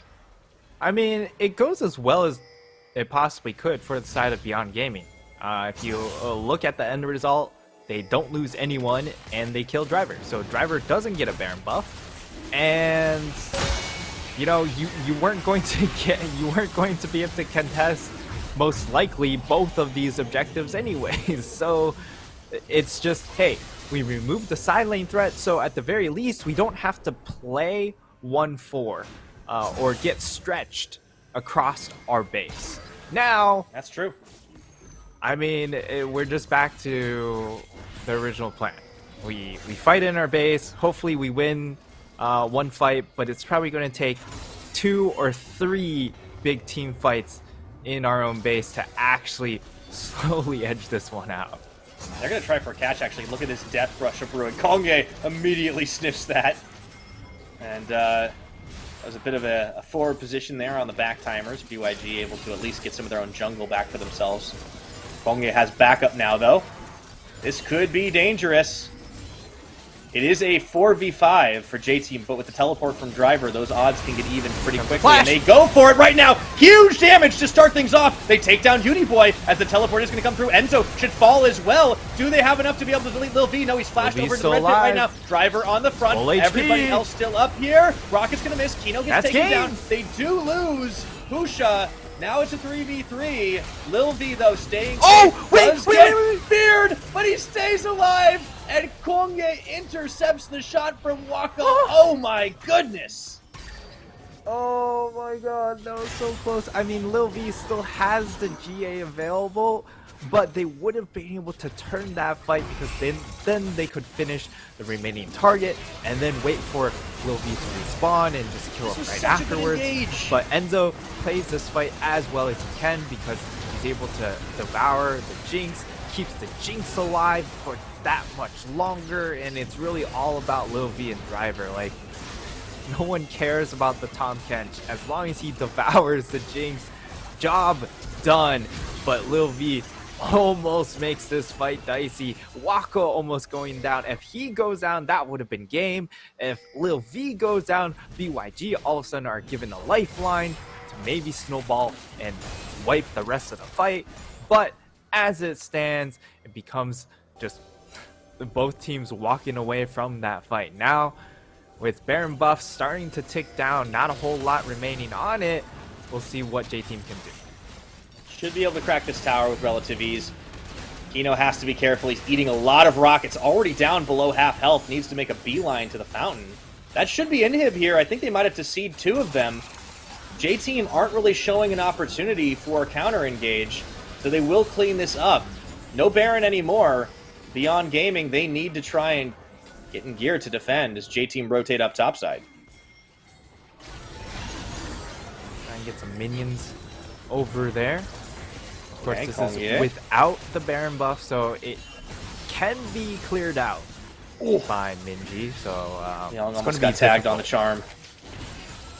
God, J-Team just so much damage thrown out here. Another wave of minions comes crashing into the tower.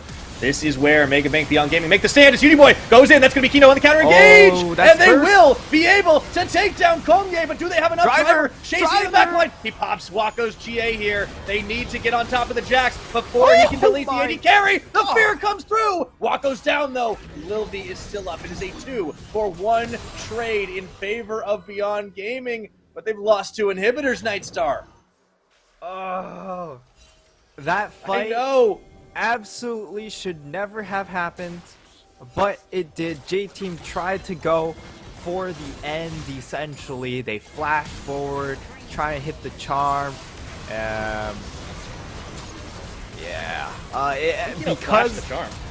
I mean, he flashes for the charm. The issue is they're split across the wall because of the fact that there's still that inhib tower. So they're split up as J-Team, and Beyond, I mean, you really only need to focus on one target at a time because of that. Yeah. I think the big thing there is Driver getting in, Wako getting to delete him, because that would have maybe changed a lot had he not been able to secure the kill. Obviously, GA popped. I think he might have...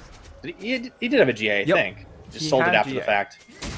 And, yeah, I mean, Wako basically just can't die, or these fights are going to go very, very poorly. And you got to be careful of how deep you dive, leaving your AD carry alone up against the Jax, who basically has just kind of become like almost like a weird budget assassin in the backline. Yeah, he's kind of playing that way because, I mean, for the side of Beyond Gaming, this is a 4-man dive comp, right? You're essentially just leaving your affiliates to his own devices, so that's why Driver's been able to get access onto the affiliates pretty readily. But now, BYG leaving their base. This is the first time they've left. Enzo, yeah, the Jax isn't actually joining. Teleport coming through. Kino taking a little bit of damage on the outer of this one, and he will fall to Driver, but do they have enough damage to follow through? Liang finish up movie. Busha going to be already down here. The fear comes out, but Driver has already done what he needed to. They couldn't quite find anybody, but Enzo, Minji going into stasis. That has got to be game over right now as they clean up, even with the double kill from Wako. It's the ace, it's the base, it's GG for J-Team. This was always going to be an uphill battle for the side of BYG, given the situation, given the map state, but the one time they finally leave the base, that's when J-Team are able to collapse and finish them off. So, well done from J-Team, and we got a lot of answers and questions still here. We raise more questions, but we do have some answers, and J-Team celebrating in the booth as they can, going 3-0 on the week, including a win against CFO and now Mega Bank Beyond Gaming. We had the Battle of the Banks last week, but we just saw J-Team cash out on both. They did indeed. And this Jax pick was fantastic. So I'm looking for either this Jax or the Ahri to be named MVP. Uniboy had a fantastic game on that pick. Found a lot of early mid-game charms that paid off. And, you know, we were wondering, hey, can Uniboy perform on a champion besides those signature 3? And he did. Yeah. I think, you know, the Ahri makes a lot of sense for what Uniboy wants to get done. He didn't have to be the one deleting people, but he was nailing charms left and right. He had a lot of chunk damage. I do think Minji came back into that game as Vex a little bit later on, was able to do a lot himself, but just not quite as efficient, not quite as good. And I do think we have seen some of the struggles when Minji is not on one of these more conventional assassins, the likes of maybe Nakali or, the Zoe himself. I think we are seeing why that Ahri was prioritized as a takeaway even when the Zoe was left up and available for Uniboy. And, they played really well. Honestly, good counter engages, really good pressure around the map. Driver did catch a bit of a break in that team fight, and then all of a sudden he's just like right back into it. But credit to him where it's due. He had incredible team fighting capabilities. He was able to basically not let Wako play League of Legends whenever the 5v5s did occur, and utilizing their globals more effectively. The teleports coming in handy that game. Yeah, and now, that's Liang's first loss on Tryndamere, so it's true. That's pretty big. But still, we have those questions about Beyond Gaming, in that yes, they can play team fights well, they can individually perform, but when it comes to calling shots around the map, they're still pretty lost in that regard. You even see today that they just went to hell with the teleports. Let's just toss those away. We'll even toss it out the window with this Vex pick. So it makes sense that Liang isn't going to run TP, but for the Vex to also forgo that really shows that they're just worried about winning fights now. They're not worried about playing the map whatsoever. They did have some really great scraps, and I think there were a number of fights where they went even or even won slightly against kind of all odds here, with J-Team having a very, very solid lead a good chunk of that game. But unfortunately, it always came at times when they were forced to play the fight that J-Team wanted, when they were forced into a situation where even though they win a fight, they're still losing objectives. But they dive onto the Jax, okay, you lose the Baron and you lose the Soul. It just felt like it was too little too late, and they never had enough global pressure. The plan seemed to be just let the Tryndamere snowball. The problem is the Jax got right back into the game after losing the lane because of a quadra kill in a big fight. And that, I feel like that really turned things. And Beyond, it's not that they don't know what to do, it's just that they don't have the coordination to answer it, I feel. And Driver is absolutely your MVP, as everybody hopped in the car and he headed straight to the Nexus with his foot on the gas pedal. He certainly passed go in that regard. He got collected a lot of quadra bounties. Kill, and then he got a triple kill right afterwards. If you just the money right there, that's 2,000 gold. If each kill is 300 gold, that's 2,100 gold. So, that is essentially an item straight up from just those two fights. He exploded back into the game after dying twice, mind you, in the lane phase. It was not a good time for him. Liang was in complete control of the lane, and it looked like Liang would just run away with the game, and Driver just slammed the brakes. Yeah, it kept it cool. Imagine if he had a real weapon, Nightstar. Well played from J-Team. And there were questions about this squad last week. I think we've been looking at some of the hesitation that they've had issues with, some of the champ pool dependencies, but they've been able to find 3 straight wins in week number 4 here, rounding the corner and securing themselves a solid position in the standings. I'm really excited to see what this team can do. There are so many strong squads at the top of the table, the PCS, and J-Team, they're on the up and up. They're on the upswing right now, and they certainly have the chops to prove it in each of these lanes. But that is going to be this game done and dusted. When we come back, Impunity take on Sem9. Don't go anywhere. CTBC Bank is Taiwan's top financial institution, but we're not stopping there.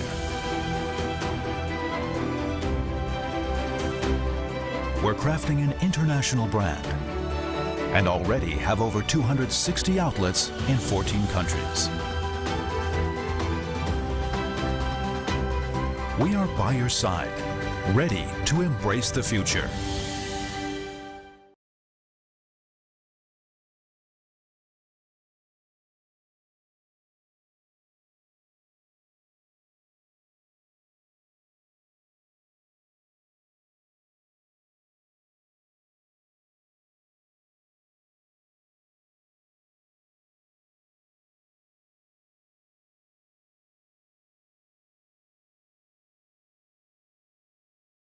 our family.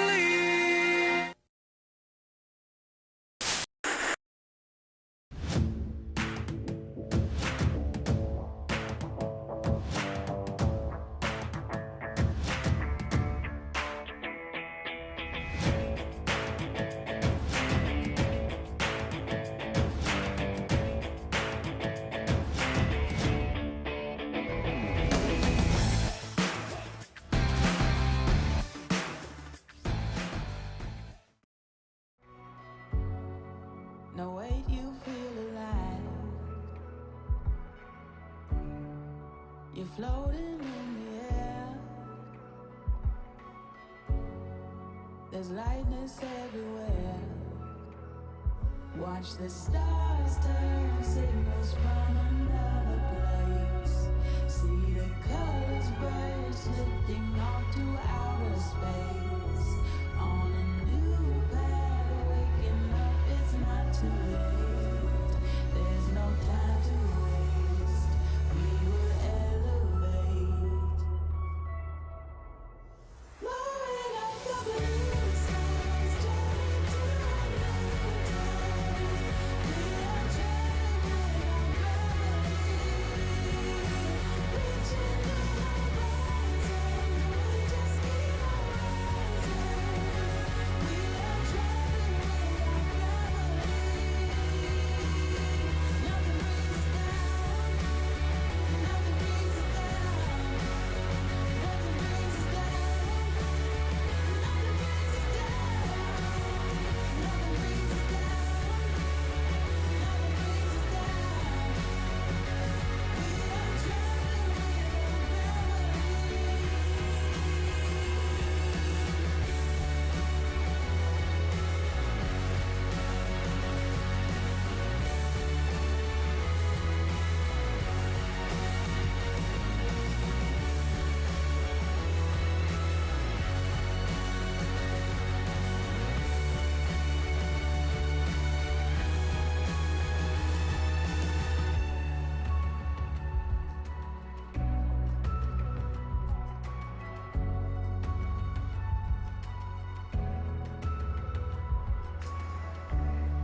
You're carried by the sun.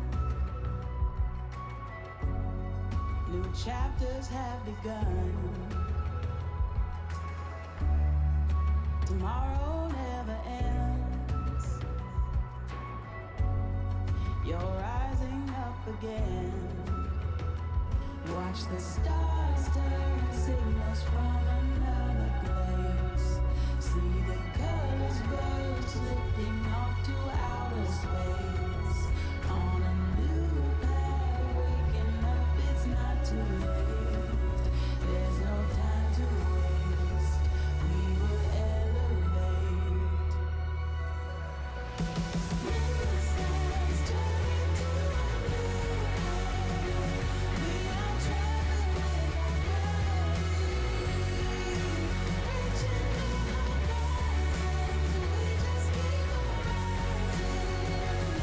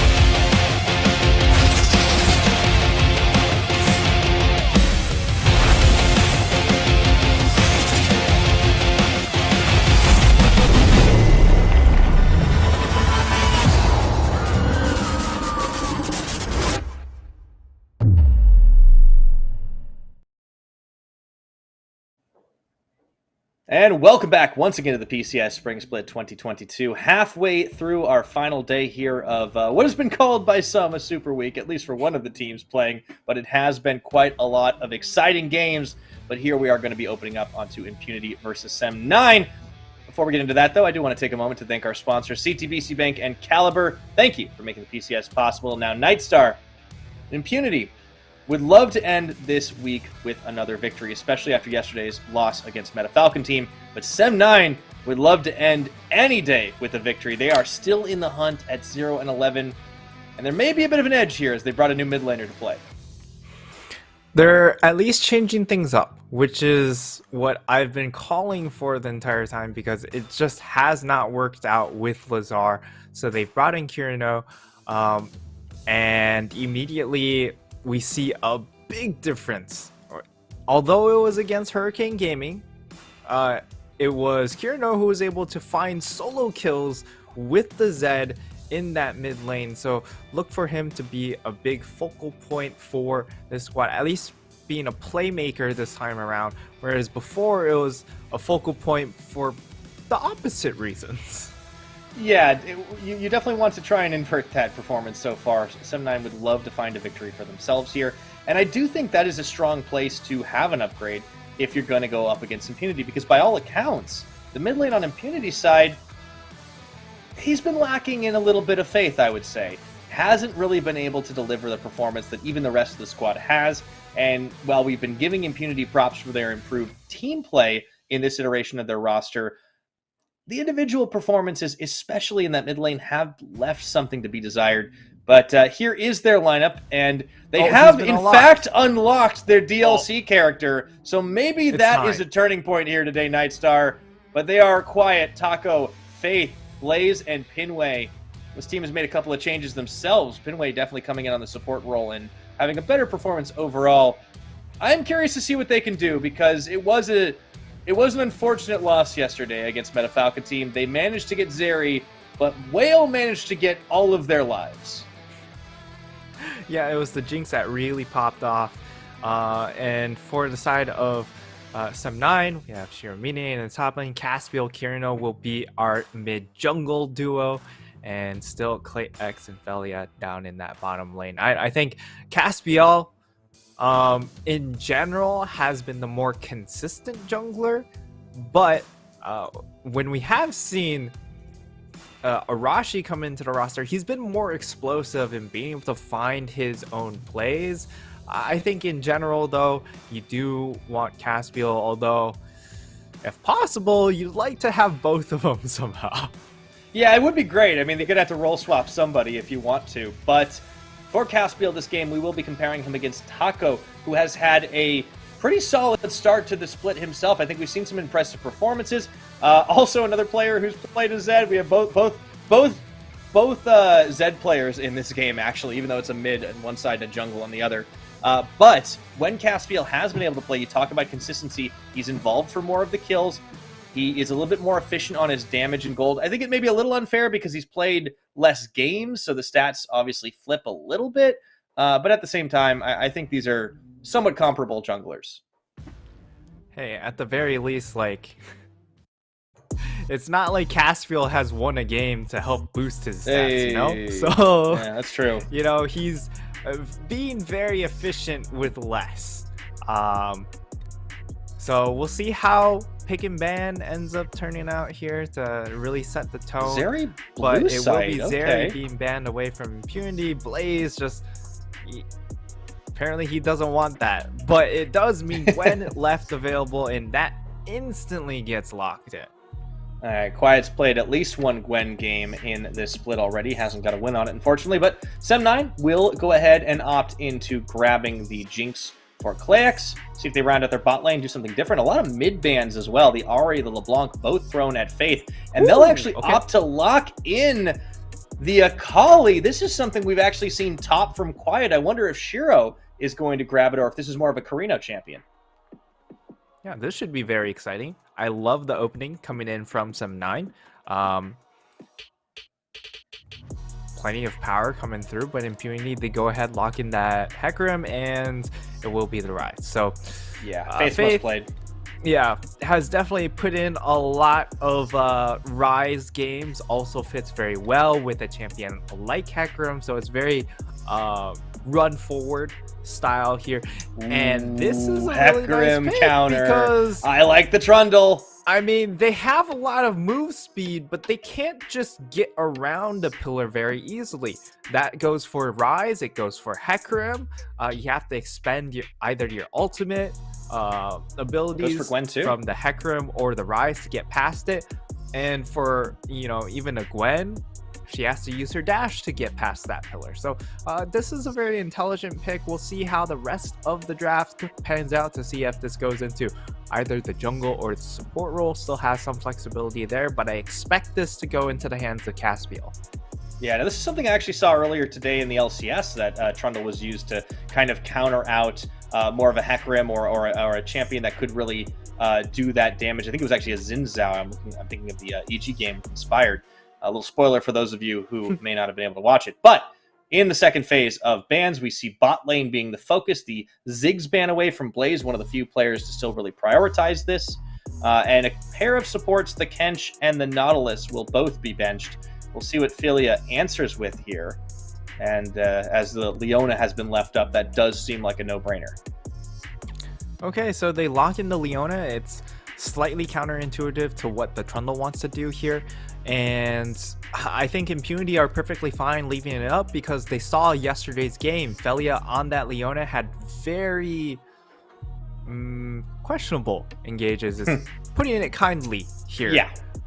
As he would end up overextending himself to find engages, and he was just way too far ahead from his team. We'll see if that remains to be the case in this game. As Impunity, they'll go ahead, lock in their bot lane. Honestly, I would have been much more comfortable with something like a Braum for the side of Sem9 because of how much dive threat is on Impunity. If you throw down a Braum, that's so much synergy with the Trundle, and it shuts out Impunity completely. But it will go into the hands of Impunity. And on the flip side, like for Impunity, this Braum pick doesn't seem to make as much sense because you're playing against Trundle, but the Kennen helps out in that regard because the Braum will be able to stymie the Kennen. That's true. They opt into it, though. Shiramine on the Kennen this time around. So an interesting combination of champions on the Sem9 side of things, and clearly prioritizing a little bit of comfort in the hands of Philia on that Leona. For Impunity, a lot of power, a lot of move speed. If only they can maneuver around the Trundle pillar. Of course, Blaze also on Aphelios. I believe only his second Aphelios game, as he's much preferred the Jinx side of the matchup. And it wasn't banned away from him, even though there was an opportunity there for Sem9 to do it. They decided that the Ziggs was more of a threat. So a bit of an interesting pick and ban phase. I am curious to see how it shakes out. Yeah, I will have to say that because of how Sem9 followed up their draft after the Trundle pick, it does feel like that Trundle ends up being a bit out of place because of the rest of the composition wants to dive past his own Trundle pillar, which means the only person the only people he's harming is probably just going to be Trundle and Jinx. He's not going to be having too much of an impact on the rest of Impunity's lineup because of the fact that rest of his team's going into them, and he's not going to be given great opportunities to use this pillar come mid-late game. So I think it's all about the early game focus with this Trundle pick at this point. He has to find a lot of value trying to outpace or outgank this Hecarim and influence all of these lanes. He's got his work cut out for him. We'll see if Taco's able to do it. Impunity looking for their fourth win on the split, looking to end this week with a positive win record. And for Sem9, they're just looking to put something on the board altogether. Absolutely. I think early on, we should be very focused on this mid lane. Of course, it is Kali versus Rise. It's also an assassin player versus an underperforming player, I would say here. So I think jungle influence is going to be absolutely key here. Yeah, I think that's going to be massive. We'll have to be keeping an eye on the mid lane. Faith has not really shown us a whole lot this split. Kirino has had a pretty good start for himself despite the loss, but we'll see if he's able to do a little bit more here on the Sakali. And level 1, Taco gets sniffed out here. He should be safe enough. If Sem9 don't want to commit to a flash, he's going to be able to walk away. Nothing real happening here, just a nice little deep ward onto the Wolves. It does look like it's going to be a recall coming in from Taco, and he might just relocate himself down into that bottom lane. I would assume he also swapped for a red trinket, so it might be that he just wants to go back into that top side and just clear out that ward, as we're not going to get anything too particular here when it comes to late invades, and it should be pretty standard. Yeah, ooh. I don't think he knows where the ward is. Huh, okay. Doesn't sniff it out. Okay. That could change things a little bit if he heads over to Merkwolves soon after, but we will be getting a relatively standard start regardless of that. Blaze and Pinway open up with a little bit of chip damage onto Philia. PlayX fires back with the Rocket Poke. Braum should be able to tank a decent bit of this, but you never know. I feel like this is a bot lane that can definitely get really aggro early on if they want to. Yeah, and the extra range is going to help out for PlayX. As the Jinx, honestly, they have a lot of kill threat. If they just go ahead, shove this wave, get level 2 with this Leona, you can just try and insta-pop the Aphelios, and that's why Aphelios has gone for the cleanse. We're starting to see a little bit more diversity when it comes to AD carry summoners, which is great, because I don't think heal is necessarily the strongest option for AD carries in that manner. Not all the time, yeah. Pinway, of course, with the exhaust on Braum too, so you can see the priority is a little bit more defensive on the impunity side, whereas PlayX and Philia, they want to get the kills. They want the bloodshed. That is indeed very true. And okay, now that you have hit level 2, of course, being able to match the levels, that's when Braum's really able to start flexing his own muscles against the Leona. If Leona ever goes in, it's really almost a death sentence, especially since it is Glacial Augment, which is very focused on getting picks. Doesn't have as much durability as a result. So once you do go in, Braum can easily just lock you down, stun you up, and it's just no fun. Now Caspiel comes in, see if he gets any pillar value here. No, he's just chasing him out of the lane. So it's actually a nice gank, which is kind of weird to say, but it does offer an opportunity here for a response gank. Yeah, Pinway takes a lot of damage before he throws the Unbreakable down, and Philia actually Zenith Blades over to him, body blocks. That is a little bit of damage here. Oh, the root comes through. Brilliant move by Blaze. It forces PlayX out of lane. They burn 3 summoners for free there. Well, for Taco's Ghost, but definitely worth it. Absolutely worth it for the side of impunity there. And now Sem9, it looks like we're going to turn our attention over to Scuttlecrab. Let's see if they flip. Nope. Smited down. Caspiel at least has his finger on the trigger there. Yep, so able to secure that for himself is always very good, because as the Trundle, you don't want to fall too far behind. You will naturally fall behind against the Hecarim, but the sooner you fall behind, the worse it is.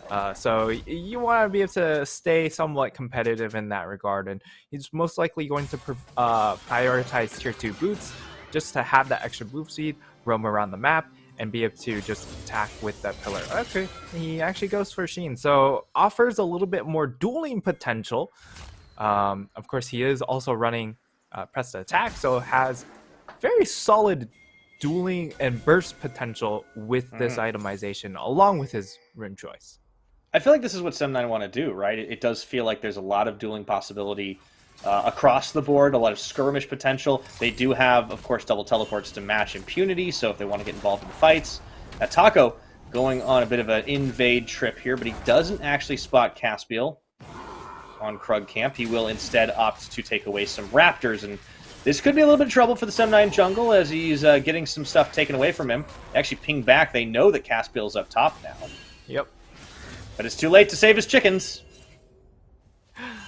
does get those taken away from him, and this has also been sort of the reason why we haven't seen a whole lot of Trundle, is the fact that Raptor Camp is very, very important. So junglers that can clear Raptor Camp are a lot more viable. But Faith, Okay.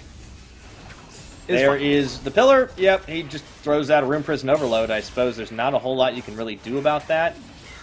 Definitely curious to see what this Trundle value is going to be, because right now it's not a ton, gotta admit. Yeah, I think this is going to be an important period where now the Akali is level 6, so you have kill pressure in that mid lane. So if you're ever able to catch out Faith in a weird position in the lane, like, the pillar will force out the flash, just because of how powerful that slow is and the fact that it cuts off an angle of retreat. So if you're ever positioned poorly, it's very good at punishing that. And that's something that Sun9 might rely on a little bit later. Ward Wars down in the bottom side looking to set up here, but Taco is coming through the lane. However, Philia and Clayx had already backed away as they'd kind of lost out on the trade previously. So that's going to be the end of that. But Impunity really doing their darndest to push this. A big CS advantage for Blaze right now in that bottom side. Even with the wave crashing, should have an edge after the fact. Caspiel, meanwhile, back up top side to clear away Scuttle, but has not been as involved in these lanes. It opens up an opportunity window here for Impunity to take first strike, though. Yeah, Impunity securing this dragon. Pretty early. Felia for some of our is teams. possibly caught out. Oh, yeah, he is. That's going to be a root down on the rise. Felia might be able to tank through a bit of this. He does walk away, and Clayx actually takes down Pinway, and he has got so much damage on these rockets. He can't get any more, though. Woo! Way to make lemonade out of lemons. Absolutely. Felia gets caught out, but it ends up being okay. Okay, burn heal. Okay. Oh, no! Oh, the chakram! You gotta be kidding me, Blaze. Wow. That was some chakram damage. Yeah, for real. He's only hit like 2 years. He still has 198 to go. Felias can do damage at any point in the game, it turns out. But yeah, Blaze, way to get one back. So now evened up on AD carry kills. Oh, that's an ultimate down. Yeah, we'll check up in that top side. You see Shiramine was forced to spend his Slicing Maelstrom to get quiet off there. Has a pretty decent CS lead at the moment, but I mean, that's really all you can say for it. Been a bit of a quiet top side. Pun intended. Yeah. I mean, the whole purpose of the Kennen into the Gwen matchup is that it holds it down in lane, and if Quiet ever jumps in, of course, even with that miss, the ultimate will still work. So at the very least, you're able to lock down the Gwen in her own mist. But slowly but surely, you will get outscaled by the Gwen. We've seen it a number of times in the PCS early on in last split. And this, so we know how this matchup kind of goes. It really just comes down to Shiramine when it comes to these later game team fights. Can he find that angle of approach and get a multi-man ultimate on the backline? Yeah, he's going to be looking for those classic highlight reel Smeb moments, right? We'll see if he can pull it off. But this team, they have a lot of fighting power. They have a lot of dueling power. But I am curious how their 5v5 is actually going to go with a number of assassins.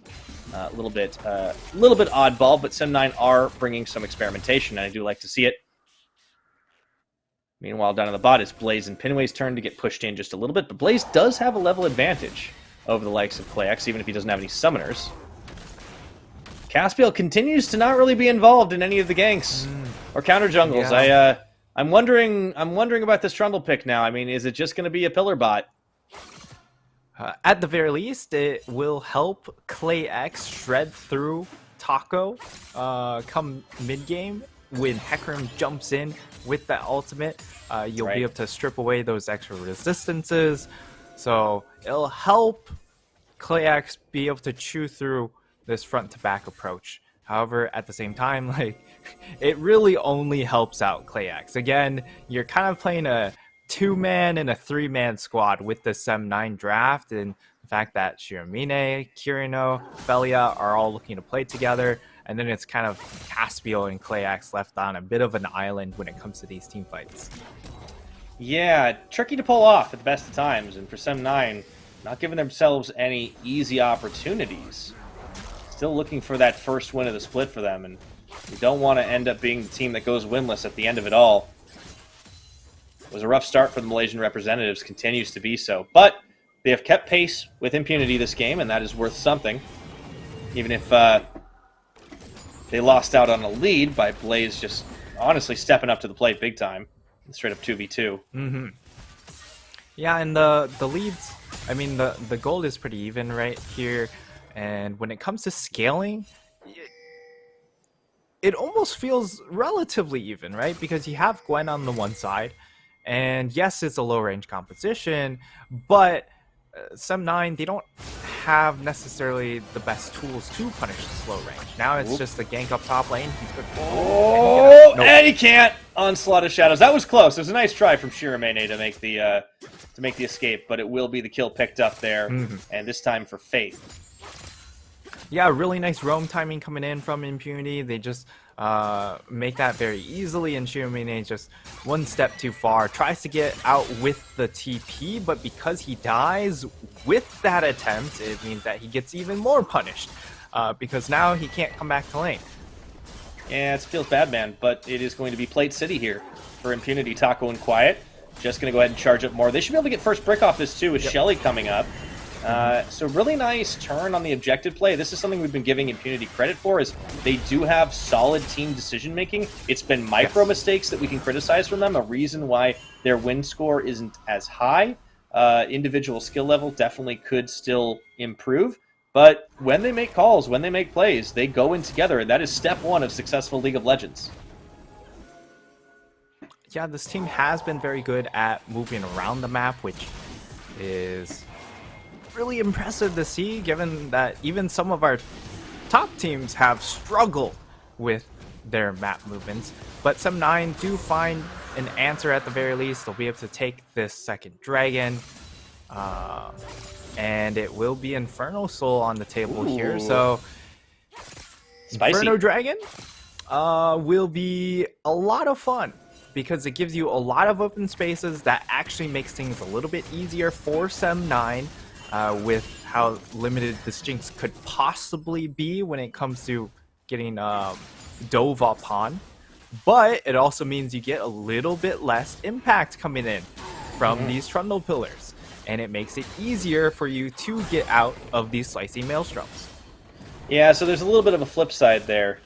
We saw a little bit of trading down over at the Tri-Brush. Klax is living very dangerously right now. He's got the Gale Force, but no boots. I do like a man who prioritizes his damage. At least he gets a little bit of utility in that fashion, but he is most certainly going to need the boots, as otherwise he's just going to get run down like what could possibly just happen right here. Yeah, Blaze steps up. They already know that something is up. Going to bring Kurino down, actually, so this could end up being potentially 3v4, but better positioning from Sem9, and Impunity are a little bit spooked here. It's a plate, but nothing more. They don't overforce, which I can certainly appreciate in that regard. And the Impunity, I mean, they still have... I think that ward has been there since that late Raptor invade coming in from Taco. So they have great vision on this top half of the map. That's allowed Quiet to play as well as he has, and he's down 10 CS, but it's only 10 CS. As the Gwen, of course, you're very, very pleased with that result, and Impunity will possibly turn their attention onto Rift Herald. Maybe it's just going to be Quiet trying to solo it out. That could be the case as well. Okay, they decide to pull other resources as well. Yeah, I think this makes sense, right? There's not a whole lot that can happen. Super Mega Death Rocket does come in, but I mean, it's just so hard these days to get that, like, timing right, to try to nail the AoE. It's less than it used to be. It makes for a great moment when it happens, and you got to try for it if you're not planning on fighting anytime soon, but still. Going to be secured. Quiet right back up to topside in a long lane here. He does have a level disadvantage, but, you know, despite the CS discrepancy, he picked up a lot of plate gold and first brick as well.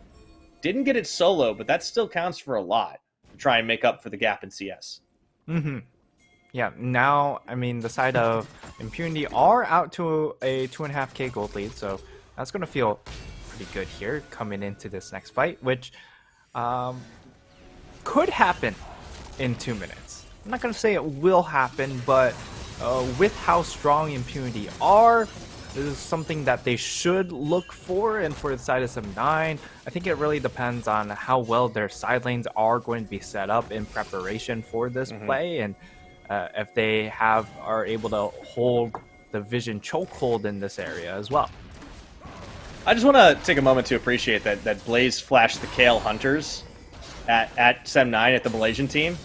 And then I just remembered, oh yeah, this is a Singaporean squad against a Malaysian squad. It is next door neighbors. That's actually really cool. It is it's little certainly things.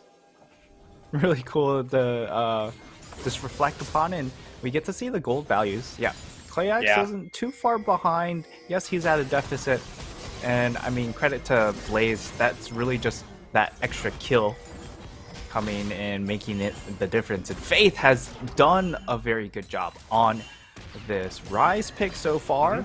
So so far so good here for Impunity on Comfort Champions. But oh boy, Caspiel. Okay, there's the pillar. Yeah, Faith is, I hesitate to say he's been challenged this game because Kirino just hasn't really done much to put him under threat. Caspiel hasn't really been in his lane except for maybe the one, kind of quick drive-by. But Faith has been setting up a lot of these plays with Realm Warp dives, and he's been executing it well. We've criticized him for his performance so far in this split, but in this game, he's kind of doing what he needs to. And yeah, it's a comfort champion, but he's executing it well. And now for Sem9, they're starting to look to set up for this dragon. They are channeling Recall onto Akali. Akali has the teleports to get back in. She just wants her purchase. It's actually a pretty big... Oh. Okay, Rift Herald Eye popped in mid. It was a big purchase. I think he just used his stopwatch in base. Oh, no. So that's 650 gold down the drain. Yeah, a bit of a fat I don't finger know there. if they can fight this anymore. They're going to try, nonetheless. Double TP's coming in here, and this is going to be the Infernal Dragon. Let's see if they can get the smite down. It will get taken into the back line. Go, Shiramine! That is massive. The rocket comes in. Can Sem9 turn the fight? Kirino opens up, finds place. Shiramine goes down. And Quiet is opening up here. Kirino is trying to stay alive in this, but he misses the opportunity to try and turn a shuriken onto Faith. And it ends up being a trade just barely in favor of Sem9, 2 for 3, but they do lose out on the dragon. They got to get some gold back here. Yeah, I mean, it was a really well executed play coming in from Sem9 with the double teleports. Unfortunately, it was a little bit too late to actually challenge for the dragon. However, they still find a great ultimate coming in from Chiomine because they're all stuck in that dragon pit. Even if it is a larger dragon pit, it's still a pit. So they get stuck in back there. The Philios immediately dies.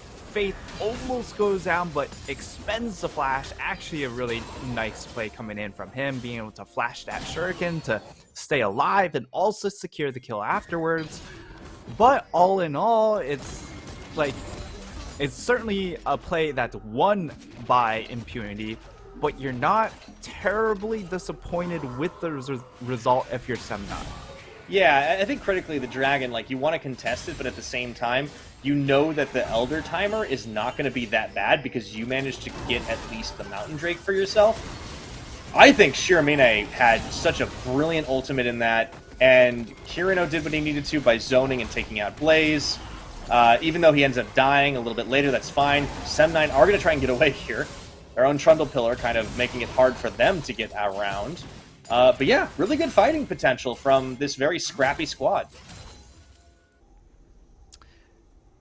I can only imagine what that fight would have looked like if there was that stopwatch on the Akali. I feel like that would have just been a hard snowball, but now Shiramine is in deep doo-doo. Yeah, that's a technical term right there. And Gwen looking for the cutoff here. Doesn't matter if you got a Slicing Maelstrom, buddy. I don't think the team cares. Onslaught of Shadows after the rocket belt popped, and Taco is going to claim his life. Yeah, expensive. A lot used to try and secure the kill, but it is going to be overall a free kill because there's really not a whole lot answer to come back with. Yes, they get this tower, but it is just a tier 1. Like, it's kind of just chump change at this point. And even then, they're going to have to wait for the next wave. And on the flip side, they are also losing mid and bot towers. Yeah, this is actually a huge swing here for Impunity. They're even threatening the tier 2 mid, bringing in the rise. Philia is going to be caught out. Does actually get knocked away from the team, so a bit of a miss-execution there. And they are going to have to back away. Philia and Kleax on the chase. Philia, oh, he can find Faith. Oh, he's managed to get a shutdown. That's huge right there. Exhaust on Philia goes in, though. But it looks like he missed the memo. They're going to chase one more time. Let's see if they can make Philia's sacrifice worth it. A double kill for Kleax. I think that is absolutely worth on the turn. I have to agree with you, Pyra. They get themselves 2 kills for their Jinx. Now they're actually turning their attention over to the Baron. This might be a little bit too early, a little bit too over-eager. We'll see how this play turns out. Faith and Blazer because teleport's now coming in. This could end up in disaster. Okay, they're going to peel off. Actually, got quiet on the pillar. That's massive right there. Gwen might be immune in the mist, but Caspiel's able to step up. Meanwhile, they're going to pincer them here. That's a lot of damage being dealt, though, and they can't have to get out somehow. Teleport's coming through. That's a huge needlework. And Quiet cuts down the Jinx. Kleax is out of this one. A double kill now as Kirito falls. And even with Shiramine trying to make an ult play, he only grabs Taco. It's a 2-for-1. And now Impunity turned for the Baron. Except for the fact that Impunity did lose their jungler, so they can't actually go for that play, Pyra. I'm trolling. But they were too low. At the same time, like, Sem9 have done enough to slow this game down, but Impunity still able to maintain a lead. So it's really tit for tat for the most part, and it's just going to come down to one big dominating fight to really decide the game, because so far it's been relatively even trades even when we do have team fights. What a scrappy game from both teams too, like really impressive. Let's take a look at how this all started. Sem9 peel, a brilliant pillar from Caspiel, and they're on Quiet, but look at this Gwen damage, it's ridiculous. They're going 2v4. Yeah, the issue is you can't just charge in a straight line if you are the side of Sem9, especially if you're AD carry, because then you'll just get hit by all of those extra blades coming in from the Gwen ultimate. So that's a big issue, and because they were kind of funneled in together, it was very, very scary for them to deal with. And now Impunity get themselves onto a 3rd dragon, 1 dragon away from obtaining that Infernal Soul. That's going to help them out considerably, and just giving them that little extra oomph, especially on the Gwen and that Aphelios, because again, you do have this tank rise, so any extra little bit of damage you can get when you have a tank rise is going to help out immensely. Oh yeah, you are going to want to make that happen. Gold lead has been in Impunity's favor, not grown a whole lot, but the Dragons are going to make up quite a lot of difference as both these teams continue to trade back and forth. Tit for tat, certainly the name of the game, as Sem9 are looking for a fight here. It's 4v4, with both Shiramine and Faith not in the picture, but Teleport as well as Realm Warper is available, so this could turn very easily. No objective to fight over unless you consider Baron, which is always a possibility, but I don't think Impunity want it. They are the team in much better position to try and start. Sem9 taking a much more defensive position right now as they kind of lick their wounds a little bit off that last one. And yeah, it really is back and forth. The gold doesn't tell much of a story this game. Yeah, and I mean, at the same time, you look at who's really behind, and you're looking at Caspiel, Ophelia.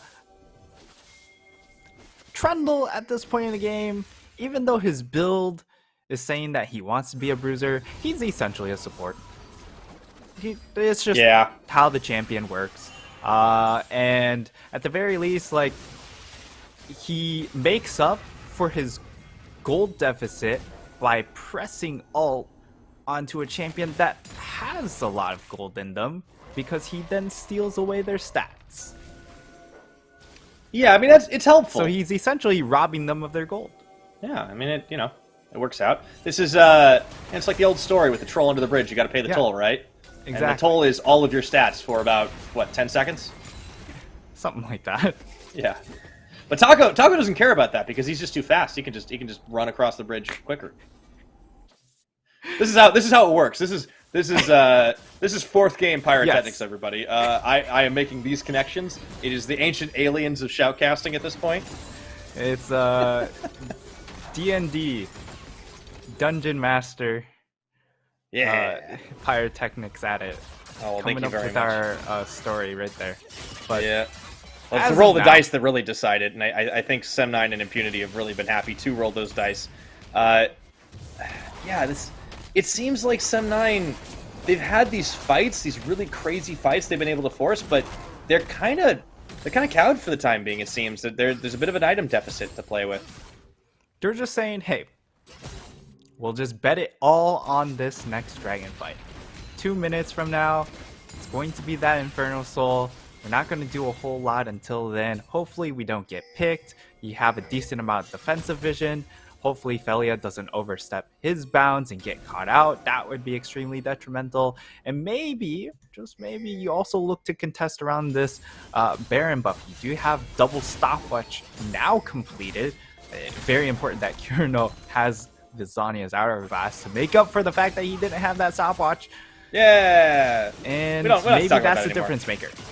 Well, everybody is getting involved in the Baron. Caspiel does get tagged by the Winter Spite. Baron down to half HP know with what's really going just on. 2 on. Impunity, they don't necessarily want the fight. Shiro is waiting in the base for the teleport, but there are no deep wards here, so he would have to come from in front. Oh, Taco finds an isolated Clayx, and that could be the difference. Teleport coming a little bit late Clayx here. does You see Clayx flash. actually managing to get out of danger, but he is also out of this fight. Sem9 do not want this, and they will back off without casualties. But they do force out the teleport coming in from this cannon. That is a big cooldown.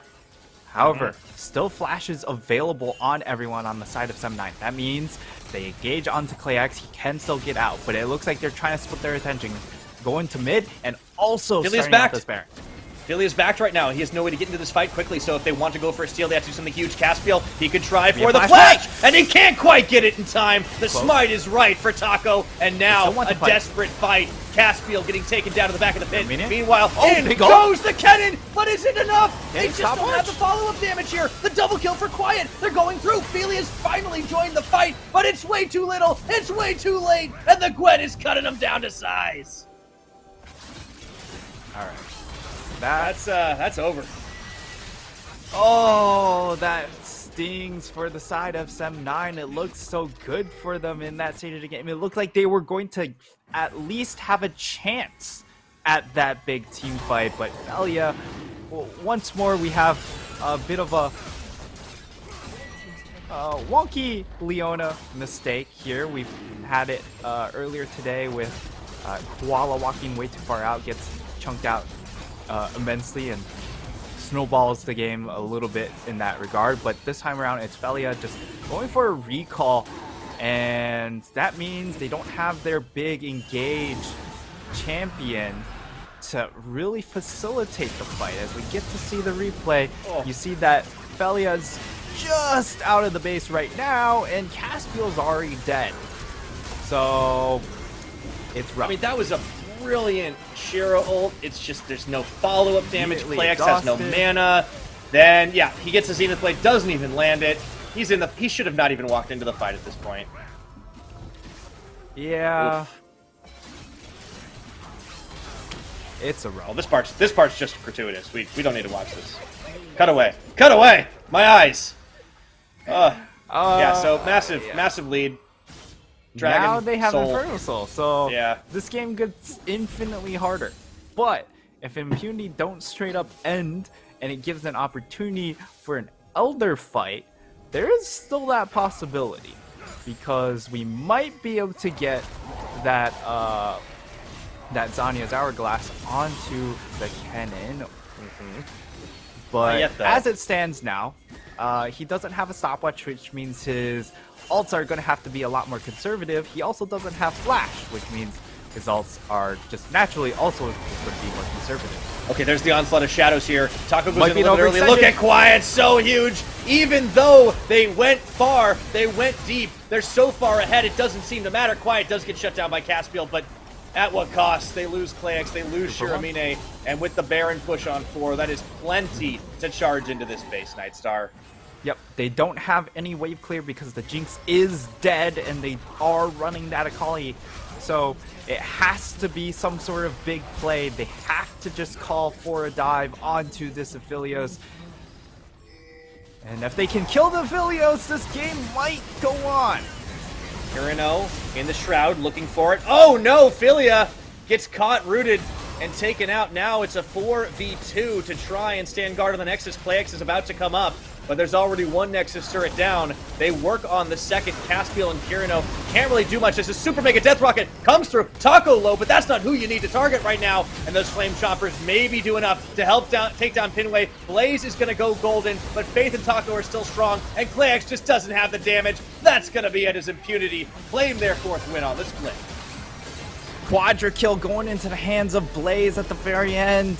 8-3-3 on the Aphelios, and well played coming in from Impunity and the side of some 9. Like,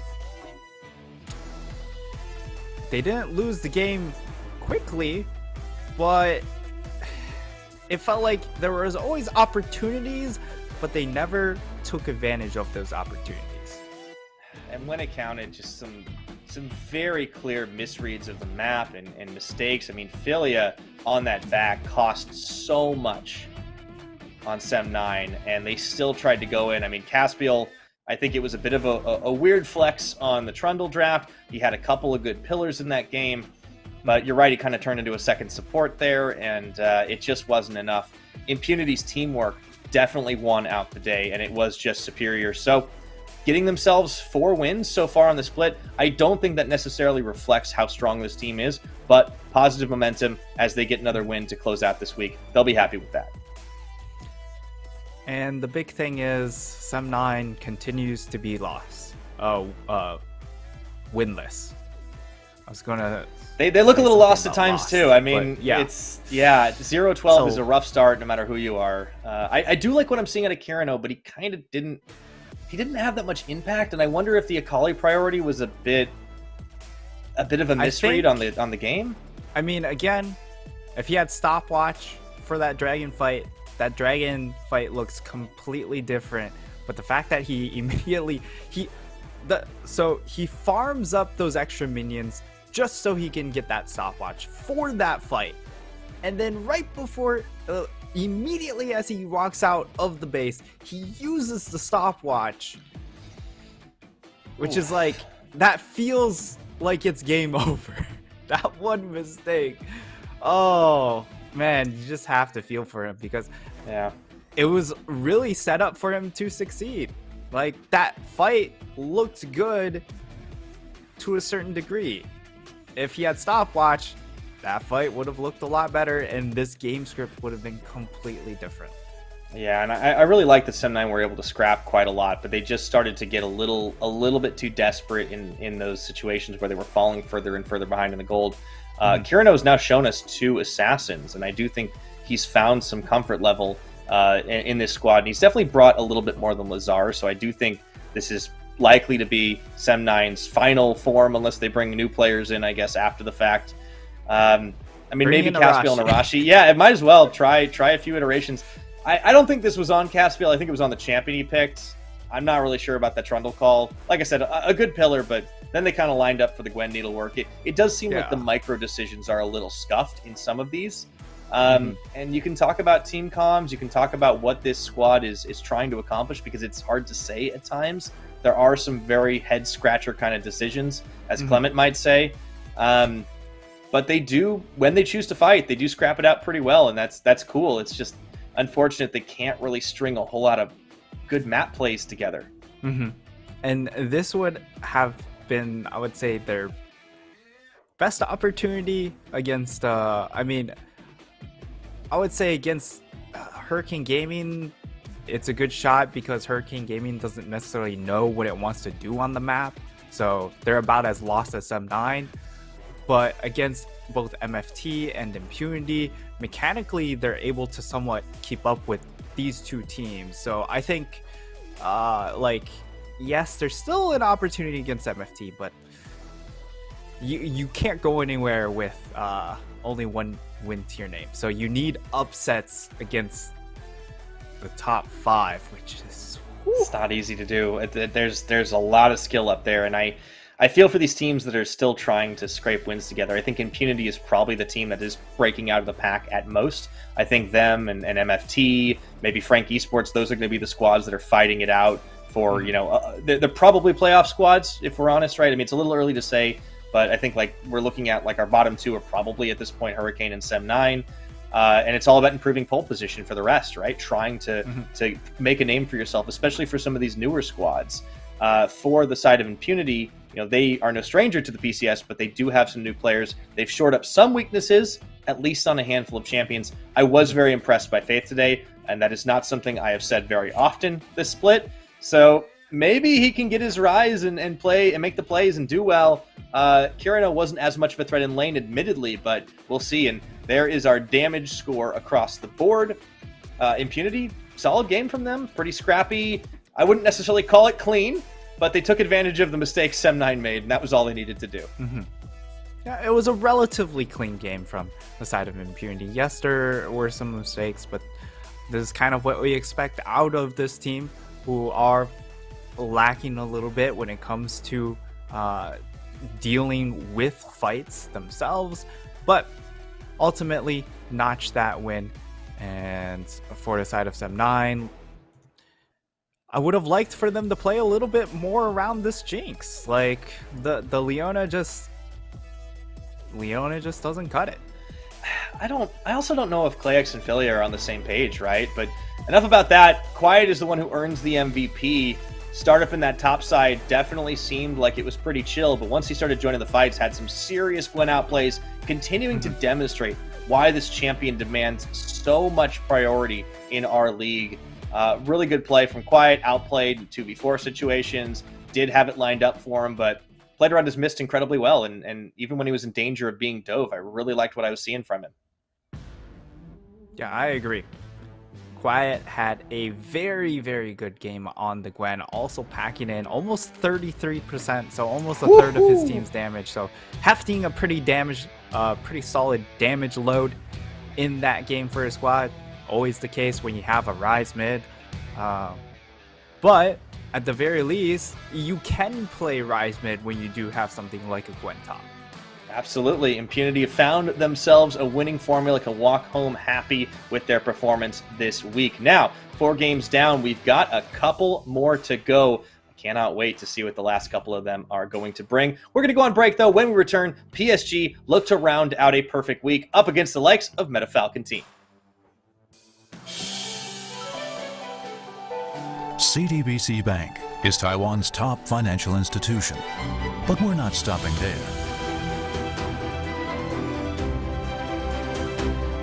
We're crafting an international brand and already have over 260 outlets in 14 countries. We are by your side, ready to embrace the future.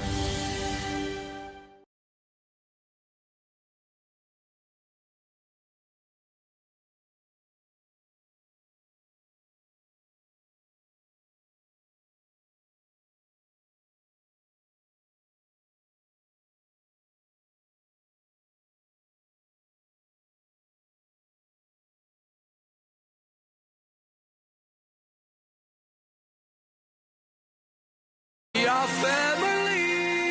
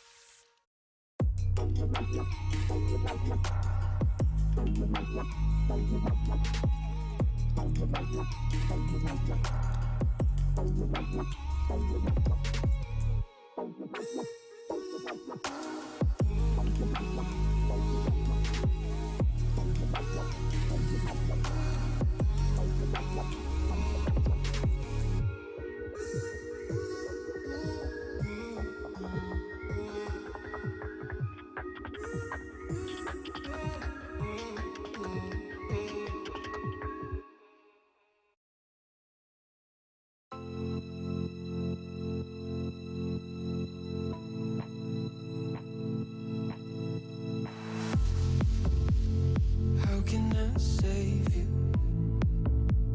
when you're tangled in your lies? Caught up in the middle, I can see it in your eyes. Lonely in the corner, waiting for somebody to come and save you from the cold of night. Easily, we've been falling in disbelief. I think I'm ready for another try, but this feels like the last time. So why did you say goodbye?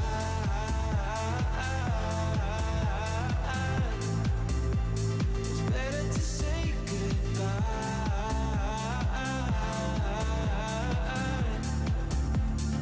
Why did you say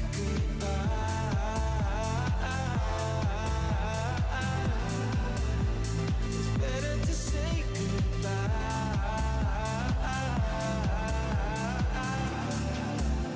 So why did you say goodbye?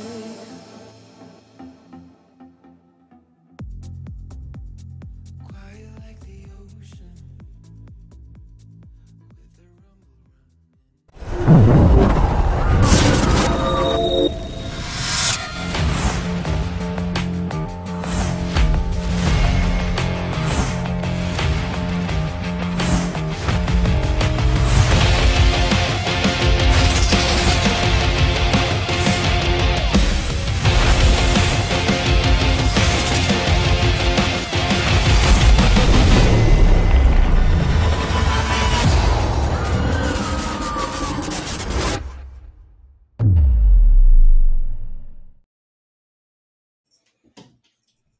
And welcome back once again to the PCS Spring Split 2022. 4 games down, 2 to go as we look to close out week number 4. And PSG retake the Rift to try and close out a perfect week to go 6-0 up against Meta Falcon team. Let's see if the University squad can pull off the interrupt here, Nightstar, as we get ready to go in this penultimate game for the week. But before we do that, I would like to take a moment to thank our sponsors, CTBC Bank and Caliber. Thank you for making the PCS possible.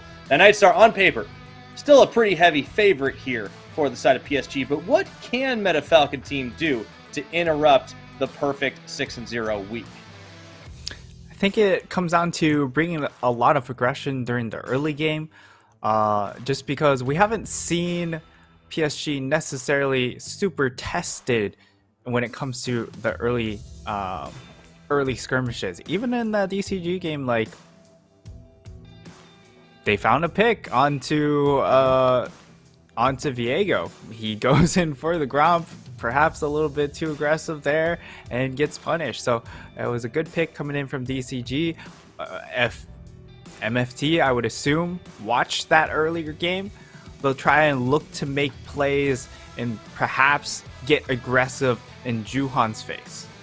Yeah, I think that's going to be the key to trying to get the interrupt right. At the same time, PSG, they just look so clean. They've looked so good around the map. It seems like nobody can stop them. The only loss they have was against Beyond Gaming early on, and now they sit atop the standings looking to put even more distance between themselves and the rest of the PCS. And, you know, we talked about it's a different squad. There's no more Maple. There's no more River. They've gone their separate ways, but the core is intact. And with Juhan and Bay, it feels like the PSG dominance train's coming back into the station here, Nightstar. But maybe MFT have an answer. We've seen this team pull out some interesting compositions. I'm excited to see what they can do. And they, of course, are Taco 665, Wen, Whale, and Epic. Now, Whale had a pretty solid Jinx game yesterday, and Taco got to play Victor top. So still the unconventional compositions continue. You know, I think Victor top could have worked. Unfortunately, Could have. It, you know, shows you the susceptibility of playing mages in that top lane, and that if you are Dove, the game really runs away from you very quickly.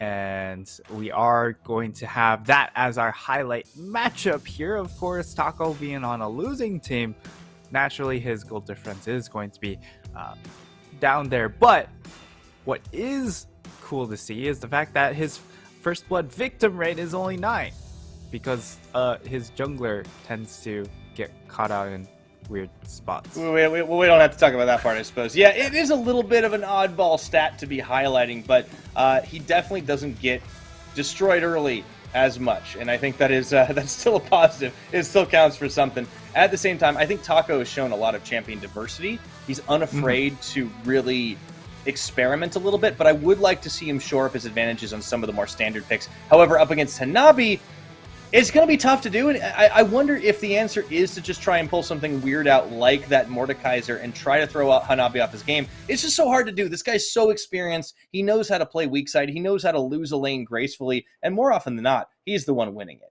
You got to give this guy a lot of props for what he's been able to do. Pretty much ever since Worlds this year, he's kind of been the strong sider. But we are into picks and bans. Akali off the board. It's another champion we've seen Taco play. No, excuse me. Yeah, we have seen Taco play that one. And the Aphelios is actually banned up here. And the Jinx, are they going to opt to just like trifecta, get rid of the Zeri? This is an interesting strategy. They could try and bait out the Zeri pick. Maybe they got a counter. I mean, they did beat the Zeri. They did. It was impunity, though, right? I mean, they're just gonna ban it. I guess they're scared of Unified. I mean, this is gonna change the pick ban away from what we've normally seen. I mean, it immediately just shifts it to the Rise, right? Yeah. So MFT, I think what they're looking for with this rotation, you would go for something like the Hecarim, I suppose. I'm surprised we haven't seen more Udyr in our league, because Udyr is a very early game focused pick, and our meta right now is just so driven for this early game, at least from the PCS perspective. But MFT, they go ahead, lock in the Renekton at the very least in combination with the Diana, provides solid early game options. I expect this to go into the hands of Wen for that Renekton, but it still can be tossed up into that top lane.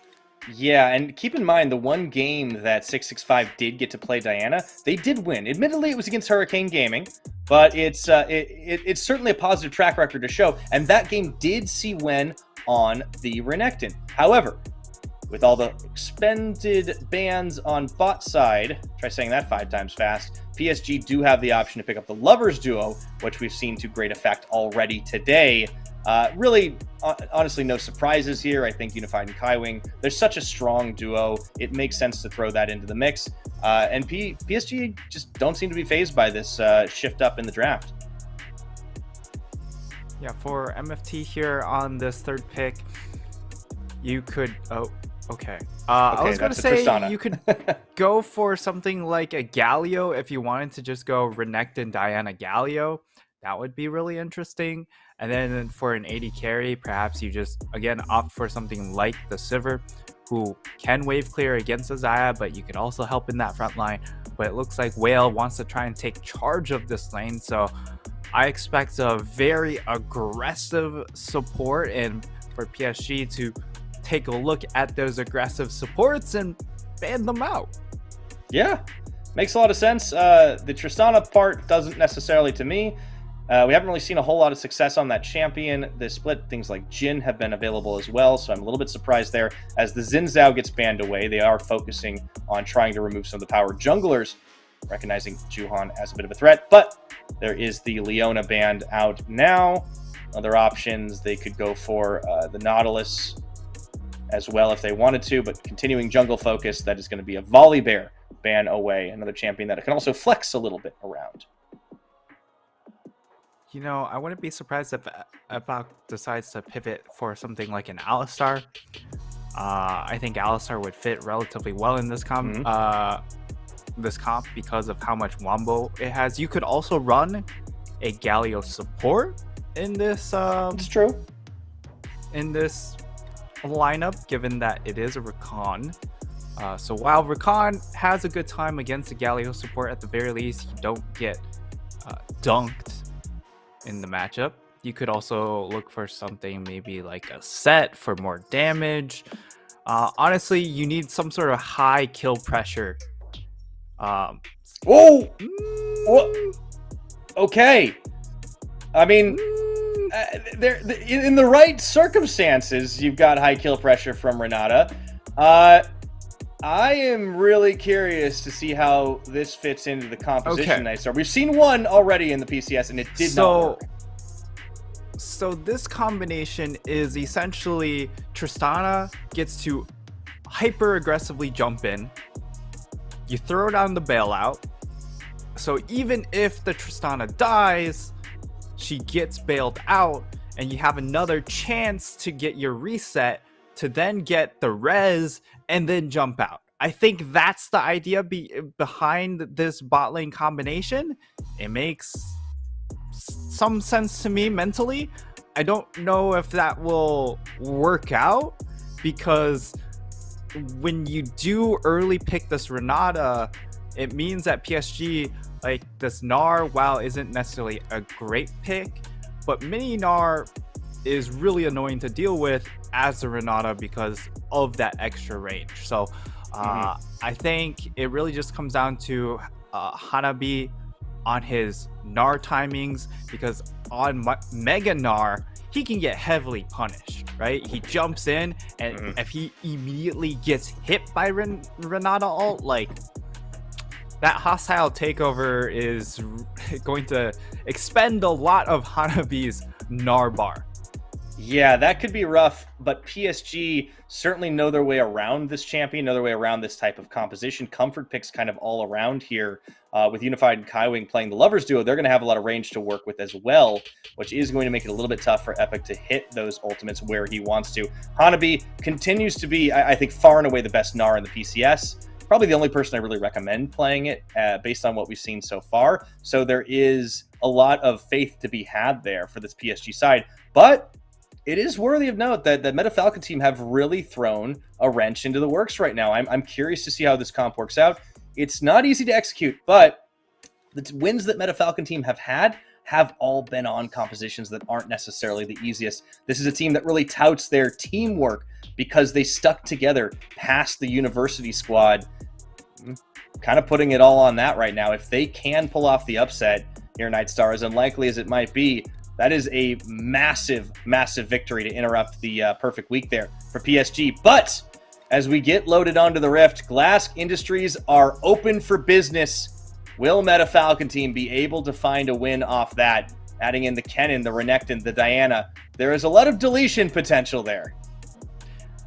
Yeah, so the interesting part is the fact that the last pick that we didn't get to touch on from Meta Falcon team was that Kennen. So even after seeing Lee Sin, they go ahead and opt into the Kennen pick, which I personally don't really like because now you essentially made a very easy kick target for Juhan, and that all he has to do is just constantly mark this Kennen pick. And given the fact that he has to play up against Hostile Takeover, most likely he just ends up playing a bit more of a passive Lee Sin playstyle when it comes to approaching team fights, unless if he has a clear kick target, which he doesn't, because if you look at across MFT, like, you're not kicking into your team a Kennen, Diana, Renekton, not even a Tristana, because Tristana can just jump out. So it just kind of comes down to maybe you try and get a pick onto this Renata early on. That could certainly do a number.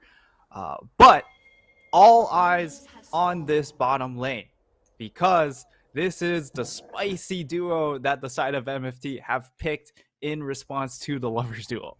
Yeah, you had to think this is at least a little bit pre-planned because of how high a prio they put on the Tristana before the next ban phase.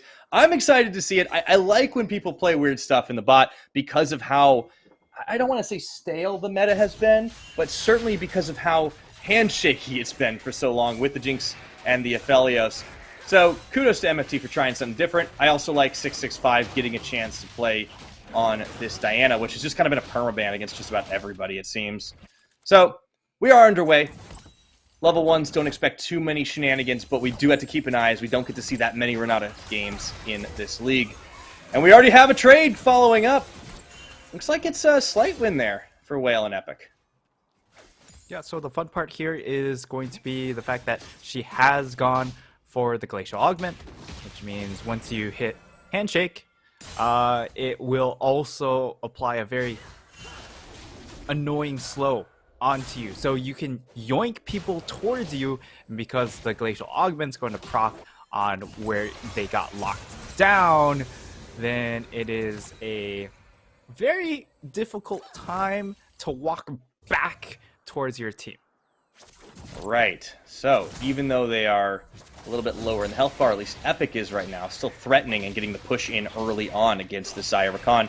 Also worth mentioning that there's a fairly interesting spread of summoner spells, right? Ignite on Kaiwing and Exhaust on both Unified and Epic, whereas Whale is rocking that Cleanse, which I do think makes a lot of sense given the amount of CC that they're facing. Mm-hmm. Yeah, and the Exhaust makes a lot of sense here for Unified. Again, I don't think heal is very good for a lot of AD carries. I think you're much better off taking either Exhaust or Cleanse, and given that there's so much dive coming in from MFT, the extra 250 HP, 350 HP you're getting from a heal isn't going to do a whole lot for you. If you're able to time the Exhaust really well on the Diana before she unloads her entire combination, that is worth way, way more value. Oh, that's for sure. Given the opportunity. On patch 12.4, we've seen a handful of Renata games, some of them, of course, taking place around other leagues. I believe in the LPL, the LCK have had a handful of games on that as well. Okay. When gets joined by 665 very briefly, just to soak a little bit of EXP. So far continues to be a quiet early game. I mean, the Diana's not going to be involved in the ganks as early. I feel like Juhan maybe weighing his options a little bit more, but he's not necessarily been the most aggressive jungler in his debut in the early stages of the game. It's certainly been a little bit more about those team fights. He is going to run straight in 665, though. after the scuttle timer. That is a lot of damage right there. That's going to force the flash, but Juhan can follow. And is he going to get a solo first blood? He does. Bay will come to the rescue. I think they can trade right back. Oh, no. He flashes right out. Wen can't finish it. 2-0 for PSG Talon. This has been one of the big things from... Oh, we're more fighting. Into the Ignite. That's going to be enough. Oh, Epic. He's able to save his own life for just a second there. Not enough. But that is not enough. Actually flashing forward. I'm not sure what he was trying to accomplish by flashing forward. And maybe it was a bit of a misclick and a bit of a panic flash. But it does mean that double summoners are down on this support, and anytime you are playing an enchanter support, if you lose both of your summoners, it makes for a very, very return gank target. So while we haven't seen any action coming in from Juhan, and he's taken typically a more passive approach to early games, even when he's given aggressive junglers like the Lee Sin, you can certainly say he's going to have a big target down on that bot lane very shortly.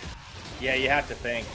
Already getting lined up there by Kaiwing, who just has a great setup on the Rakan. Now Epic is actually going to go a roaming, but he's going to get spotted again. Has to walk the long way now, as he was hoping to get involved in the mid up against the likes of Bay, who has a level advantage over Wen. Worth noting here, Bay on this rise has been having a great time. Not going to be threatened at all. Minion DMAT to clear that final one.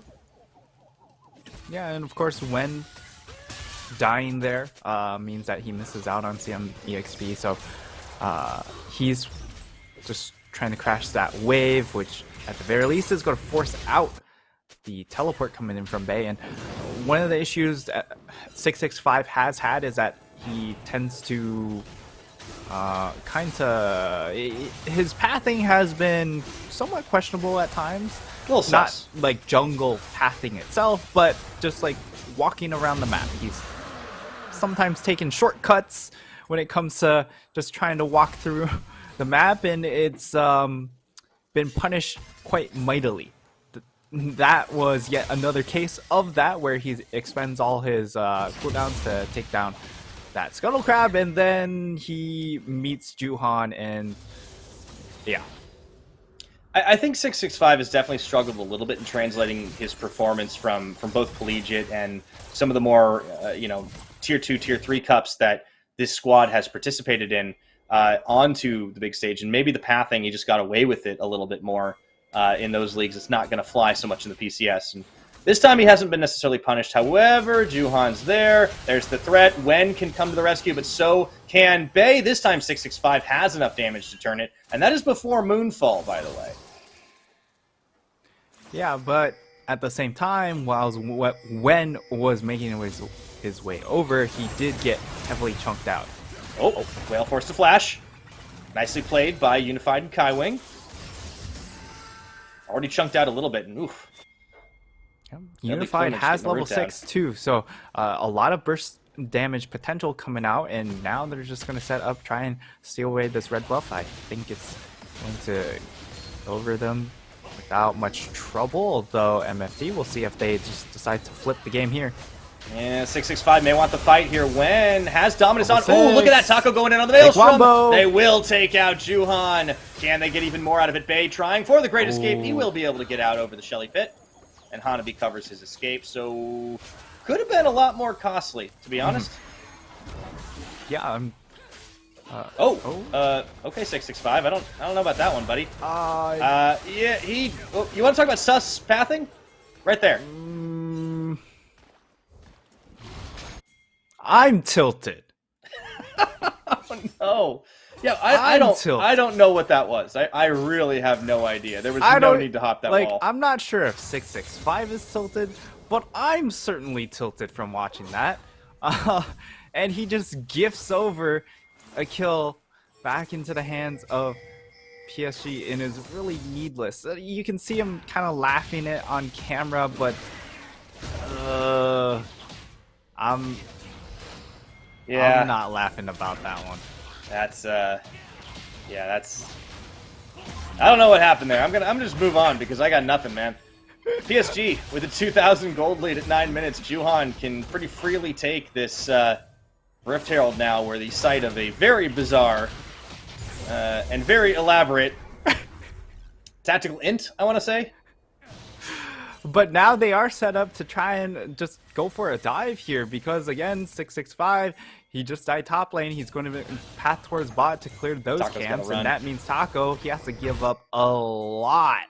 So it is incredibly detrimental for his top laner in this situation. And, I mean, 665, he's going to get himself caught out here. Once again, comboing on, and it looks just so easy. 665 tried to get the smite down on the red for some health, stay alive longer, but Unified claims it and his life. Once again, getting a bit too greedy. Epic will try and push them back, but that's not really going to do all that much damage right now.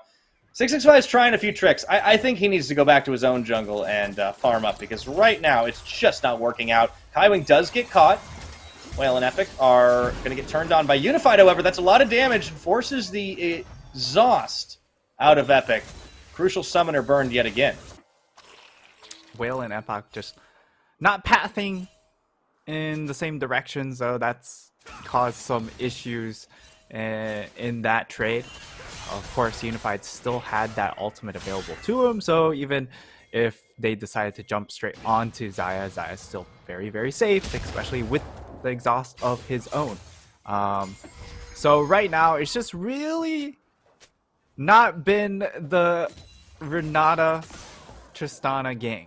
I mean, clearly they planned for this lane, but at the same time, the lane itself hasn't worked out because of Unified intelligently grabbing that exhaust and also just being Xayah.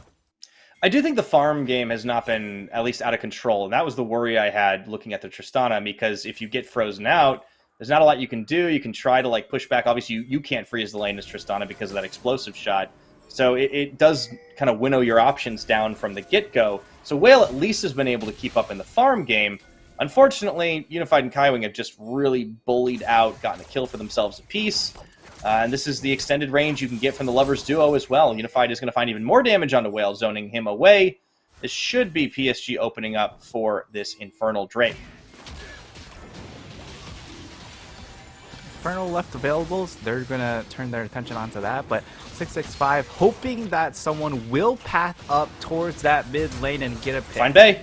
Oh, Bay just flashes away. No Moonfall today. Juhan finishes off the dragon. It was a nice try, but not able to get anything done there. And we will have a Hex Rift this time around, Nightstar. Even more mobility. Hex Rift is actually very interesting because it allows you to get better flank positions when it comes to setting up for these objectives. And what do you know, like MFT, this is the perfectly designed rift for them to set up plays. But, like, look at the map state. They've lost top tower, 5 plates, bot tower, 5 plates. No plates in mid, thankfully, but I mean, your carry isn't going to be the rise, right? It's about this split push Gnar and also this lethality Xayah. Yeah, at the moment, they are definitely needing to stop the bleeding before they can take advantage of the beneficial rift that they're going to have. Currently at 5-1 in kills. It's a pretty hefty gold lead here for PSG, but I wouldn't say it's doomed just yet, Nightstar. Not quite. It certainly isn't quite yet, but... Uh-oh. Oh, no. Oh, 665. They're not gonna go for it. I think they knew he's doing this, but ooh, could have been smited away. Juhan definitely wanted to find the fight here, even the level disadvantage. And the chase is still on in the jungle while we're watching Bay and Wen down bot. What is happening? This is a bit of a wonky dance. Certainly a very strange dance. They might collapse onto Epoch. Nope. Okay. Gotta be careful. And You gotta be careful diving Renata. yeah, absolutely. If you overextend, you still can get heavily punished. And for PSG, this is exactly where they want to be in the game, right? They have advantages, all of a sudden they just immediately slow things down and just say, all right, now it's up to you to try and find picks, but we're just going to play very conservatively and slowly just choke you out. And so far, it's worked to great effect in the fact that they've been undefeated since their first game. Yeah, this is massive. PSG 10 wins since the one loss and looking to make it 11 to round out a 6-0 week. I mean, it's difficult to try and be as consistently good as PSG have been, even more so when they have to play double the games this week because of their games being on hold last week around. And yeah, I mean, it's just incredible to see this team really return to form. I would say they have a lot of skill, but aren't necessarily the strongest in every single role, but they just have so much better map awareness, so much better macro play than really any other team in the PCS at the moment. Yeah, they're dealing with a lot of these wonky situations very, very well, and they've been very consistent with their play, which is not what can be said about a lot of these other teams. Yeah. Consistency is what gets you through a regular season, and 665. Okay, you're going to bring a lot of folks to the party here, but they are still able to turn back, and again, 665, even through the bailout, still gets deleted. Taco now trying to find an answer, but he doesn't have the damage. It's a good split from PSG. Can Wen do something? They just needed to get together a little faster, and he's run out of steam as well. Can't quite get it done. Whale and Epic will be the only people left to tell the tale as PSG clean up in the MFT jungle. Yeah, PSG, they find the pick onto 665 once more, and while he is able to unload his cooldowns, it's not enough. No. Oh, Big Nar! There's another bailout there, so Whale, at the very least, lives for a few seconds, question mark? I feel like at this point, Epic is kind of just like, he's just like giving everybody a Tom Kench. Like, or I guess more of a Scion passive, right? Like, just for a few seconds. I mean, Chemtech's soul got removed, so they had to find a way to put put it give back something. in. I remember But people yeah, just being I mean, like, oh, I see what you're onto doing, right? 665. He goes in, immediately gets exhausted. Like, there's just... Good or quickness actually, there. he didn't even get exhausted. He just didn't get a whole lot of damage off. Also, he is so far meanwhile, behind. Picture-in-picture, 665 goes down yet again. Surprise. Oh boy. Taco TP is way too late to make anything happen here as Epic's trying to sit under tower. Whale's here as well. So much poke damage. Unified just dishing out a lot of damage now on this lethality Xayah. There's going to be a Rift Herald popped in mid. And we wash, rinse, repeat. PSG. You talked about slowing it down. They've kind of just been able to keep the pace, in all honesty. Because MFT keep opting into these fights. Yeah, MFT... I mean, it's not even opting into these fights. They just keep getting caught out. I guess there's that. Not even an opportunity to fight back. Like, they don't have really any control over their own jungle. They continually get picked off. The team's just not in position to respond as well. And yeah, we get to see the replay. This was actually a lot of effort expended to kill 665, but we know if you are able to pick him off a couple of times, this team falls apart very quickly because he does go a bit on tilt. And he goes a bit too deep right now, tries for another Moonfall, and down he goes. Oh dear. Right now, Whale now under fire, and Juhan with a kickback. That is going to be enough, even through Taco's ultimate. PSG just do not care, and MFT do not have the damage. Here's Bay to cut them off. Into Rune Prison goes Epic.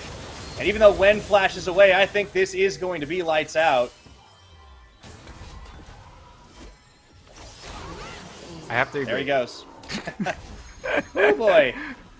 This is a little unfortunate. You know, 665 might want to just like remove a number from his name because he's 06 at this point.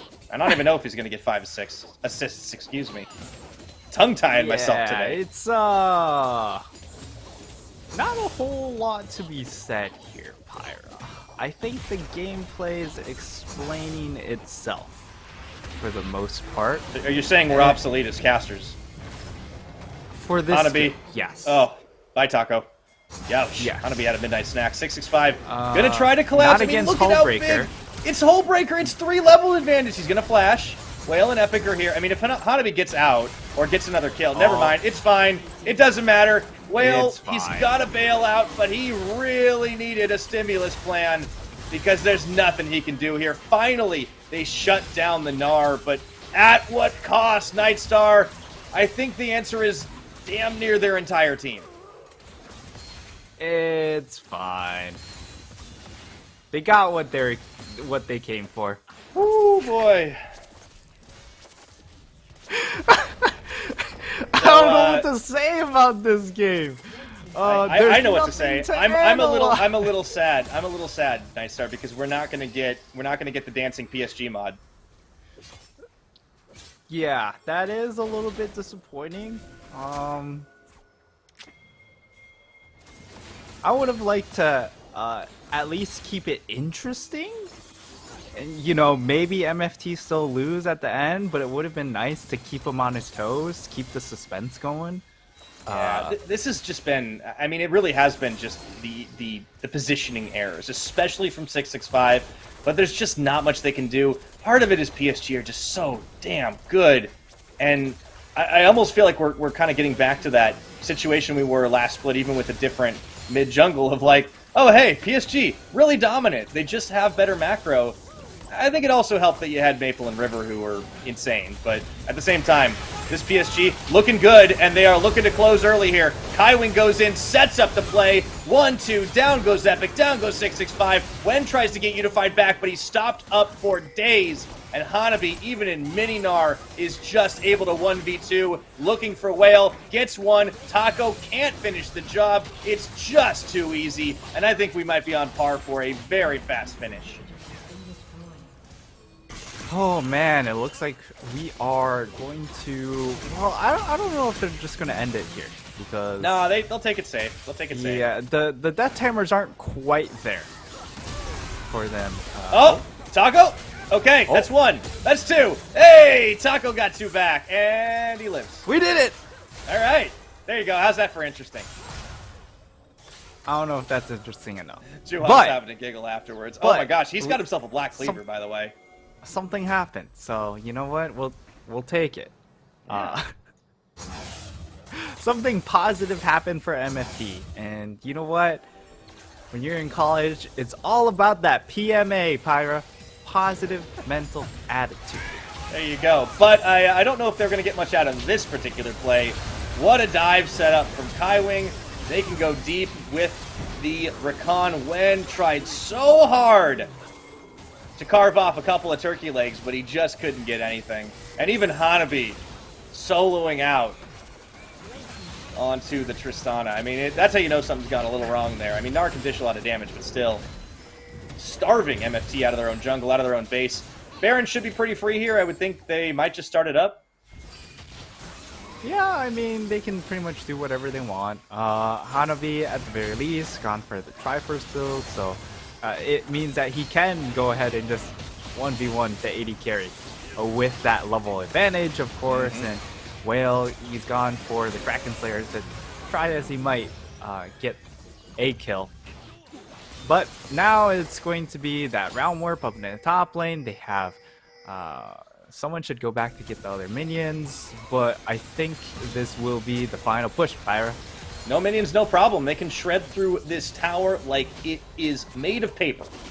Looking for a 23-minute close here for PSG, trying to bait MFT into a fight. In fact, there is actually a back coming through, and that is going to be the Rise, as Bait picks up a Frozen Heart, teleports straight back in on top of the minion. Pretty confident to be able to do that, and MFT just kind of forming themselves into a bit of a turtle shell, and oh boy, the damage. Whale has to walk it back to the fountain again.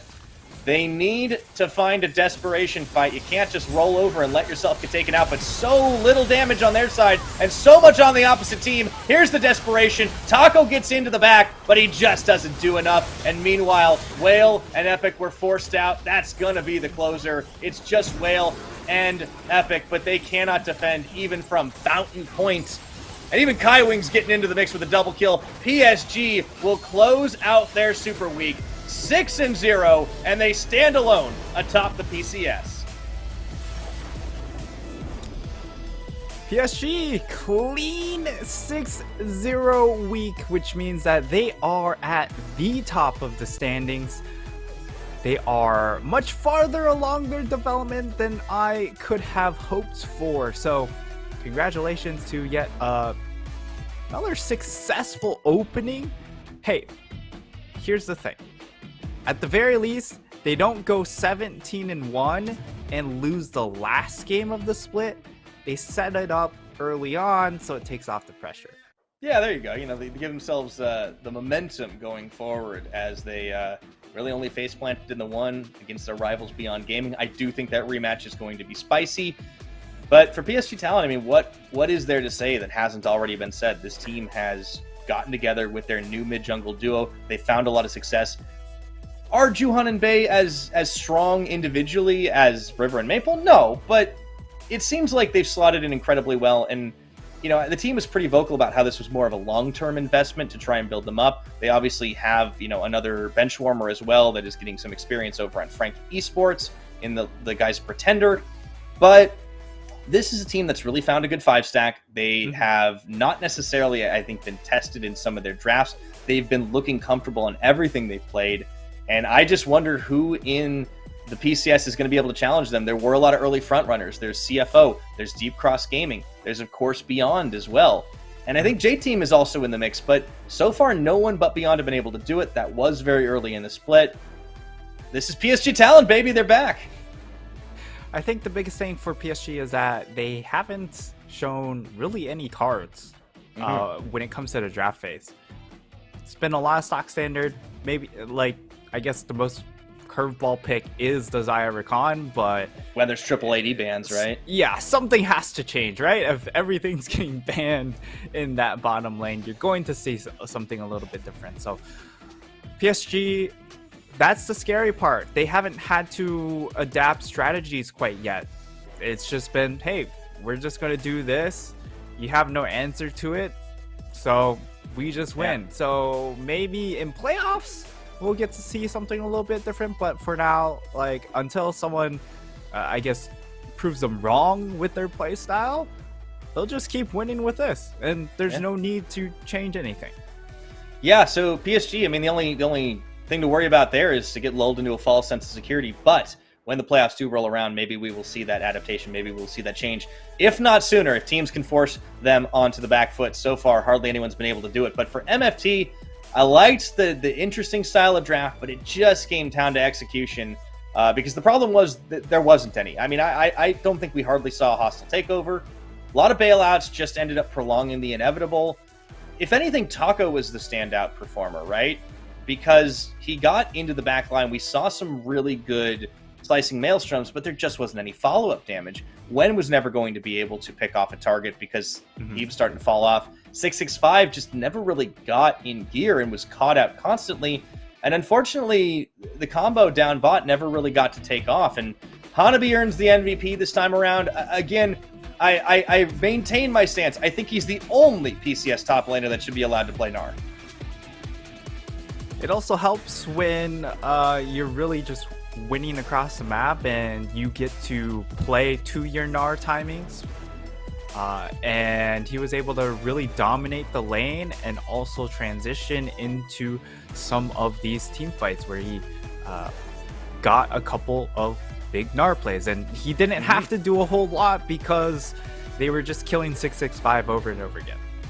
Yeah, he still did a lot of damage, right? Like, over a fourth of the team's damage dealt by Hanabi. He was in mini Gnar quite a lot. And you could really see at the end there when he was just chasing down Whale in their own base. It's, of course, you know, Trinity forced the whole breaker when he's been on the side lane. A whale of a time. He really did. They tried to chase him down. I mean, that shutdown up top, I hope it was worth it because it costs almost everything, man. It's like the Thanos meme. Boy. Yeah, everybody on this team is good. I think PSG Talent are just looking so great. Well earned to close out their week and get 6-0, standing alone atop the PCS. And we've got one more game to play. It's going to be Frank Esports versus Hurricane Gaming. Don't go anywhere. We'll be right back. CTBC Bank is Taiwan's top financial institution. But we're not stopping there.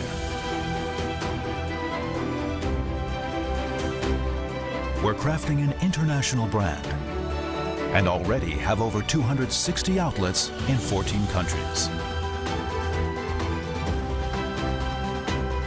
We are by your side, ready to embrace the future.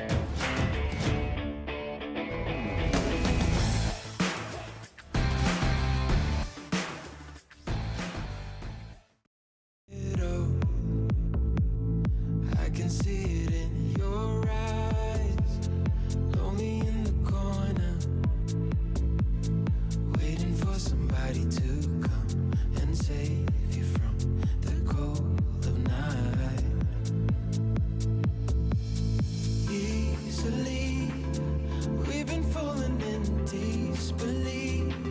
I think I'm ready for another try, but this feels like the last time. So why did you say goodbye?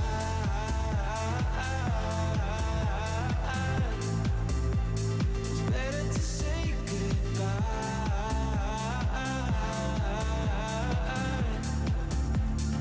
Why did you say goodbye?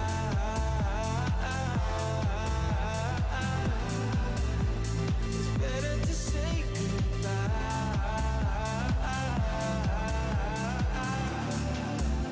So why did you say goodbye?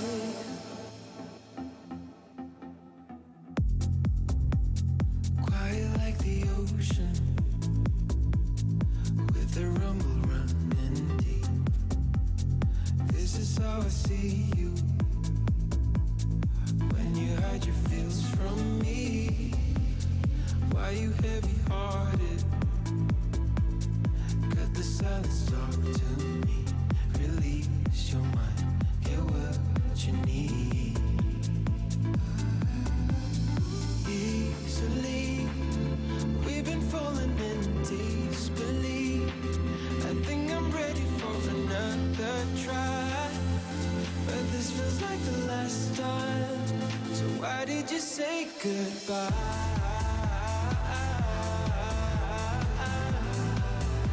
It's better to say goodbye.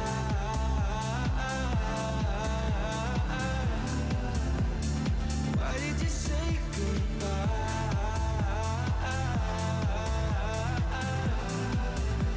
It's better to say goodbye. So why did you say goodbye?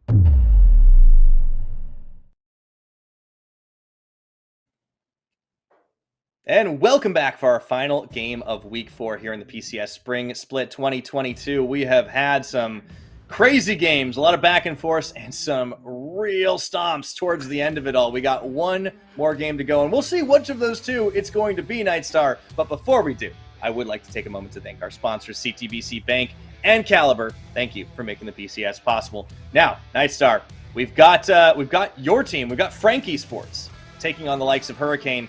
Frank have definitely looked better in recent weeks, and Hurricane have managed to notch another win here, but it was against Sem9, and that team did give them some trouble. Yeah, Sem9 certainly put up a struggle against the likes of Hurricane Gaming, but at the same time, Hurricane were able to still pull it off, so credit goes out to them. And I mean, coming into this game, you still have to favor Frankie Sports, given the fact that this team has grown a lot more than on the flip side. So for Frankie Sports, it's about continuing to build momentum, and I'm a little bit surprised we still see K2, given that Rebirth has performed so well when he did get tossed into the roster, except for the first game.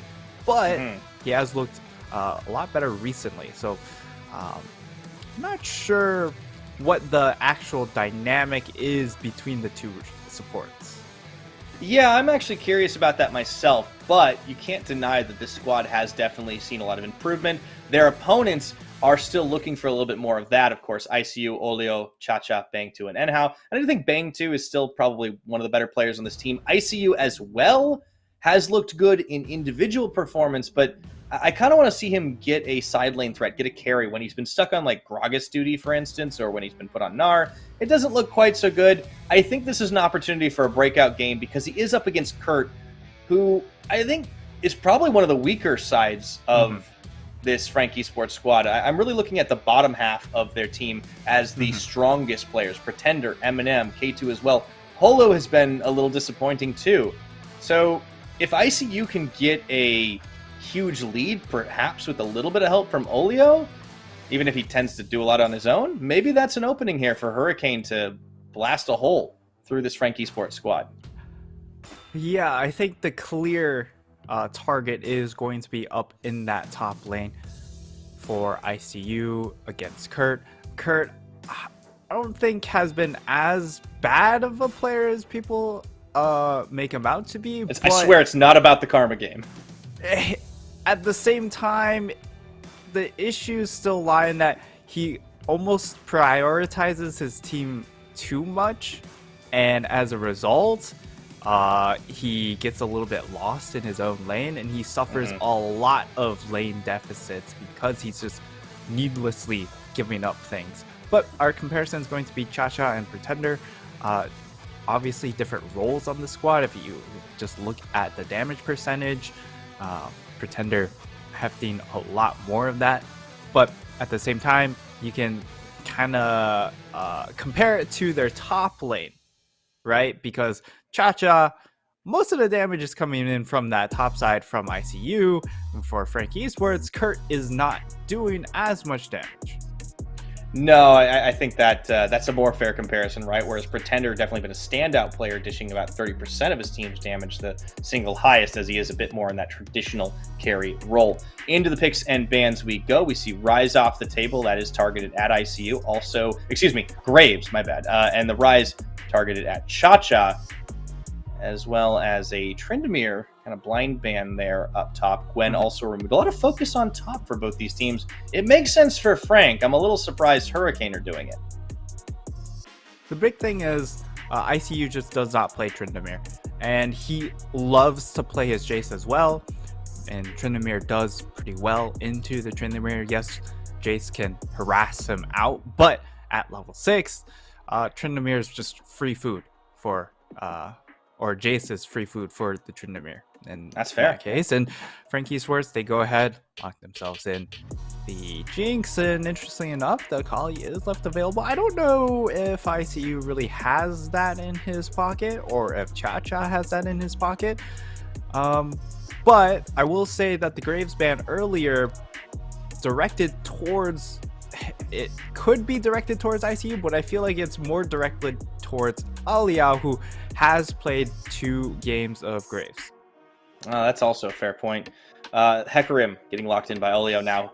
Have not really been impressed with his performance on this champion, but it is a strong pick in the meta right now. It does set up a lot of engages very effectively, makes good use of its items, been rising in priority since the Gore Drinker nerfs made it a little bit more of a item efficient champion.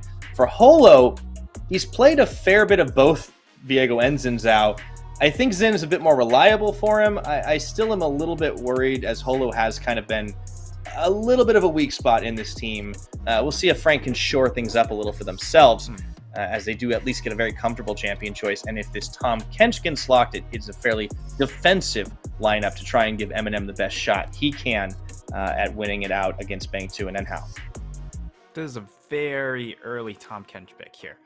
And Tahm Kench, I mean, I think it's really just to target out, hey, there's an Akali. So we're instantly going to lock this in and just try and use the Tahm Kench to protect our AD carry from this Akali pick. But Hurricane Gaming, they've pretty much doubled down on this assassination and dive sort of strategy by adding in the Ahri. So I like this start. Also denies away the double reset potential for Frank, and just having the Ahri Jinx combination. We'll see how the rest of the draft transpires, because for Kurt, now we get to see what his answers are to the Akali pick. And for Hurricane Gaming, they will have the opportunity to ban out one more top laner if they want to. So far, it's been a focus on the mid lane, getting rid of Pretenders. Syndra there, he has played at least a game on in the split. Will they focus it consistently as Frank Esports decide to opt into support bans? Vigar, there we go. That's the other big one that he's played. There has been some Victor, there has been some Vex as well, so that's always a possibility to come through. Or Frank Esports, without seeing any of the bottom side. I feel like Bang 2, might just go onto the Ezreal here, so they want to take away some of the more powerful support champions. Rakan gets removed, so no Lovers Duo, and of course the Yuumi. We will not see any Zoomies this time around. I think technically you could go for something like a Ezreal Karma, but Sivir Karma would also make sense here. Just adding a lot of utility power, and actually from a thematics standpoint, I actually like this coming in from Hurricane Gaming. And depending on how Frank end this draft, it could be an angle to also lock in the Renata. So if they add 2 additional dive threats, Sylas would certainly fit that bill. Even though his auto attacks don't exactly hurt a whole lot, but if he has 2 procs of his passive, he will apply those procs onto his own team. GP is an interesting pick. I actually like the GP pick as a pretty good defensive. Doesn't have exactly great synergy with the Sylas pick in particular, but works very well in tandem with the defensive powers of something like the Jinx, like the Tahm Kench, and even with the Zip. Yeah, global presence certainly helps for a little bit, can try and dissuade some of the aggressive dives down that we will likely see from Hurricane Gaming. Now, all we have to do is see what the final pick is for Enhao. Karma certainly could come through on this to add the speed, but they want a big shield wall. It's a Braum. It's not Karma. I'm sad. But it is going to be a Braum, so that's going to try and... I don't know what you're protecting here. But you're trying to defend yourself against the Sylas. That certainly is the only target that's looking to aggressively just run in. It has a decent lane phase against the Tahm Kench, because both of these champions are easily abused by range supports and are very good at neutralizing melee supports. So this bot lane essentially becomes kind of a wash. And I think we should be mostly focused on pretty much everywhere else on the map.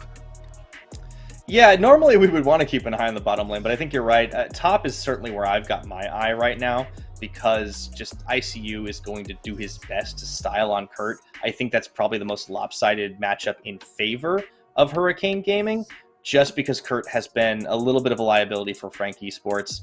And this Akali has a lot of pop-up potential, right? Like, if they start to snowball on some kills, all of a sudden you can get all around the map. It's the teleport ignite. You know he wants to fight. ICU is your solo carry top laner player. He loves to do this kind of stuff, and there is a lot of dive potential, a lot of roam potential. I want to see Olio improve on this Hecarim. If they can do that, they have a solid game plan ahead of them. But Frank Esports certainly won't be an easy opponent to try and take out here, as they would look to end their week on a high note.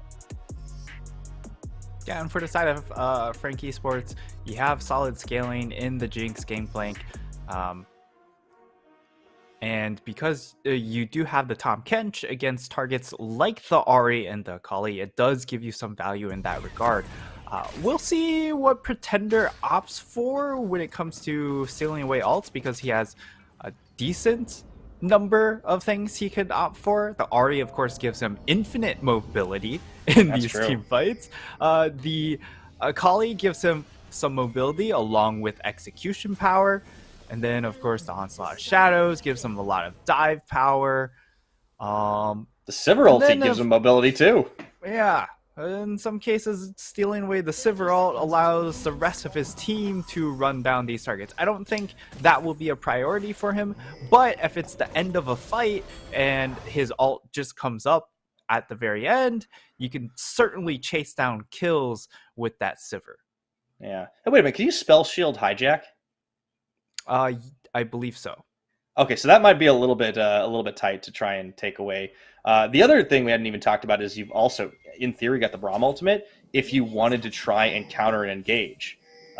Like Glacial Fissure can stop a lot of these champions in their tracks. You don't actually have to hit them. You don't have to target them. So the Sylas pick for Pretender is actually pretty spicy right now. I'm excited to see how it works. Pretender has been a very bright spot on this roster. I think he's been improving week over week, and there's a reason he was scouted by PSG Talon, now getting some on-stage experience as part of Frank Esports, and I'm excited to see his development continue. But there's a whole team behind him as well. We are underway in this game, the last game of week number 4. It has been one heck of a week here in the PCS, Nightstar.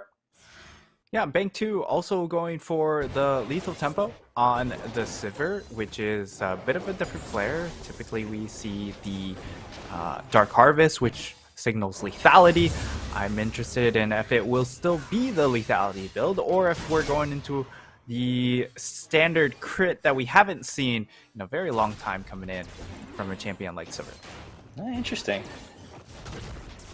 That will be something to keep an eye on as we develop here. Of course, M&M going full farm up on that Cole early on in this game. Would definitely expect, as you mentioned, the bot lane to be a bit more of a wash. Pyra? And yes. Pyra. Yes. Aliao did not almost die to blue buff this time. He didn't. He gets props for completing his transition, his clear. Good job. That is a good pony. He doesn't have to base at level 1. It's a he's graduated. Miracle. He's graduated from the Zhao school of role swaps to he is officially a jungler. Congratulations. Olio passes the mark. We kid, but he has definitely had a bit of a trouble adjusting, and I'm glad to see him get the basics a little bit better. Yeah, and so far is looking pretty solid here for Kurt.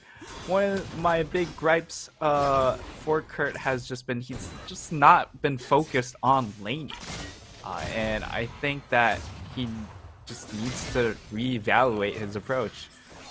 One of the issues, like, even though he's had some nice roam timings, is if you're behind on gold, sometimes it just doesn't matter how good your timing is, because you just don't have the stats to back up your great roam timing. And if they end up matching you, you just put yourself further and further behind. So I want to see more improvement out of him in just the lane phase in general. Yeah, there is something as being too selfless and too team-oriented, right? I mean, he's already on a gangplank, so he can just, like, throw down a cannon barrage post 6 whenever he wants anywhere else on the map. But Yeah, you got to be a little careful. You got to play for yourself. Give yourself some gold. Let's get some good old bank plank going. Now, Olio gets a clear out on the ward in that Tri-Brush. Meanwhile, we check in on mid. Pretender and Cha-Cha duking it out. Would definitely expect Pretender to be able to open up on this one just a little bit. But maybe Cha-Cha finds an angle here. This Ahri has been a very popular champion for some deletion potential for that hybrid ability to be both a control mage and an assassin in a lot of situations. But I still am keeping my eye up in that top lane. Kurt so far doing well, getting the out farm here. And, you know, we'll eventually get to answer the age-old question, Nightstar, is who wins in a fight between a pirate and a ninja? Yes, that will be a question to be answered. It's a very important question, according to my millennial sensibilities. Another thing is, of course, Cha-Cha is, well, not only is he currently behind or not that far ahead in lane, he's also running the Ignite, so we do have to keep that in mind, as this is an Ahri that is exclusively looking to be more of the assassin rather than control mage, and really play aggressive and get these resets. And so far, like, this is one of those issues when you do run the Ignite, right? Is if you're looking for a reset and they just immediately crash the wave, you have to make that decision. Do I stick around, or do I go ahead and back and end up sacking that wave because of the fact I don't have that teleport? Yeah, I think that's a tough call, right? You know, when you go all in on the Ignite, you got to be very careful. Now, Eminem spots Olio here, coming in through Tri-Brush.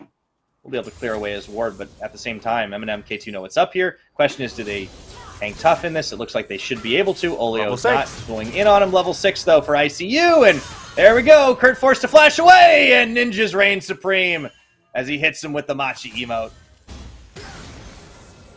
Flashing the Machi emote, of course, he was on the Machi Esports squad last year, sitting in as a sub-trainee, I believe. So, was still involved with that team. So, shout out to them. Of course, they don't exist in the league anymore, unfortunately. It's a limited edition emote now. Yeah, and Kurt, once again, just not quite understanding the dynamics there. Obviously, he wanted to crash that wave, get that reset off, so he could go ahead, get his Sheen, but just not quite keeping track of the EXP. So ICU hits level 6, instantly goes in. Hollow, though, has a nice flank. Yeah, he does. Let's see if they can make it count here, as Enhao is going to leap to Hollow. Bang 2 out of mana, but Sivir still does quite a lot on those auto attacks. Flashes, heals, everything just about burned except for Bang 2's flash, I'd say, on that one, and pretty good trade for the Frank Esports bot side. Yeah, and now Hurricane Gaming, they just immediately look for the dive up in this top side. Actually, Olio's very scouting slow for camps, but he should also know that there shouldn't be any camps left available. We get we get to see a pro view. This is pretty I think sweet. this is the first time we've seen a lane pro view. I think there's been a few times where we had team fights. That was pretty sweet, actually. I mean, ICU, this is just somebody who knows the limits of his own abilities of his champions. Yeah, love to see that one. Of course, he did have a bit of an item edge there with Seekers. I think that was pre-Sheen for Kurt there, so that was also a bit of a timing window that he could abuse. Yep, so now the trades would have technically looked better for Kurt, but given the fact that he is at a slight disadvantage, and you also now have, of course, the arm guard stacking up for ICU, then I mean, you're still going to have the poke advantage, but ICU, when he gets that Ignite back up, you can certainly imagine he's just instantly going to try and turn and instigate a fight. He's going to just try and get himself fed, right? I mean, this is what ICU does. He's trying to 1v9. Yeah, absolutely. And you know what? It may work. It may work. It's always possible. Frank Esports, they're a little bit more focused on the objective play, though. That is going to be the Dragon going down. However, Hurricane find an opening to trade for Rift Herald here, and there really isn't much of a flip possible. So that is going to be Infernal traded for Herald. Kurt could sniff this out, but I don't really think there's a whole lot of option to steal unless the Jinx Rocket comes in at the right time. No, it doesn't go down. Olio will be able to get that smite. Whoa, I almost spoke too soon. Kurt was setting up on those barrels. It's a pretty hefty trade, though, with a couple of plates going the way of Eminem with all of that. So they kind of need some value out of this Herald. Yeah, I mean, Eminem basically gets Rift Herald value right then and there. Getting 2 plates to his name, so he's perfectly comfortable with conceding, or Frank Esports are perfectly comfortable with conceding that Rift Herald because they've made that Rift Herald money back. And now it's about Kurt just not getting snowballed on, because this is going to be a clear point of attack. They've set up the dive, and Pretender doesn't have the TP. He's going to look to move over. They could potentially have a collapse onto Alio. Yeah, it's always possible. I don't think they really know he's there. I think they're a little bit more focused on ICU. Remember, no flash on the Akali, only Ignite. The Alio's absolute not mad here. lad. Here he comes, Pony on a run. Smart, smited down by Kurt. That is the He cannon could barrage turn it. into the He onslaught could of shadows. turn it. Olio taking tower. Kurt turns the fight, and he almost gets ICU in the mix. Meanwhile, into the mid, Cha-Cha nails the charm onto Holo. He has this could be a damage. Is it turn. enough, though? Oh boy, that was a strange turn of events. Man, we almost had both 2v1s go south for the pair, which would have been comical, yet also disappointing at the same time. But I don't know if you want to play Yakety Sax or the sad trombone. Kurt able to find the 1v2 kill. Yeah. Even though he's having a bit of a rough time, able to find that fight, and now he gets himself an additional 300 gold to his name, gets himself that Kindle gem, adds of course that extra ability haste to help out. Okay. Pretender. Okay, he has This is Ari big ultimate move. too, so mobility this for is a days. He does easy get charmed, reset. but he's gonna go over the wall. Nicely done. Beautiful from Pretender. Infinite boy. dashes. Oh yeah. Silas does not skip leg day. If you thought Silas didn't have enough dashes before, just wait until he gets Ari ult. Oh boy. That's that's disgusting, pain. man. Oh, Not for but- Pretender. Yeah, really nice play come from Pretender, knowing that he had kill threat, even though he isn't the one with Ignite. But now Kurt with double buffs, ICU has his eyes on double buffs. Oh boy, he's just waiting in the brush. He wants it. This is going to be a shuriken. He walks to safety. Okay, not bad. I mean, ICU still gets a decent trade out of it, but heals Alio back up wants there. his Kurt, double here comes buffs Alio. back. He I want does. him back. He was holding him. That's going to be a Rift Herald eye popped. Kurt staying safe under tower. We'll see if Olio goes in for round 2. He tanked a little bit too much last time. No ghost here, critically. Yeah. Taking a lot of. Oh no, he's going to run into doesn't- Holo. Okay. All right, Holo. Okay, Goes in. audacious Yep. charge in. Cha-Cha's here though. Who's baiting who? That's going to be the onslaught of shadows into the dashback. Cha-Cha now looking for it. Does find the Orbit close. Deception kill as K2 is now And they joined the keep fray, chasing and ICU around the side. Pretender, I don't know if they can. Ah, that's Olio deleted. Now all of a sudden the turn is on. Oh, The Jinx rocket Racket? pings into Cha-Cha. ICU isolated. He does dash the wall though, and that's going to be all she wrote. Traded junglers at the end of the day. Yeah, ICU. Now you don't see me. So in and out. But all in all, I feel a lot more comfortable with that trade if I am the side of Frank Esports. Oh, Eminem. Look at this 1v2 right now. Yeah, even more comfortable because Eminem doesn't care that he's in a 1v2 disadvantage. In fact, no one on Frank Esports cares because Kurt just turned one. So, I guess we get our power from man disadvantages. Let's go. That must be how it goes. I can't argue with that logic, Nightstar. Frankie Sports continue to move forward here. A just about 2,000, little under 2,000 goal lead, I should say. Still also have the Dragon. Critically, that Infernal. Only one that will be making an appearance this game. Olio and Holo meet yet again. And Olio does not want that fight. Respecting the jungler this time around, and he goes ahead, backs off. Of course, doesn't have a completed mythic, given that he rushed for the lucidity boots, which is pretty standard, but still looking He to is rushing challenge. for something. Trying to make a play. There's actually a little bit of chip damage on. They turn Enhao in, but Olio, there was no follow-up damage. And now Kurt throws on that cannon barrage, chases them away. Pretender now chases Cha-Cha down. Everything's coming up, Frank. And ICU. Oh, he checks right into danger, but will he be able to take down Pretender? Going in, dashes, 4 days. Pretender finally going to fall here after he picks up the double kill. That was crazy.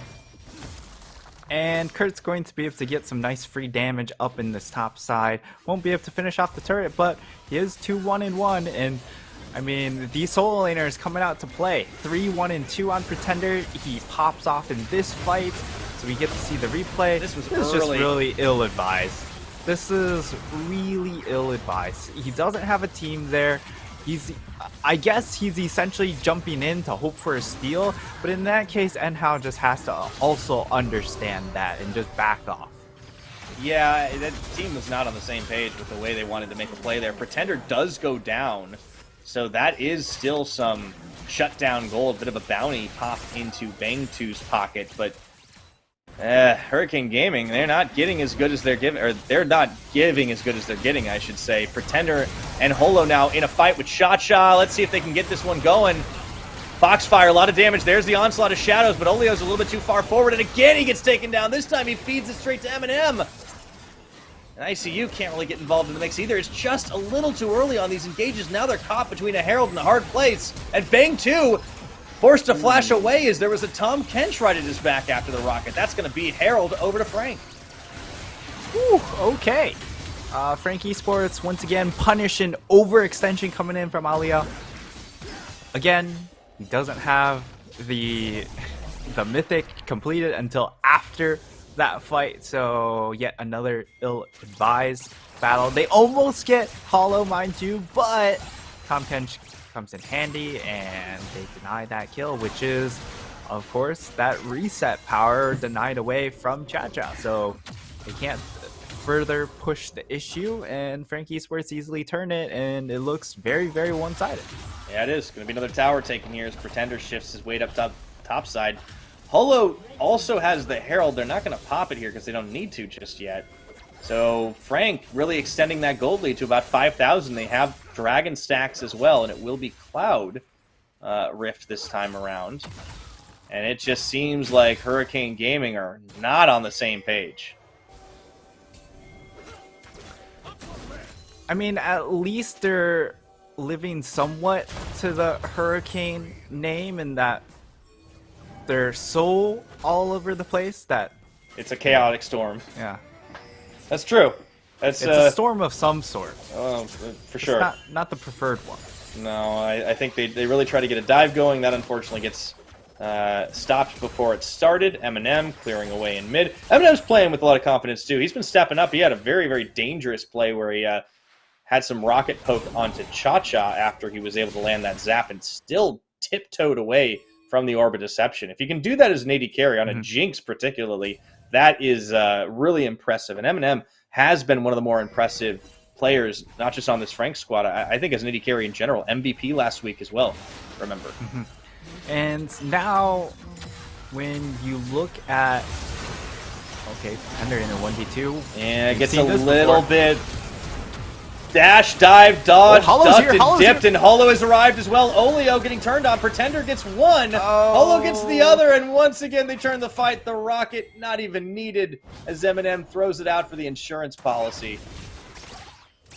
Whew, okay, Frank Esports find yet another outplay, really showcasing the individual prowess that can be on this team that we haven't necessarily seen a whole lot. And now, Entry setting up for a dive. Of course, it is a little bit difficult against a Braum that still has ult. Yeah, and he uses it right there. Oh, even through the heal. He is going to get taken very low off the stopwatch. ICU looking for the flank. What can he do? Going forward, looks for Eminem, and that's big shutdown gold. Exhausted a little too late. Hurricane needed that. He looks for one. He looks for two. Perfect execution does not find Kurt where he needed it to be. But that is at least a big shutdown on the AD carry. Able to at least get one kill, and he doesn't have to trade his life for it, which is always going to be a big win there. And I mean, for Hurricane Gaming, it feels like a same old, same old. ICU has to somehow find a way to 1v9 these fights. So we'll see if Hurricane Gaming decide to fight for this Cloud Dragon, or if they go ahead and hand it over. They don't have ults available. They leashed it. Alio's ult is sort of coming up, but that's Yeah, the but only tool Pretender they has really it have too. here. Pretender has an onslaught of shadows if they really want it. I And it feel does like more this damage. is not the fight you want to take right now. It's not yet Soul, even though you're falling behind. And yeah, they half-heartedly sniff in there, and it's a little bit too late to try and make the escape. 2 onslaughts, 2 shadows, and Pretender leading the charge here, but they walk it out. Yeah, they're not gonna go ahead and force the issue. Shelly's popping Certainly, River. still opportunity for them to overextend themselves. So I think they understood that we'll just go ahead, take what we already got what we wanted, and we'll just take whatever else we can without risking too much. Oh, there's a teleport But now here. teleport coming in. That's ICU. Shelly gets the charge. Here comes Olio and ICU. Can they make a play? Olio doesn't really know what he wants here, but ICU certainly does as he looks for Holo. Then for Kurt, but the fight is a little bit scuffed on a couple of fronts right now. You see Bing 2 zoned out of this one. Cha-Cha going to get fired down by Holo and the rest of the team. that's M&M running wild on the resets, and you have 2 kills for Pretender. Hurricane fizzle out here as it's a massive clean ace for Frank Esports. The Eye of the Tiger finds the Eye of the Storm right there. Frank Esports, they go in and they find a dominating ace. Don't lose anyone for that. And now, like, we get to see the replay. It's just so well defended. And the big part is Alia doesn't have his ult, so that's their key engage tool. Now gone, which means ICU and Cha-Cha have to really do. It's so much harder for these 2 champions to enforce the dive when there's no big fear to kind of break apart these team fights. It gets a whole lot harder to just dive onto a Jinx when now everyone is able to recognize that, hey, only the Jinx is under threat here, and like, we can easily set up defensive flanks because, well, there's no fear to break our formation up. Kurt also did a great job of splitting the team with a very well-placed cannon barrage as well. And yes. Yeah, this is massive at this point. Pretender feeling pretty confident. He just straight up buys a Medjai's on 10 sacks of Dark Seal. And why not? You're 7-1 this game. Pretender's been having a field day. Picked up a triple kill in that fight. Still has a stopwatch too, so if he needs to burn it in this next fight, that's He's got also plenty of another time. reason. Yeah, another reason why you get the Medjai's. You're going to be able to buy time with that stopwatch. M&M perhaps A little frontlining AD carry. Limit testing a little bit right too there. aggressive. The That's okay. Sivir still hurts. He's got a stopwatch It is, too. of course, the lethality Sivir, even though it is lethal tempo. But Lethality if you tempo. are able to hit these boomerangs, like, they are still going to carve out large chunks of HP, because if we look at our defensive stats, it's a whole lot of magic resistance and a whole lot of no armor. So it's possible for Bang 2 to have an impact, but because of how much dive focus is placed on this composition, it is just a majority of magic damage that is coming through. The Sivir just isn't able to keep up. Yeah, and that's the tough thing, right? Like, you know, when you're looking for damage on Sivir, there's always that old like 500 CS win condition, but you're not anywhere near there just yet, and the team is built for something a little different. Pretender trying to zone them off. M&M and K2 just pecking away at this turret. M&M stepping really far front. Rocket comes through, and ICU burns low. Stays alive. Pretender was hoping to cut him off, but that's enough to chase them off turret. And Frank are looking to close this one. Yeah, it looks to be a pretty methodical finish. We'll see if Hurricane Gaming are able to generate some sort of pick and throw a wrench in that plan, but it's looking very, I want to say PSG light. Yep, there is an onslaught of shadows, though they do catch K2, Holo, and M&M, but that's a swallow up on the Tom Kench. And can they get to the back line? There's ICU there. He gets immediately exhausted. The turn, the damage, it's just M&M's too still big. alive. And M&M finally drops, but not before securing himself a pretty big spree. Only Bang 2 and Enhao live on the Frank Esports side. Really solid team fighting coming in from Frank Esports. And I mean, it's slow, methodical, but very clinical. And it's very similar to PSG. Of course, PSG does it better, but I mean, when you are looking to lock in a playoff spot, you just have to get the surefire wins that you can. And this is certainly one of those wins that we would say should be a freebie, but they have to execute. Yeah, maybe Frank Esports, getting Pretender on the roster, bringing in a little bit of those PSG style plays, and they certainly looked great. 8-1 and 8. Holy cow! Let's look at this fight one more time. Olio tries for the charge. Immediately, K2 saves Eminem. Really good defensive play. Doesn't stop ICU from getting in there and eventually deleting him, but I mean that's about all he could do. Yeah, big cost. It was definitely at what cost, very similar to trying to kill Hanabi, and now ICU is very far from home. Yes, he is. Olio trying to cut off Kurt. There's Enhao as well. Maybe they have a chance to turn this. That's going to be the onslaught. Burned and off the stun. They take Kurt down. Here comes the rocket. Bang 2 at what cost? Is going to get deleted. Absolutely. I think it's going to charge their entire Nexus right after this one. Cha-Cha coming off a cooldown just in time to see his team evaporate. And he's trying to dash for days. Can't even make it back to the safety of the fountain. And you got to think that's GG with a Pretender Quadra. A Quadra kill coming in for Pretender to finish things off, and Frank Esports, cool, calm, collected, and clinical way to finish out this day. Frankly, Nightstar, they don't give a damn. Hurricane Gaming are gonna drop at 26 minutes or just shy of it. Frank Esports will end their week 4 on a win as we are closed out with one heck of a stop. Man,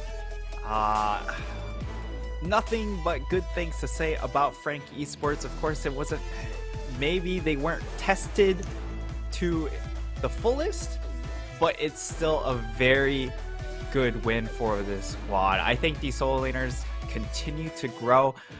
Their strengths are clearly when it comes to team fighting for Kurt. And yes, these individual blunders still are showing, but if they're able to get past that, if he's able to figure out a way to shore up those lane mistakes, this team can make a push for the top 5.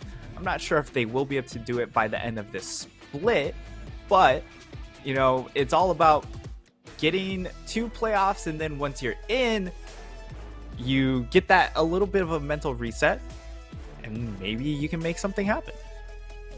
Very much the case. I mean, this is definitely a team looking to be playoff bound. Of course, in the PCS, top 8 teams do get to make it into the playoffs, so it is pretty forgiving even if you have a bit of a rough start. But Frank, I'm just so blown away at how much they've been able to improve in a short time. Again, this is a team that did not get a lot of time together before they had to join on stage. It was very much the last minute cobbling together. I think the centerpiece, definitely Pretender, has brought a lot to bear. Kurt had an impressive performance there, though. 1v2. His gangplank certainly was able to do what it needed to. I think his setup in the fights, the counter engages worked out really well.